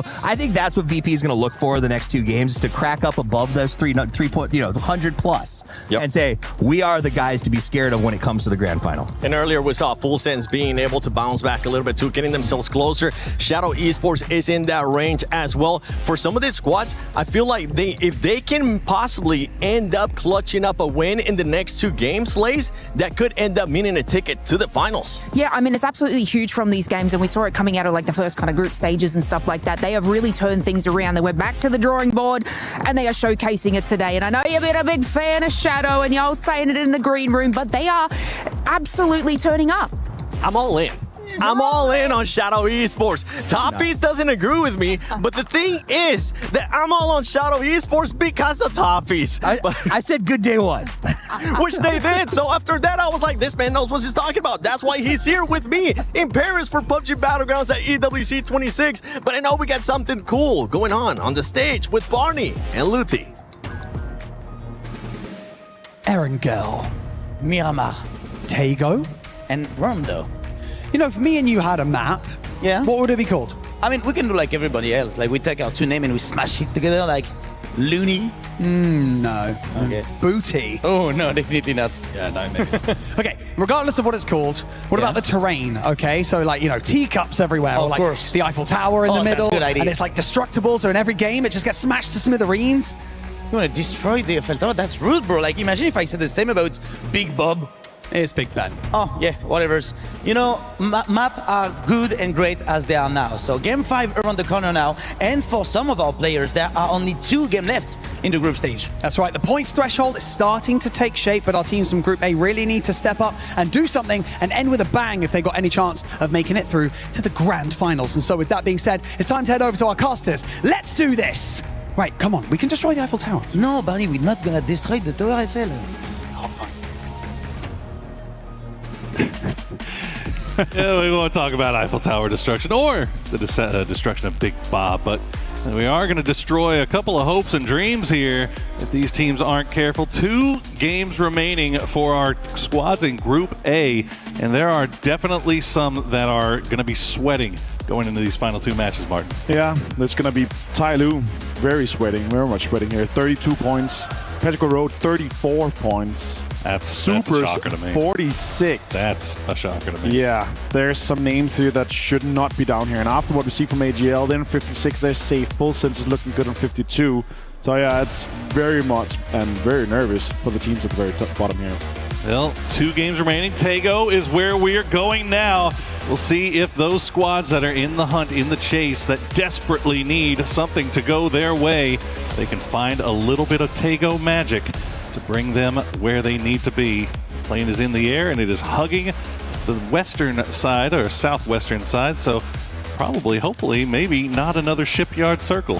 You know what I love about Tego? What's that? We get to say, it's time to Tego, guys. 2 more games here, Paul. And you know what? Can't avoid it. From the southwest to the south side here, a lot of teams are not going to be able to get to Kangyong Airport, Shipyard, even to Yeongcheong here. It's going to be a stretch in a car for VP. It's going to take some time to travel. Might see some contest for cars in some of the areas where teams are not used to. So definitely going to be difficult for this one here. Tyloo, 2 more games to go. Currently at the bottom of those teams that have played 10 games. And yeah, they're going to be close to Gen G, close to Vitality. And Vitality's been looking great. They're also have played 10 games. And 57 points for them. Guaranteed to go final in my book here. Sure, they're going to get a few more points. I think the cutoff, considering how kind of top-heavy we've had it so far, I think the cutoff might be a little bit lower. Yeah. Maybe the 50 to 55 point mark. So yeah, we'll see. And we get a southern side shift here. And look at that. Look at the team straight smack bang in the middle here. It's going to be absolutely interesting to see what they're going to be able to bring. Look at that. Yeah, I was keeping a very, very close eye on this because anytime you see plane paths that really kind of tend to hug one side and really cut off a lot of normal drop spot locations, as you were saying, airport, anything up to the north, that's when you start getting a little bit worried because looking at these drop maps coming into this, it's the alt drops. Right. Where everybody is kind of like piled on top of each other. Everybody says that Songam is their alt drop. They got like 4 teams saying Songam is their alt drop. Well, fortunately, it looks like everybody kind of got the message and they found different ways to do it considering this plane. So looks like the luck in their favor this time, and we won't see any early game shenanigans here. But as you said, Petrichor Road, they're in a really nice spot here. They got Chewy 7-1 right in the middle. The rest of the squad over in Buksunsa, and they're going to come and join him very quickly. I quickly want to talk about your biggest surprises so far we've seen. We've got 2 more games to talk about Group A here. What's your biggest surprise in Group A so Shadow far? Esports. Shadow Esports, 51 point, Poro. I mean, it's just not a even few a doubt. more and they're good. No, hands down. They've been very, very impressed with what they've been able to bring here. And yeah, sure, so far today it's been 16 points, but yesterday 35. They're actually the team coming into today here, considering we brought out and taken all of Group B out. They had the most points going into the start of the day here. Sure, they had a not as good of a day, but they still got 2 more games to go. And I'd say, again, with 51 points now, with 2 more games to go, they know they just need a few kills. They're going to set up and play around that. And with a home turf circle like this, where they're able to do School and Sangam alone, they're going to have all their prior compounds. My biggest worry is for this one and for Shadow, don't go too greedy. No. Like, I would even go as far as saying 4-man stack. If someone crashes you, as Delvin finds Earth Sapalui here, a lot of teams are going to be fighting outside the circle because they have no priority on that southern side. They're going to be fighting everywhere else in the map outside that. Keeping eyes on Vicious Esports, getting a little close to Supers right now. It looks like they're just trading shots, but Vicious looking like they might actually want this. I think they realize that they've got Supers in a disadvantageous position, but Supers will retreat to the coastline, and I think, yeah, Vicious is going to see the other squad members from Supers starting to arrive, so they realize that the time is no longer there, and they're just going to go ahead and pull away. It's probably a smart play there. That's some alpha move, just driving straight at them like a game of chicken here, as you say, and they're like, oh, we're bowing down. I'm like, okay, well, these guys are afraid of us, so let's just go towards the circle. The Supers, as you say, 43 points, Boro. That is not enough. They got 2 more games to go here, and it's a team we've been discussing throughout the year here. Like, we're thinking of them as a team where, okay, they're actually going to be able to do some damage. Now Levante getting into a secret room, and I see a 3-West. I see everything going on here for him. He's absolutely stacked with a Groza as well in hand. Full 7-6-2 setup for him. This is going to be a huge game if everyone else is able to set up Levante on Team Vitality. Tell me your secrets, Levante. Only if you have the key, Poro. Only if you have the key. And that's obviously a new addition here in esports. It's awesome. Played a lot of it in ranked, and I actually really love it. It's high risk, high reward. Some of the areas are hard to get to. It's hard to contest. Some of them are a little bit more secret. And all the teams are not fully prepared to, like, you have to remember, oh, where are these areas actually? Because we've been playing with them in esports where we didn't have the keys, where you couldn't get in, and they were really weak positions. But when being able to open the door, being able to play from inside, is actually way, way safer. So that's interesting to see. Sure, here it doesn't have a big impact for Vitality because they're going to go back to their 2-2 split or 1-1-2 split. And on screen here with Na'Vi, so far, of course, only have been played 4 games, but only 20 points. It's a team that, just by the sheer brute force of mechanical skill and pull-ups, they don't need placement points. They can just kill everyone. But they have only had 15 kills, 5 placement points. Is that enough for a team of this caliber? If you look at how many players and teams have mentioned Hackatory and Na'Vi as a contender here. Always, yeah. No, I mean, but this has kind of always been the case for Na'Vi, hasn't it? I mean, Sure. we've kind of looked at him and you're like, oh my God, Hackatory. If not one of, if not the best player in the world, especially when he's really, really on. And we've always kind of said, like, he just needs somebody else there. He needs some support. And there's certain days that Na'Vi, the rest of the guys are able to keep up with him. And now that with the addition of Boostic, obviously, a lot more firepower, a lot more mechanical talent being brought in. But it's still kind of, it feels like the story's still remaining the same. Like, you'll have Na'Vi will put up these 70-point, 80-point days where they just look unstoppable. And then they have these where, 20-point or less, just stinkers. And it's if they can just find a way, and tomorrow they could come in here and drop 80. That's the thing. Like, you never know with this squad. No. And for this game here, they do have some pretty good terrain here, but we have such a big southern circle here. A lot of teams already inside. The teams that are out right now trying to get in, let's talk about it. As you see, 17 Gaming flying around the gliders. We might have some air combat here, and I do love that. It's 17 and Na'Vi, so it's actually good for Na'Vi there. It looks like it's going to be enough to force 17 to continue their rotation, pushing off to the west. So Na'Vi will hold strong. They do have Petrichor Road kind of off to their south, but looks like they've got a decent spot to play here just off center. Yeah, Falcons also drawing in, trying to get into position from the northern side. They're potentially going to butt head with T1. Tyloo coming in from the southeast. 17 Gaming is coming in from the north right now, inside the circle of Hosan here, but they're going to be having VP flying straight across from him from the helicopter. And the emergency pickup, of course. And all the teams already very, very centered up, close and around Song Am. A little bit nervous if we're going to see a western or eastern hard shift. We've seen these, hospital kind of hard shift to the east when we have these Song Am endings.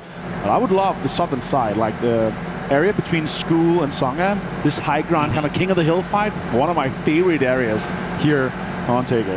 And I feel like a lot of these teams may be thinking with those new circle changes in play, all right, what's the worst case scenario for us? It's that if this thing hard shifts down to the south. So let's put ourselves in a position to where if it does do that, we can kind of play around it and we feel better and more confident coming north. But it's not going to matter. It is going to hard shift down to the south. So 50% unplayable. And right off the bat, Falcons are going to run into T1. And once again, T1 running into trouble early. This time, it's going to be the Falcons. These two teams are just butting heads all day here. It's crazy. Type goes down here. Big names to take down. And Raining and Heather's going to have to drive away. That's 2 easy points for Falcons with BRDM as well.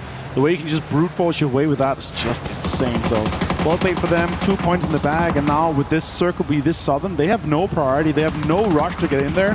They can loot. They can get the chips if they want. You can just get all the utility and just recoup just a little bit. Type still knocked out there. That's going to bleed out eventually in here in phase 2. But sure, Tickleton found him. It's going to be looting out. And now T1 being down to just Raining and Heather. Sure, they've had a absolutely fantastic day so far with 31 points in just 4 games. If they can replicate that tomorrow, it's going to be fine. Red zone straight on where we potentially could be ending up. It's going to create so much destructible terrain and areas and dips and foxholes for all the teams to play later. You can see Virtus Pro, all hands on deck here, all pickaxes in action as they create a little bit of space for themselves, but they have to stop here momentarily as 17 has arrived, and 17 will lose Little Ghost. Nixie with a good spray will take down one. We'll see if the rest of 17 could escape. Looks like they will be able to, but where do you even go? AGAL off to the west, now Vicious down to the south. 17 just finding themselves in the middle of no man's land. AGL has set up a great spot here on the mini palace on the southern side. They're going to get so much points from here. Boosted gets found by a red zone. Xiaowu's out from the glider. Destruction is happening everywhere here with the red zone straight on to like 20-25 players. Absolute insanity. Oh my god. How many do you think Boosted could probably count on one hand the amount of times he's been knocked by a red zone? I can tell you it's not fun. It's not great. You're never happy about it. Well, fortunately, nobody was really pressing them. They're still off to the east. They're going to get that revive up pretty quickly. Falcons, though, I wanted to ask you, so coming in so far from the north, right? You see the shift all the way down south, the second shift going all the way down south. At what point do you say, okay, now we're kind of in salvage mode? Right. We're not really feeling like we can maybe get a win off of this just because we're coming in so late. What point are you saying, like, okay, now let's just go for kills? Everything just changes because they have a BRDM, right? They can play around it with where the BRDM can go in front, he can scout, he can see, okay, where's teams, and try to avoid the pants, of course. Here with this, they can kind of brute force their way through the circle where they still get space here. Even Tyloo shooting at them now here as it is. They're going to divert a little bit. They're going to kind of try to set up and still get inside the circle here. So they're going to be absolutely fine. Look at the utility here. Delvin finds Wenbo. Even though he had some cover, it's going to have a huge impact here. And Wenbo goes down. That car is also absolutely gone. And 200 damage already to Delvin. Another circle pop. We do go towards the Songan area and to the eastern side there, and Falcon's going to be happy with that. Wenbo flushed, Delvin get that point, and AGL absolutely on fire after that last game. Confidence at an all-time high here, Poro. And if we're gonna call out these teams that are having a bad day, 17, man. Oh yeah, not even 20 points on the day yet, with one game remaining. Well, this one obviously, but only Tiantian left, and it is they're leaving themselves with a lion's share of work to do here tomorrow. As we see the new circle is popped, most teams already in. I did want to point out T1, Falcons, after they took out those 2 players from T1, did not destroy the chips. Right. But T1 was able to get those revives. We'll see if that comes back to haunt them here. Now we check on supers. They've got JDG on the coastline. Looks like JDG is going to be able to avoid them for the most part.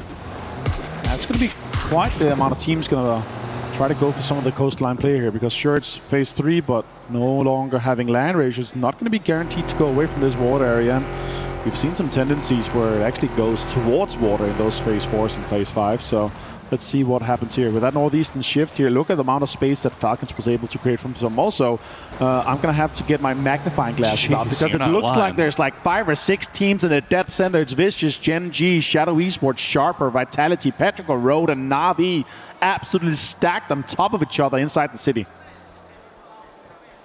That is going to be very hectic if and when they have to leave. But right now, they'll just be uncomfortable neighbors as we check back in with AGAL. Still have to make their way inside zone, and they've taken their time about it. And as a result, Virtus Pro has kind of gotten themselves into a spot that they could maybe cause them some trouble. As we see exactly what Mr. Avenger was talking about. Lots of residents in the city of Songam right now. New applications are closed for Songam. No vacancies. There's no vacancies available here in Songam, absolutely. And with the area that Falcons has, if this circle goes anywhere east, that's a double-digit big game for them here. That's exactly what they need. You can hear the confidence from Shrimpsy. They're like, yeah, we're one of the best teams in the lobby, and we're going to play like it. And this is definitely a game where we potentially could be seeing that, especially with a BRDM in hand.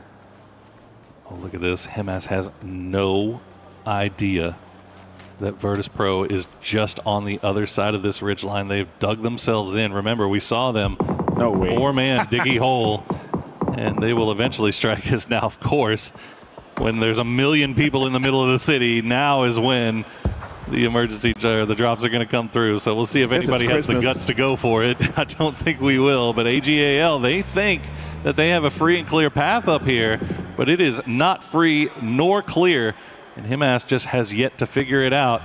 We see the stress coming through in the fans right now. They know Oh my this could God. be dangerous.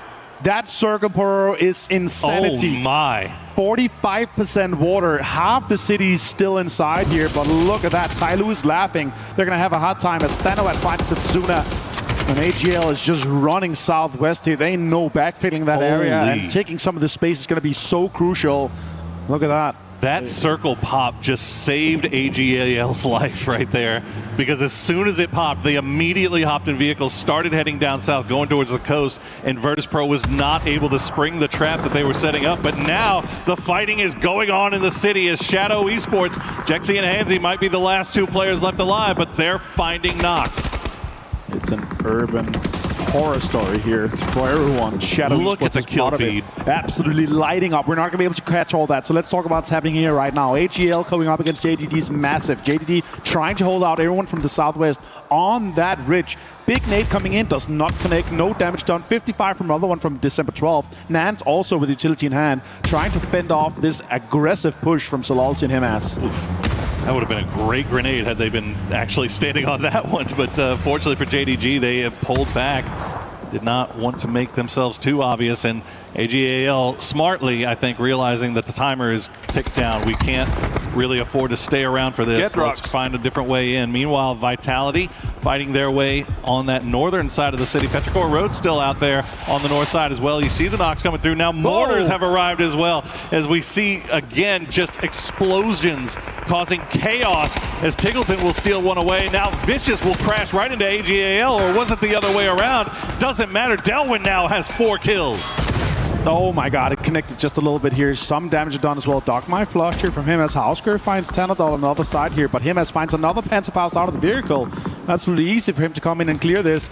And now he's going to have to run, try to disengage from this fight here. Trying to find him here. Tycon, oh my God, he's going to know. He's going to throw a molly straight to him. That's potentially going to do some damage. Tycon got out of it though, and now he has utility as well.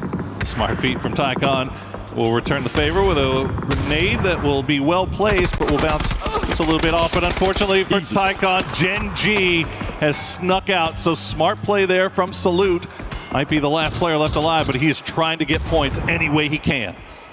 VP decided to get involved in the city because they're already qualified here for 76 points. They haven't reached after 10.5 game where Myth left yesterday. 79 points for them is insane here. But yeah, absolutely qualified there. Might as well have some fun here inside the city. Vitality though has a double crate guns, a Groza, a P90 on all of it. Oh, Falcons, they're making a push now, and Tyloo is spread across that ridge line. They're going to drop down some smokes. They do have that BRDM, but look at the Panzerfausts in hand for Tyloo. I think Kickstart may have spotted one. He's not going to take that risk, not going to push directly in, but the circle will pull away. It's going to go off to the west, so Falcons don't need to fully commit to this fight. Tyloo need all of it. They need so much to get everything in here. Let's find Tano. Tano's been knocked 14 times so far in this game here, so he's also going to be flushed quickly here from Gedrux with a P90. Jedi finds Gedrux now, though. That's a P90 out of play. One Dragon trying to go for the flagging position, has utility left in the bag to send over, but it's just not finding the mark here, as Sharper will go down in the end, as all of our teams in Songam are still now fighting themselves through. They have to leave once again, as I believe AGAL and Virtus Pro are just kind of shepherding all the rest of the squads into each other. Meanwhile, Falcons looks like they're going to pull away from that fight with Tyloo, as well they should. He's going to continue to plug all that beer. He's going to be absolutely not going to have anything left, He's going to have nothing left. Beamy finds destroyed. Delvin also down with another nade here from Beamy. A great push from VP here. Both of these teams are qualified, but who can make the most of it? They're playing a high-risk, high-reward game of trying to play the edges of this city, and unfortunately, they run right into each other. And there you go, AGAL gets wiped. 6 kills now for Virtus Pro, and they should be able to reset. Shrimsy and the boys came on to T1, but they will lose 1. Reigning now the last player left alive. Tingleton allowed to stay alive, but he's going to go down. Falcons get picked out. That's insane. You would expect so much more from that. Tyloo held that eastern side so well, but had to try to go for a center push with that BRDM, but everyone was just shooting at them, especially Na'Vi from that northern side. Songham on fire. Hello, my bad. Tons of damage taken here. Correction with utility. That's double nade straight on him, or double stun grenade straight on him. Go. More utility being There thrown. it is. Finds it. Levante goes down. Hello, my bad. Right behind him is Quizzy. Will have to retreat to the hard cover. Meanwhile, Na'Vi, they have been playing quietly over on the eastern side of Songham, have managed to keep everybody alive. Now they're looking over in that direction of all the teams that are going to have to cross that road. So they are in a great spot here. Petrichor Road is going to find Tyloo before eventually going down. So Tyloo doing the most here, but Na'Vi now sniffing over in that area as well. Tyloo 2 kills, potentially more to be had here, but DN Supers are sniffing out. This could be huge for Supers. Yeah, but look at the nades coming in. Triple 4 nades coming in. Hakatar Ferris gets the most of it. Now it's just Lee, and DN Supers is backfilling his position on that eastern side. They want to get it out of here. JDD and DN Supers is looking great from this position here. They have so much control from the water side. Oh man, but the problem is 0 kills. Nobody has really revealed themselves to them. Everybody knows to expect a full squad down there. The only team that they can really have to worry about right now is JDG, who's playing the western side of the coast, and now JDG is going to have to move over in that direction. But we are playing a wide open field. T1 down to a duo, have basically the only cover to find right now as Na'Vi trying to retreat. As our city scrappers, Virtus Pro, they're going to get another one. They'll finish off Gen G, and this is just Virtus Pro farming at this point. 8 kills on the board, and they are cleaning out what's left of Songham. I can't believe it's still being 4 alive here. That's insane. The utility being thrown at Jaxi, and that's Shadow Esports out in 8th place. VP continues to farm the lobby here. Absolute insane. Shooting inside the smoke, maybe thinking there's more alive, but no, you just hit your teammate just a little bit, but that doesn't matter. Now Na'Vi, VP, and T1's gonna have a fight. Oh, JDD! Oh, nice grenade from Suze, as that's gonna kick off the fight on the coastline. We'll see if Supers can rebound, but Na'Vi doing their best to try to hold out Virtus Pro right now. They see the smokes. If they can time the grenades perfectly, they might be able to get them, and a lot of damage comes through, but they'll be able to keep that US alive and reposition as JDG continue their push. Heather finds Corexi for the confirm. Reigning also finds Spyro. T1 with a 2-man just fighting everyone still. That's huge. JDG finds Rex for the flush. And now he's pushing December 12th. Well, more utility being thrown here and committed to this fight here. Down to a 3v4. Super's able to get one of those reses off. Weren't able to get Rex. They are just laying down the smoke, trying to slow things down, trying to slow JDG down, see if they can maybe get something here. But a nice grenade from Cold will take down Guman. And they are once again on the back foot. The smokes aren't going to help them for that much longer. You got to wonder how much offensive utility JDG even has left at this point, as they're being very, very cautious about how they take this fight with Supers, because if they can come out of this clean with all 4 up, they are perfectly positioned for a win here. Yeah, they're realizing, is it worth betting on us winning this 1v1 fight or 1v1 team fight with them? Because if we can coexist here, we could farm the rest of the lobby and then fight later on. I don't know if that's what JDD wants. Beamy finds Boostic though. Now he's under some pressure. Tyloo still has Lee alive inside the circle, and T1 still 2-man stand. And Chan also from 17 surviving on that western side. Surely eventually he's going to be found by VP. Yeah, that's who I'm looking at right now, because VP, I mean, they came from the city. They have no idea to even look over in this direction. Tiantian just being the sneakiest snake right now. Heather will find Boostic as the grenades from T1 just going to, I think that might have been a freshly rezzed Boostic, so not a lot of damage, but it gets him back up. But that one will. He'll finish him off, and he's going to get the knock onto Spyro. So Na'Vi, once again, backs up against the wall here. It's actually impressive that Virtus Pro was able to keep 3 alive and make their way into the circle, but Tiantian could strike at any moment. Well, how much this circle. Yes, this is a crazy circle as well. T1 still being in, Na'Vi still having a Rich to play. That's huge. Actually, next fight could be JDD and DN Supers, because they need to move both of them. And let's see how they approach this one. Tiantian, yeah, could have an impact. Look, Human slowly pushing towards this rock here, trying to take space away from it. And even if they try to kind of wrap on the eastern side, that's going to be JDD trying to maybe put some bullets toward them. Yeah, this is interesting though, because JDG has also sent Cold 119 back over to the west to kind of look back to see if that's an available rotation. No way! As T1 is going to hold the line. Virtus Pro tried to sneak up on him, but so far so good for them.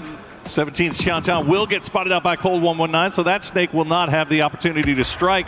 But T1 and Virtus Pro now fighting over the shack. JDG, they're getting the call from Cold 119 to come over here, because this is a lot more, this is probably an easier game-winning play if they can take out T1 while they're looking. But what a hold from the duo from T1 to take down Virtus Pro. Insane plays here from Raining and Heather. What a way to take a 2v3 straight to VP. And now Lee's under pressure here. He does have a little bit of a backpack, and he's going to be able to survive that. Oh, the heal comes off as well. So, but Na'Vi knows exactly where he is. I wonder why. Maybe it's the 4 burning cars and all the dips around it. It could be a little bit of an indicator there, couldn't it? So I'd say, hey, I'm being sneaky over here behind all of these smoking, burning husks of cars. Yeah. Well, look at JDG. Okay, so they're going to allow Supers to live for now. After the pressure came through initially, Xenons and Suze have been left behind to try to see if they can find an angle onto DNS whenever they're moving. But, I mean, JDG, they're positioning themselves for late game while also keeping eyes over here towards Supers. We'll see. It doesn't look like anybody's got angles on them. T1 has eyes only for Na'Vi right now, and the same is true in reverse, as Na'Vi looks like they've run out of offensive utility to send over towards Lee. If JDD plays this right, this is a double-digit kills win easily for them. The way that they've approached, the way that the south side is set up for them, with the cover that they have as well, it's going to be crazy. But T1 definitely the biggest winner so far of this game here. 6 kills as a duo. They got hunted from Falcons, and then later on, they killed them. That was absolutely insanity here. Deal trying to dig towards the circle. And this is actually sending her out quite nicely. The only team that has a lip inside of it is JDD. Just the tiniest little bit of space to play, and JDG is 4 alive. They have the opportunity to kind of go for that. Here's the blue zone grenade. It's going to force Spyro to move. Double nade. They do still have offensive utility left to send over towards Lee, but unfortunately, it's just not falling. The flashbangs are going to be perfect. Unfortunately, the grenades were not. So Lee able to survive a little bit longer, and Na'Vi still has to worry about him. Keeping eyes on T1 just to make sure nobody's sending it over. Lee did have at least 1 grenade to send over, will cause some damage. The second one will find the knock, but that is going to do it for offensive utility for him. Look at that. He just found another nade and another Molotov. Why not? That's huge. December 12th finds Raining, and this is the JDD push I was talking about. To be able to take that south side control and also hold out the other teams trying to get in. It's going to be T1 losing Raining surely, and then it's just down to Heather. He's got another one. Oh, he's going to get the re-knock on the Hakatori. Hakatori wasn't even able to stick the res just yet, so I think Ferris' job is just to send flashbangs over there to make sure he doesn't throw yet another grenade. He's got 1 Molotov in, but Heather will spot out Spiro as they try to make the push. Will steal it away as well. Make sure he secures that point. Ferris now the last player left up for Na'Vi as the blue is tickling his toes, and Lee will collect it. Lee doing the most here for Tai Lu. Such an important game for Tai Lu. They needed these points here. They're going to be pushing this even further here. Potentially more points to be had here as DN Supers is trying to dig in from the eastern side. JD still has space. Lee with a Panzerfaust potentially going to send it towards somewhere in the middle to create some destructible terrain ahead of him to be able to play that. Picks up the MK12 with the 6x2. Has a almost full 3-vest. He could potentially get more points. Maybe kills, maybe placements if he gets T1 out of this game. Look at this. Supers. JDG, I mean, they're holding on the edge, but Supers have been able to take a lot of space here and are able to kind of dig themselves down. Let's see if they can hold off JDG at the edge. You see Lee doing his most to make his way in as well. T1, that's the situation they're dealing with. The smokes still kind of flying out, but you got to imagine at this point, all of these teams are going to be running pretty low on utility. Let's see who was the best at being disciplined, who was able to hold on to as much as they can, as Cold 119 taking shots over towards Heaven, not finding anything. Simbatul, just one stun grenade. He's going to have to be the point man. All of the guys have a little bit of utility. Suse finds Heaven, and Deal is on fire, potentially going down to the knees. Molotov, Human so low as well. Oh my goodness, Lee just causing so many problems here as a solo. Human, just a little bit of HP left as Suze just continues to push through. Human not popping up just yet. He's going to find one. He's going to get two. And now JDG is down to Nons and Cold 119. But T1 can't capitalize. They have to go for the res. Human goes for another one. He doesn't get it. Nons and Cold 119 have to make the push here. They're going to spot out Lee, but he's able to retreat back into the smoke. It's a 2v1v1. Cold T1's out. Third place here now.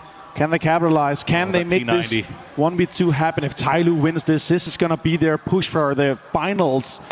He's still got some smokes, but now they break through and Nance finds it. Easy headshot, and it's JDG for a chicken dinner. Through the smokes will take out the raid boss of Taego. Tyloo's Lee did so much work there as a solo, caused so many problems, and essentially ruined the games for Na'Vi, for Falcons, for Supers. I mean, he was such an influential factor there. Almost ruined it for JDG at the end, but Human stepped up big there for Supers. But I know Supers has to be a little bit upset with the fact that they weren't able to collect a little bit more off of that, but JDG has to absolutely be beaming there. Absolutely. 8 points so far today for JDG, and now this win to come alongside the 10 points for the chicken dinner, alongside the kills, is going to put them in a more comfortable area of that mid-20s points. What a wild Taego game. I mean, that shift, and so was it C3, C2, C3, C2? 4 or 5, where we just had 45% water. It's just insane. Unbelievable stuff. And I mean, all those teams that had crashed into Songam, I mean, we saw it, we talked about it. There was just, I mean, 6, 7 teams all inside Songam, and guess who was the one to capitalize off of all of that? Virtus Pro is just looking so good. Yeah, there's no vacancy, and the Virtus Pro landlords, they came to throw everyone on the streets as the circle moves out. And look at that, JDG celebrating. Gotta be happy. Yeah, for sure. 2 points per game average before this game here. And now they're able to capitalize. I think they're going to be ending up around 25 total points after this, so that is huge for JDG. Yeah, massive stuff for JDG, and they still got another day left to play as well. So they've got their eyes on the top 16, but Tyloo starting to show some signs of life here late in the day, but is it too late? That's the question. Lee doing everything he can to drag his team up the leaderboard there, but we'll see if it's going to be enough. We've got one game left to play today, guys, so don't go anywhere. We're going to be right back.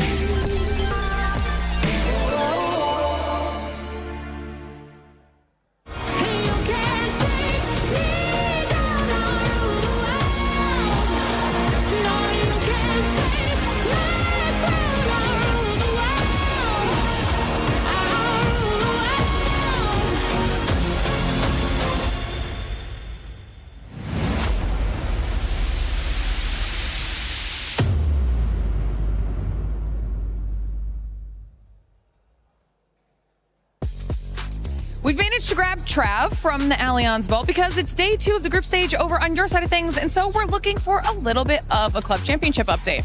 Yeah, we've had a few progressions here and there. Weibo Gaming are the reigning champions, and they've managed to claw their way through 2 real tough games, to be fair. It's been close, 2-2-1, so they've managed to get to day 3 of the competition into that knockout phase. It's going to be tough for them, though. AGAL managed to get some points on the board as well, joining them through to that third day. So they're catching up on the heels of Vitality at the moment, only 100 points behind them. And speaking of Vitality as well, they've been struggling on our stage. They're down to the lower bracket. They're looking a bit shaky here and there. But also as well, got to touch on Virtus Pro, because they seem to be one of these teams who's flying under the radar at the moment, around about that 5th spot in the Club Championship, and they've guaranteed themselves that minimum 200 points as well. So the trend that I'm seeing for this week is that we actually have a lot of our big CC heavy hitters in a lot of these titles. So we're going to be keeping track of everything, how it all progresses, because I think this is going to be really impactful overall for the leaderboard. So of course, we'll check back in with all of you later. Well, Glitter, AGL was trying to continue on that hype train, but that last game didn't end up going their way. It did end up going the way of JDG, which coming into this match, they were in last place, I believe, with just 8 points. A great bounce back out of JDG. Yeah, I mean, it's a good start for JDG, but I mean, it's still their first day, right? So realistically, they have little room to grow. Even some of the teams that aren't doing as well today, they have some space, but I mean, time is going to run out for some of the teams that we're about to talk about. Yeah, one of those teams being none other. I mean, we got to talk about the Group A. We're going now into the final match.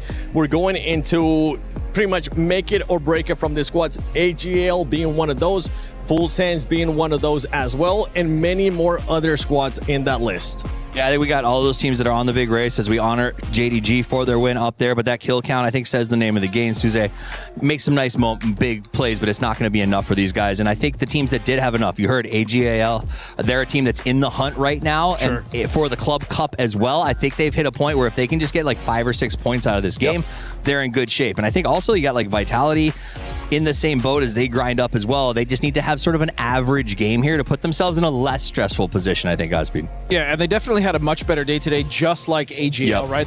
Which is ironic because they're 2 clubs that really need that as well. So putting those points, that's huge. They still have 1 game left. Now remember, our cutoff last year was just at 63 points, and we are getting close. We now look at these highlights. Disgusting sprays here coming out of Tyloo, which... Oh, Tyloo! Tyloo is... I'm gonna be honest. I'm just gonna call it. I don't think they're gonna qualify. I agree. I'd say Ty Little to Ty Late. You know what I'm saying? But let's talk about this Ty Lee, if you will, as he has been twice now this sort of solo survivor. He plays this backstab, absolutely negates Navi's ability to get into it, doubles the chance for Heather to make this sort of big stab and gets T1 deeper into this one. But more importantly, I think breaks apart the 2 teams who had a chance to dislodge JDG in the end game. So if JDG wants to thank anyone for that win, I would give it to Tyloo. And honestly, T1 as well. T1, even though it is their first day, their performance today has been great, Lace. Yeah, I know. I've been sort of matching up like the T1 Falcons narrative, and the reason for that is because every time T1 comes into contention with Falcons, T1 is sort of taking over the top. It is a crazy narrative from them, and time again, they're facing our EWC champions, and they are winning. Heather and End both have more individual kills than Tiggs and Kickstart at the moment, and this rivalry goes beyond PUBG, as T1 are actually actively succeeding in their sabotage mission to deny championship points for the Falcons. And I mean, coming in with that 3rd place as well just bumps up their average even more. I mean, 3.2 average for their placement points and 7.4 for their eliminations. And that's well above Falcons at 1.25 and 5 for their eliminations. So, you know, this kind of rivalry is pretty dangerous. I mean, it's funny because you think T1, like, from the organization's perspective, like, we're glad that you're hurting them, right? And, like, from T1's perspective in-game, they're like, any chance to see a Falcon limping, I have to go after, right? Because they become so strong potentially. They have a lot of upside. And I think any chance you can take to slow them down. Now, the king here is Heather. He has been unstoppable. We've seen multiple moves where they send him out by himself, and he walks away with 2 or 3 points strapped to his belt. Even if he's the one that's surviving last as well, we saw that happen with the BRDM play early on with Falcons, running them over and then finish them off with the nade as well. But for some of the other squads, we saw a nice bounce back too from VP in this last game, Godspeed. Yeah, I mean, VP is already safe, right? But at this point, they're just continuing to play how they should, right? Instead of stepping off the gas and being like, hey, we already we already qualified. Why would we need to play harder? I like that they're just continuing to practice because they're going to need that practice going into the finals for sure. Exactly. I mean, that practice is going to come into play. When you're thinking about that practice, some of the squads that are starting to, we really haven't seen a consistent day to day out of Falcons. When we think about it, you were just talking about it too, Lace. We did see the confidence come out in that interview that they ended up doing with Calares. But at what point, especially going into tomorrow, do we maybe start waving a flag, a red flag of just I don't know. It's not looking good. For who? For Falcons. Oh, okay, so that last send made me really worried. Okay, we're calling a spade. I love how you looked at me for that, by the way. Well, I was hoping you would be the mean one. So here, at the end of the day, here's what it is. I agree with Shrimzy's first assessment in that interview that they haven't necessarily had bad calls. It was just bad situations. And I'm not saying that last one was a bad call, but that send, they had to make a choice. Do we sit on the end and do we fight Tyloo, or do we make this big push? I think, was it Tyloo? It was Tyloo. It was Tyloo. It was, in or fact. Do we make a big send towards the middle? Arguably a winning position. You know, T1 is sitting on it, but it's way riskier. And when you're in 13th and you're desperate for points, I feel like the edge is the move. But I'm not here to judge. I'm just saying, like, I'm starting to stress out over what I'm seeing. Okay. I'm glad I'm not the only one, Godspeed. No, I mean, I will never lose faith in those boys. But, I mean, you have to look, when we're talking about T1 and Falcons, you know, kind of being rivals, you're mentioning all these, it's hard to have a rival when you're T1 and you're just blasting past them, right? T1 also bullied the heck out of 4EM, which we're going to see tomorrow in PGS. So when I look at T1's performance, I expected Falcons to somewhat be around that level, even though T1's having a great time, but they just couldn't get it done.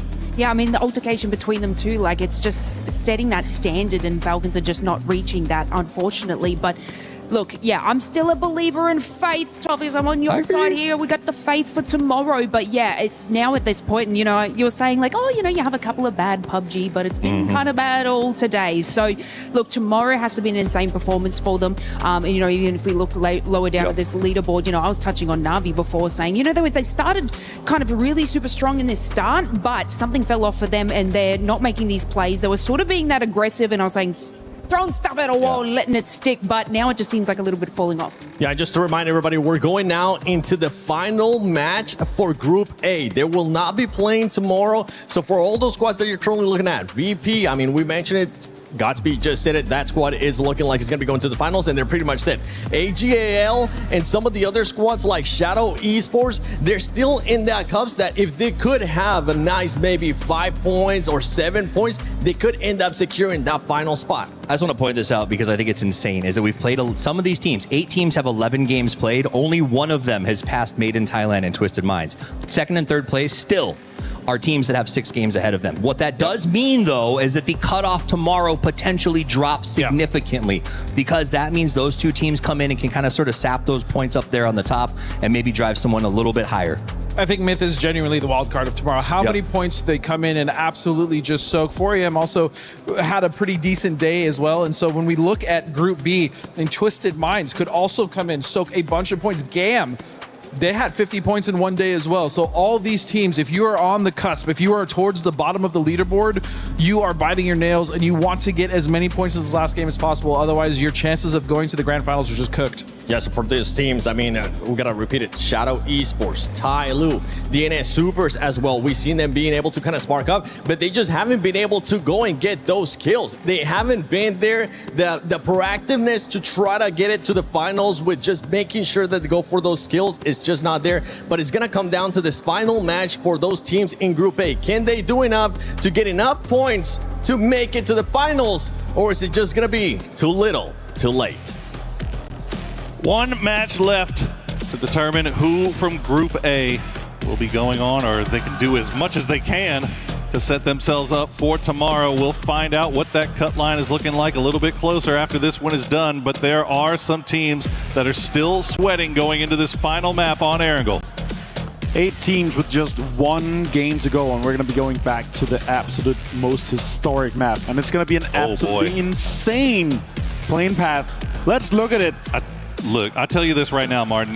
We were talking last game about how many alt drops you see on these southern plains. This is another one where this compound, just on this western side of Sosnovka Island, has about 6 teams that have claimed it as their alt drop. And this is a far, far south plane. So this is going to be interesting. We'll see if any teams decide to drop onto each other there. We might see some early combat here, considering how far south this plane is. I'm surprised we don't see more teams going onto the military island. We've seen so many of these plane paths where we have a either full military circle or a 50-50 military circle or 50-50 ferry pier military circle. Wow. So I'm surprised I don't see any more going really deep south or even trying to take a car and go and just loot some of the scrap on the southern side. But yeah, let's see how that evolves. Yeah.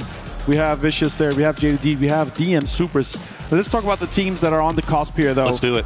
We have Group A, it's Virtus Pro, Tyloo, AGAL, Vitality, Supers, Full Sense, Petrichor Road, and Shadow Esports with their last game today. The team with the least points, though, out of those is Petrichor Road on 36. Absolutely shocking. And look at that circle. That's actually going to make it quite easy for most of the teams, unless we have a southern hardship. That's honestly about as best as these guys could have hoped for, considering how far south that plane was. I think everybody was thinking Military Island. Unfortunately, it looks like it's not going to go that direction. So we'll see if Petrichor Road actually getting a little bit close here to AGAL off the drop. And they're going to lose 04MB, and that is awful news for Petrichor Road when they have so much left to play for here. Now they got to do it as a trio. Yeah. We might have to call the agency. They got to go for his chip, right? Like they have to. Yeah, have to. Yeah. But there's no other option. You have to do it if you're gonna try to make a run here. That they're gonna have to do that, and you know, I don't see Petrichor Road making it. Like they're gonna have a 10-kill chicken dinner to lock this in to get to 56 points. It's just going to be pretty much impossible for them having lost one. And sure, they can go for it, but are they going to think, okay, are they going to camp it or are they going to do something funny about it? Because AGL is already qualified, say, with the 61 points that they have now. I think as Toffee's mentioned on the desk, we're going to have a lower cutoff. We're going to see Myth and Twisted Minds go absolute ballistic tomorrow. They're probably going to try to breach that triple digits. T1 trying to get into SNI here and getting some loot. They're going to have no priority inside the circle. They're going to be getting in really late. Starting to loot at the 3-minute mark. That's usually where a lot of the other early teams, they start moving from their loot to try to get some of the high priority. Look at that though. Vitality and Hansi. Shots comes in and Vitality and Levante, the big fragger of the team, finds another point for Vitality. And they're now on 63 points. That is massive for Vitality here on home turf. That is huge.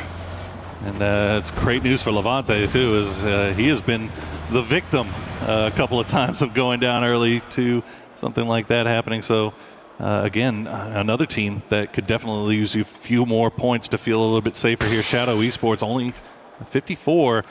They're going to have to hope that that cut line is a little bit lower, but it looks like Vitality is starting to kind of loop around and see if they can spot out the rest of these Shadow players. Was he going for the US? I don't think he knows that Setsuna is there. Setsuna will try to go for the spray, gets him down to half HP, but Vitality will leave. Yeah, Levante reading that, and good cover there from Quizzy to make sure that Setsuna can't just free fire at him.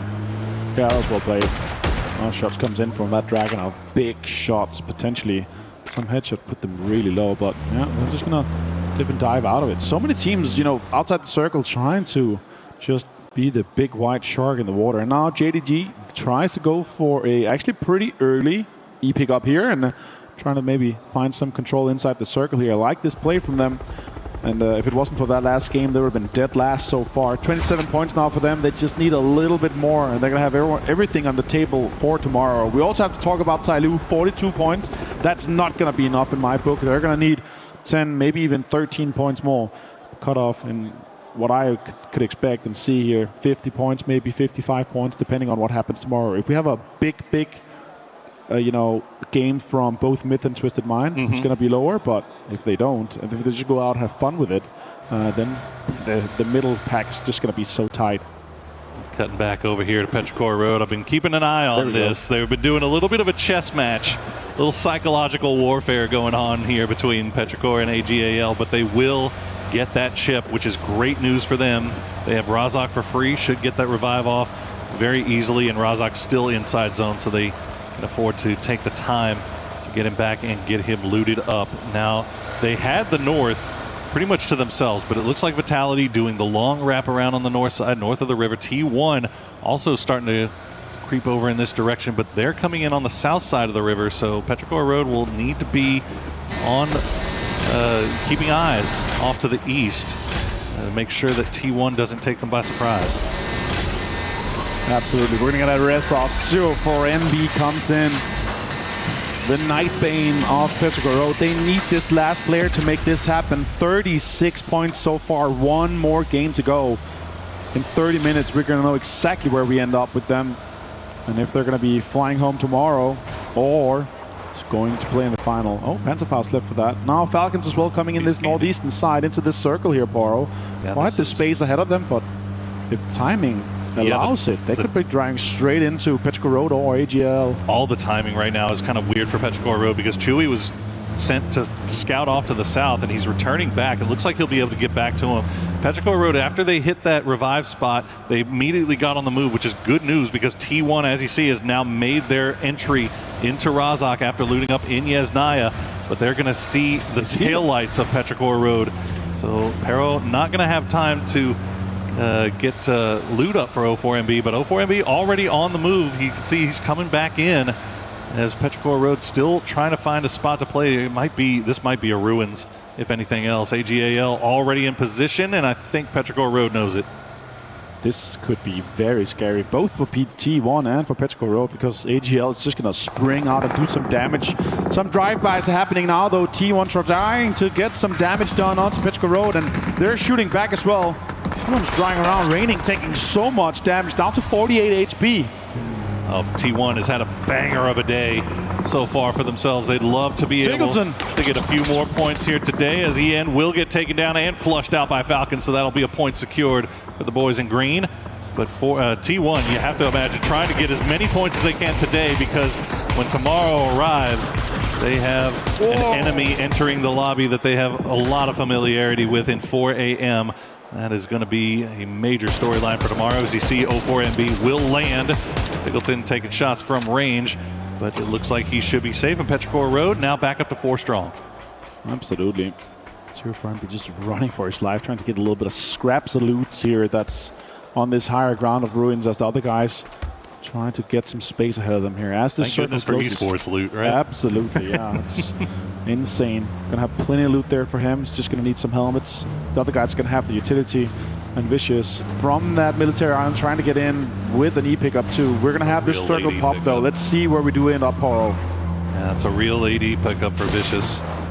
See where they, I mean, yeah, you can't blame them for it. Obviously, they're waiting for the circle to pop and be able to drop wherever it may go. And it's going to go on the mainland.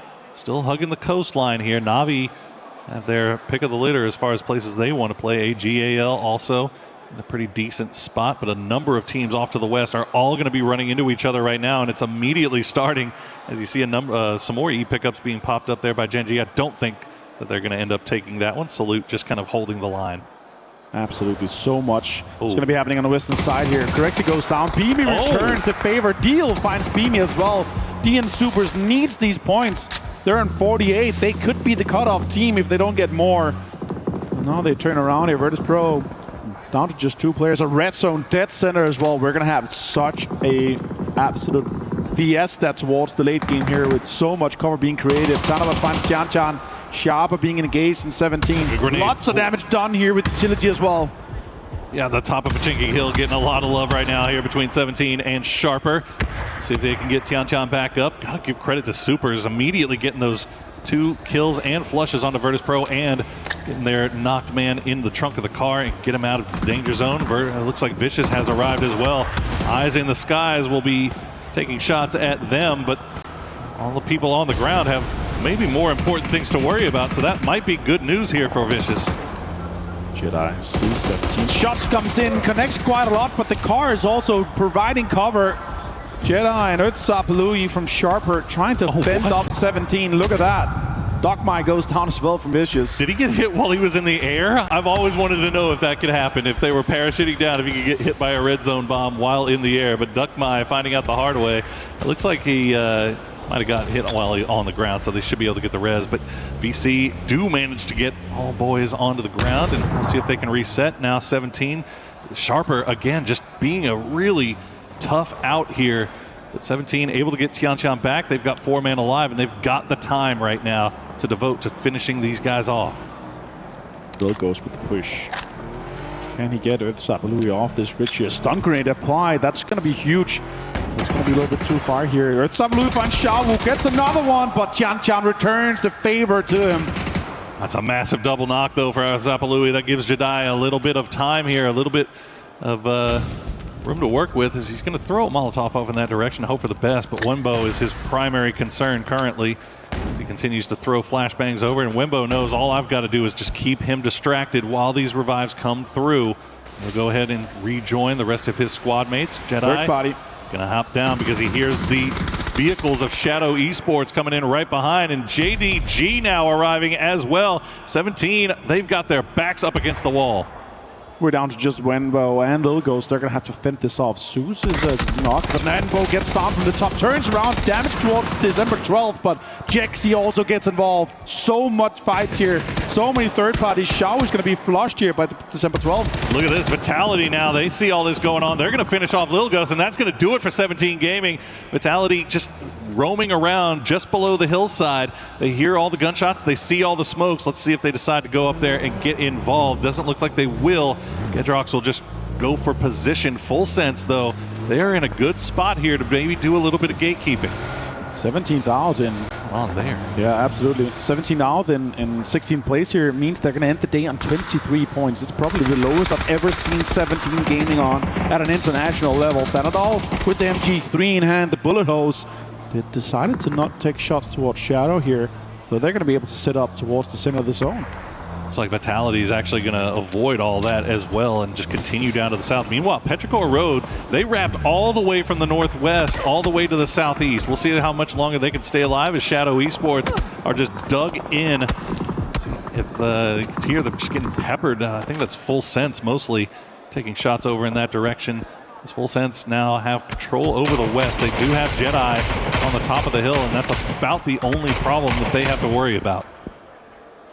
Yeah, as we have the final match here on the Qiddiya City grid for the Battle Royale stage at Esports World Cup 2026. You see live from Paris, you see the nerves coming in from everyone. Levante finds Lukarux, though. That's a big headshot with the MK. Quizzy gets the confirmation.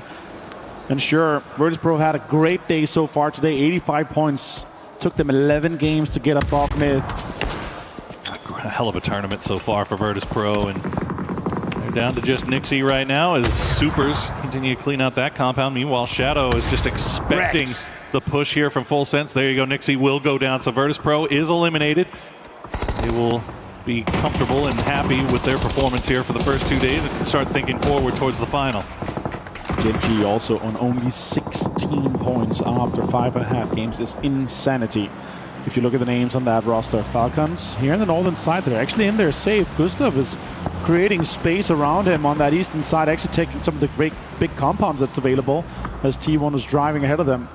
It's going to be quite congested towards the middle in some of these smaller dips. We have Navi playing extremely aggressive, trying to hold down that compound with the big white building inside of it. Tigger finds Kamals from Shadow Esports as Full Sense approaches and engages. Oh, look at that utility being committed to that. That's going to be a complete wipe of Shadow Esports from Full Sense.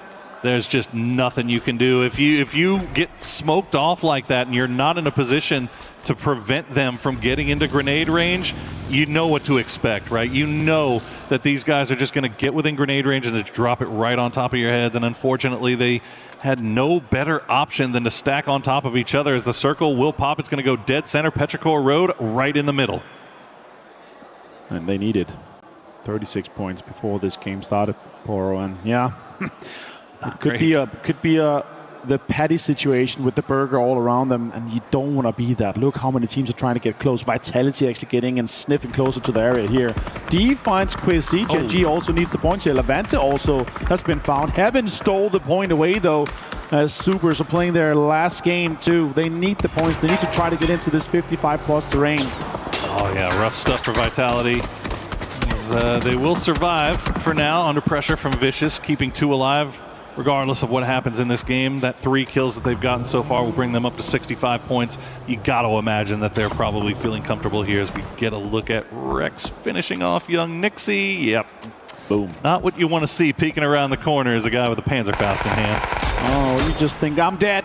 Tickleton finds Raining now. The T1 and Falcons, they just continue to fight throughout all the game here.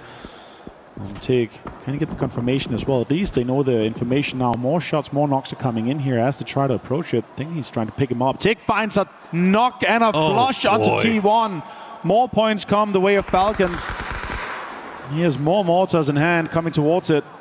He is able to just put them in their pocket right now. Gustav just giving them the readings, letting them know where they are. As Type will, you can see him just kind of crawling around. The rest of T1 looks like they're going to hop into vehicles. Ian and Heather already on the move. Shrimsy tried to take the flanking angle to catch them as soon as they did. And T1, they're in trouble. Heather is going to go down, and there's going to do it for T1. They will go out early, but 43 points on the day. Not too shabby for old T1. Not considering Tyloo after 11 games is on 42, so that is massive. Tyloo under a lot of pressure from Falcons now as they're going to have a scrappy fight on this northern side. Hakator finds Shrimsy, and now Tyloo's going to potentially try to steal that away from him. Yeah, Hakator actually gets the confirmation. That's huge from Na'Vi. They also need the points, but they are dead center. They got hard cover to play around, so let's see how far they can take it in this game here for their campaign. Tyloo in a really good position to be a problem. They've got a lot of work left to do if they want to try to feel a little bit more comfortable, considering that they were sitting on 20 points after 3 games today. They managed to double that in the last 2 games, so hell of a job by Tyloo here to close things out. We'll see if they're able to clutch any more as JDG Gaming just trying to survive under the shadows of AGAL bullets. And it's just trying to create space here around the trees for cover. A little bit of a foxhole being dug out here as the phase is closing. And 5 more seconds, we're going to see this next circle here. It's going to have such an impact. If we don't send her up, it's going to make and force teams to move. We've got, it's going to be a slight donut, but Petgro dead center. Can they capitalize from this circle luck?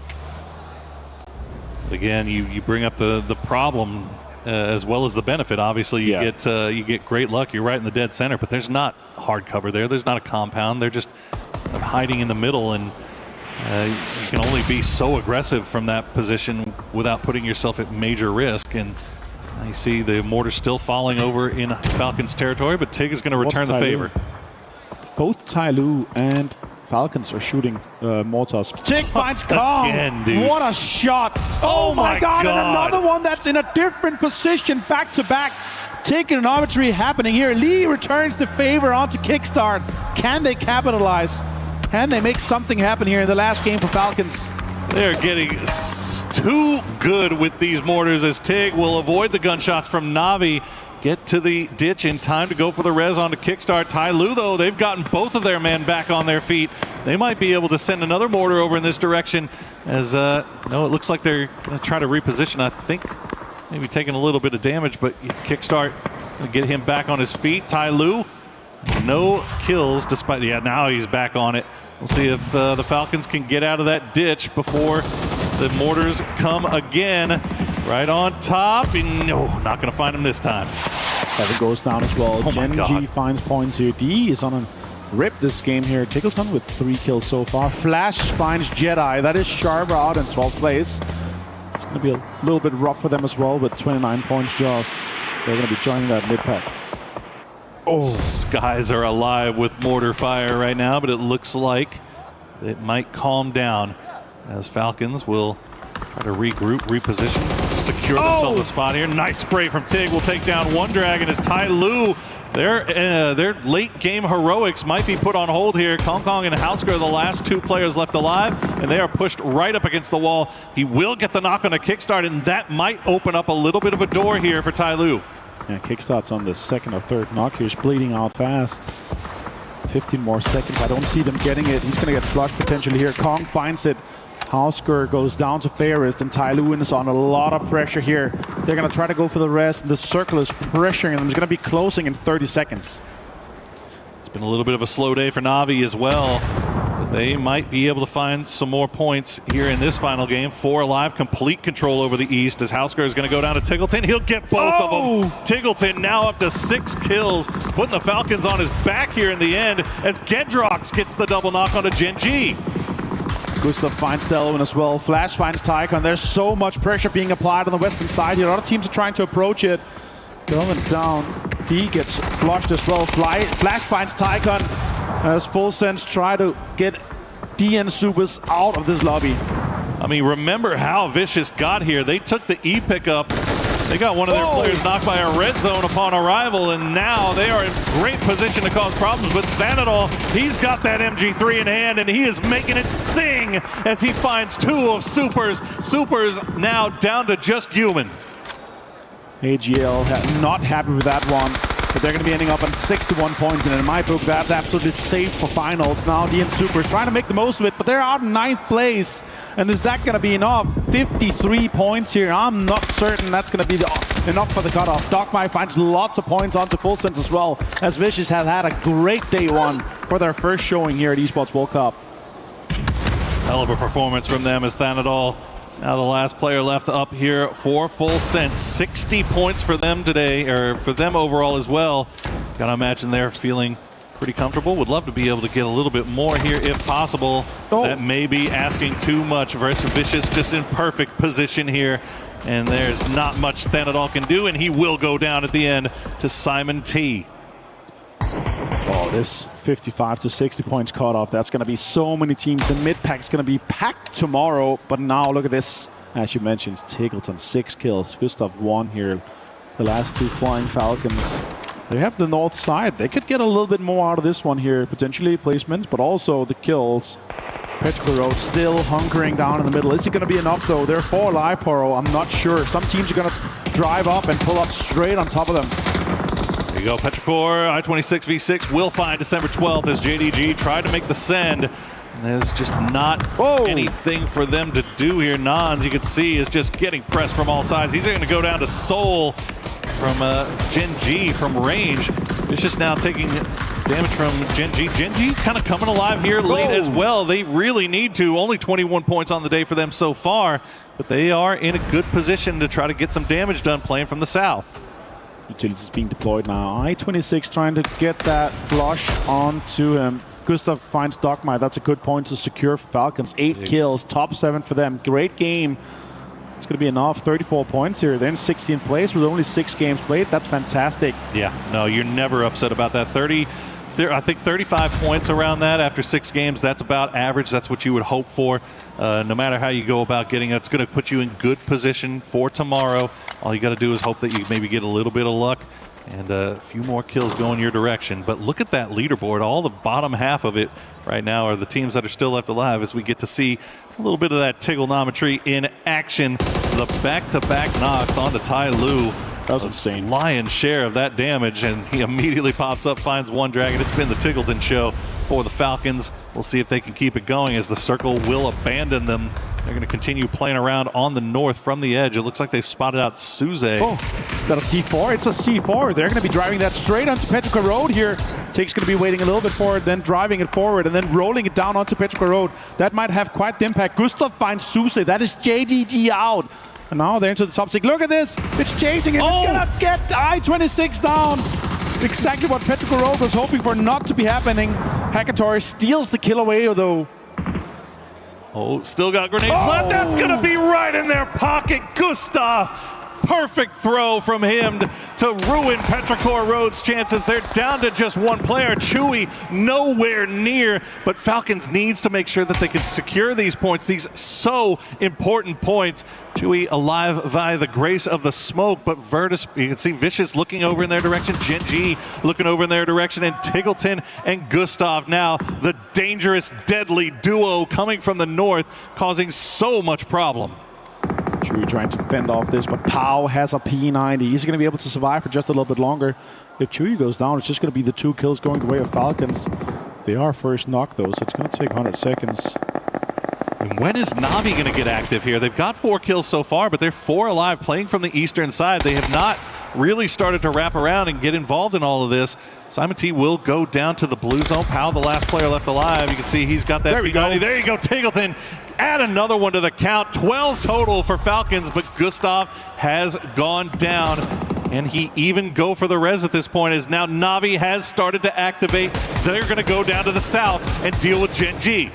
Boostic finds Hackator with the car. That's so unfortunate. Maybe the rest is going to be able to happen here. Pau finds good stuff. That's going to alert Tickleton. Maybe he can get another point and a kill. And look at that. He finds the point from the placement and a kill onto Pau from Vicious. Tickleton, what a game for him so far. One-man army for Team Falcons right now as Bean will get spotted out by a nicely placed grenade from Spyro. Na'Vi back up to 4 strong after that unfortunate incident with the vehicle. Hollow My Bad still involved here as well. He could pop up and get involved at any moment. Na'Vi sending Spyro down to the south side, playing around the edge to see if he can find any angles, but Gen G are dug in. It's not going to be easy to spot them out. Tickleton alone on the northwestern side here. Actually backfilling the Gen G position could be huge for him. He could get more points out of it. Still one Vitality solo, still Tickleton solo, but he's locked in. Let's see what Gen G is dealing with. Soul, a grenade in hand, waiting for that inevitable push from Na'Vi. Meanwhile, Tickleton has just been going ape on this northern side. P90 now. He's got a P90, because why not? Why not give a P90 to the guy that is just absolutely farming? But this is what we're dealing with on the top of this hillside with the new destructible terrain. Even jump peeking, it looks like Hackator may... He's sniffing. Yeah, he's definitely nervous about it. He's not going to walk up right onto Hello My Bad. In fact, he might be calling Boostic over here to provide support. You could also see the way he was jumping and then pointing down. He was trying to mark the exact location, so they have an active marker on that location. So let's see what happened here. 8 kills and 1,000 damage, though, for Tickleton, and a 3 helmet.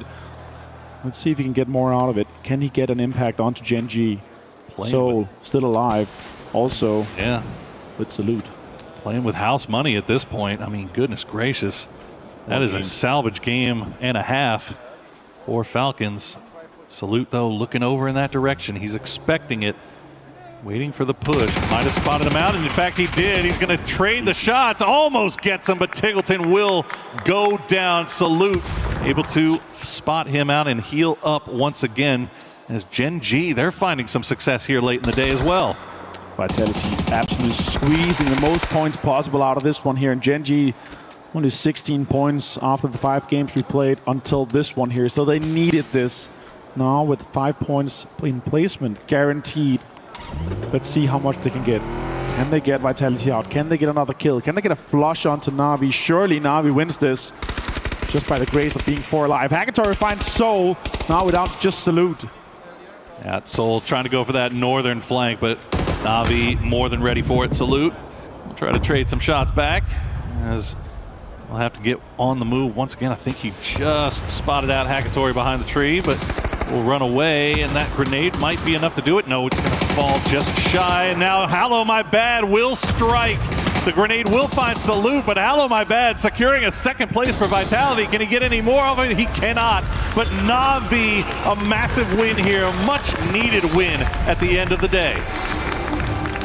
Na'Vi being absolutely different here, playing it surgically perfect.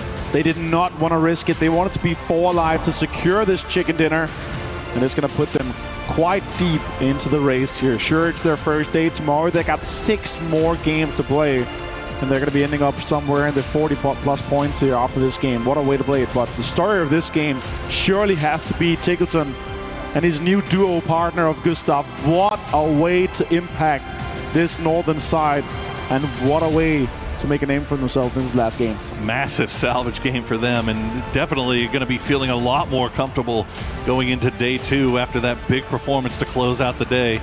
Also, hopefully, maybe get a little confident snowball rolling there as well. But Na'Vi, man, I gotta feel like if they were in a better, if they had had a better first 5 games, sure, they were in a position to where they could have been a lot more deadly if they were more in a spot to take high-risk plays. But instead, they realize, okay, we need to have a win here. We need to just secure this. We're 4 alive. We see the kill feed just lighting up like a Christmas tree. Let's not throw. We don't need the kills just yet. Let's just get these placement points. We're perfectly positioned for it. We'll take the 6-7 kills to go along with it, and that's going to set us up very nicely for day number 2. He didn't even get the point for the kill there, but he did get the point for placement. Surviving out from Gen G there. Vitality also, what a great day for them. fantastic day for them. They're able to put themselves into 60+ points, so that's absolutely amazing. Even maybe 70+ points here. So far, so good. Virtus Pro saved, Made in Thailand saved, Twisted Minds, Team Vitality. In my book, AGL is also safe. Yeah.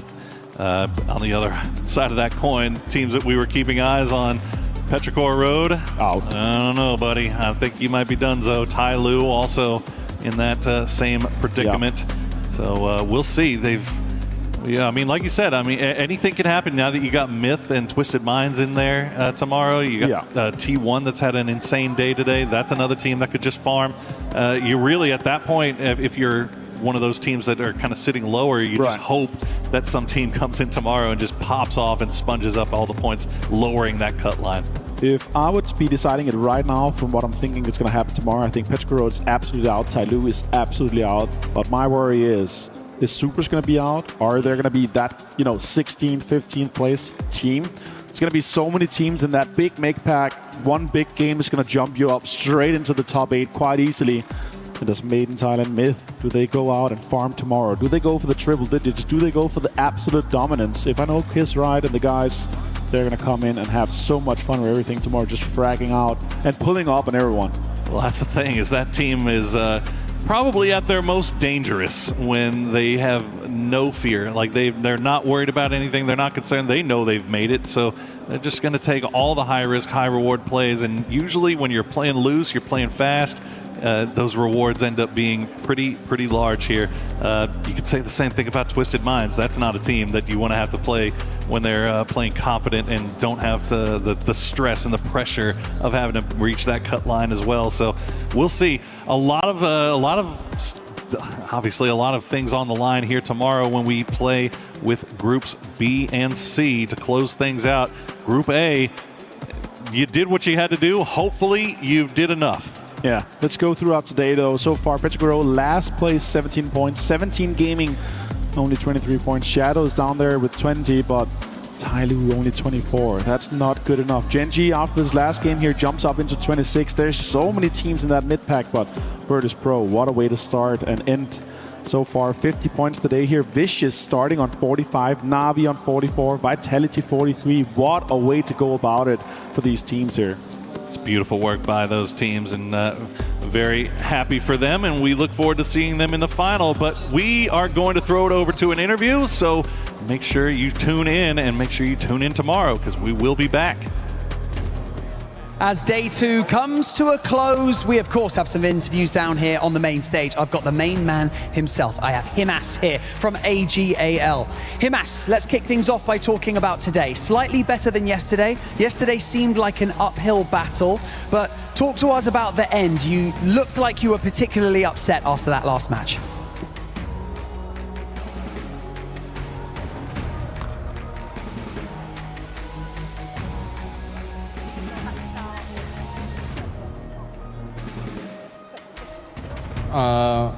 Trận cuối cùng bọn em cần nhiều điểm hơn để có thể vào chung kết, nhưng mà bọn em vẫn làm không tốt, cho nên là em hơi bực. In the last match, we really need a lot of points to be able to get to the final, but we didn't do well enough. That's why I was upset. Yeah, that makes sense. I mean, let's think back a little bit to PGS5. To come so close, and then to 17 Gaming to kind of pip you guys right at the post, just at the very end.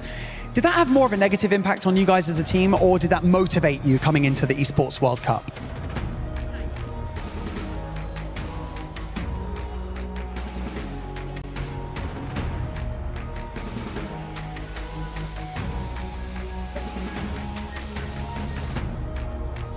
Sau khi mà giành top 2 ở BGS5 thì bọn em đã lấy lại tinh thần cũng như là động lực để có thể bắn giải tiếp theo. After we get to the top 2 of PS5, we try our best to get here. That's fair. And, touching on what you said earlier very quickly before I let you go, 61 points. Do you feel like you've done enough to get into the grand finals? Em cứ nghĩ là hôm nay em đã làm đủ tốt để có thể để đến được vòng chung kết không? Việc mà 61 điểm thì em nghĩ là em cũng không biết được, nên là em phải chờ ngày mai, nốt ngày mai để mới biết được có được vào chung kết hay không. 61 points, we really don't know at the moment. We have to wait until tomorrow to be able to know we are going to be in the final or not. It's true. Himas, stoic, but you know what? You're a legend of the esport. Thank you so much for joining me in this interview. You're an absolute legend. Don't go anywhere because we have another interview set up right across the way with, of course, Kalaris. Yeah, thanks very much, Barney. Production, can we cut the stream? You're doing me dirty. What is this? All right, I've got... we played basketball earlier. Have you ever played basketball? Yeah, I played in the NBA. This makes way more sense. Ibby here, the coach from Virtus Pro. So you guys have looked spectacular today. My first question for you guys is 85 points going into that last game, a very aggressive 2-2 split. Was this you guys limit testing, or you did lose 2 on the rotation? No, that's just playing with balls. I would have also done that 2-2 split. I like it that they did it. We got caught by DNS, kind of like a timing thing. We go next. Fair play, fair play. So I did speak to Nixie at the end of yesterday, and he was kind of a bit, up and down about the results as a whole. Obviously, it was a bit of a difficult day, despite you getting 37 points anyway. So was the game plan changed? What was the discussion coming into day number 2, and what you guys had to approach? Not really. We had 2 situations that were pretty similar yesterday. We kind of spoke about that. And we didn't speak much before the games today. Same focus, good comms. We played insane. Our comms today were great. I'm super happy, and we played great. No doubt, no doubt. You did look really, really good here today. So let's go kind of bigger picture here for a moment. You guys are obviously in that grand final, but for Virtus Pro, for the Esports World Cup Championship and everything like that, the club championship specifically, for Virtus Pro, obviously, I think a lot is on the line. You've got a lot of strong contenders across some of these games as well. How are you guys looking at it as a whole? I mean, we know it's really important for VP. We're going to try our best, and I know we have a really good chance. The team is looking really good right now, and we're really confident. So we're going to give it our all, and I'm really looking forward to the finals. All right, thank you very much, Ibiza, for joining me here. Production, you can't find anybody else much taller than this man, so get out of here. I beg to differ, Kalaris, because you know what? Let me actually do this real quick. Just squeeze in real quick with us right It looks like we're the security detail for this guy. Let's take our son to school, shall we? I look like one of my kids. I swear. But honestly, we're going to talk about that last game a little bit. We had Navi being able to put up a good performance during that last one. And finally, I was getting ready to wave those red flags for Falcons, but it all comes down to just one superstar player being able to make plays, getting those kills, and boy, did he show up with Tick. Well, so we talked about earlier today with like Navi and Falcons and how they were having tough days, but they were still sort of grinding out this 5 points per game average. And the goal with that is that you have that one big bopper out of 6. Both of them got it in the end. Navi obviously comes out with the win through placement points, Falcons is with kills, but now they're back in the race. And that's what I expect from these two teams. That's what I expect from any great team, right? That's where the difference is made.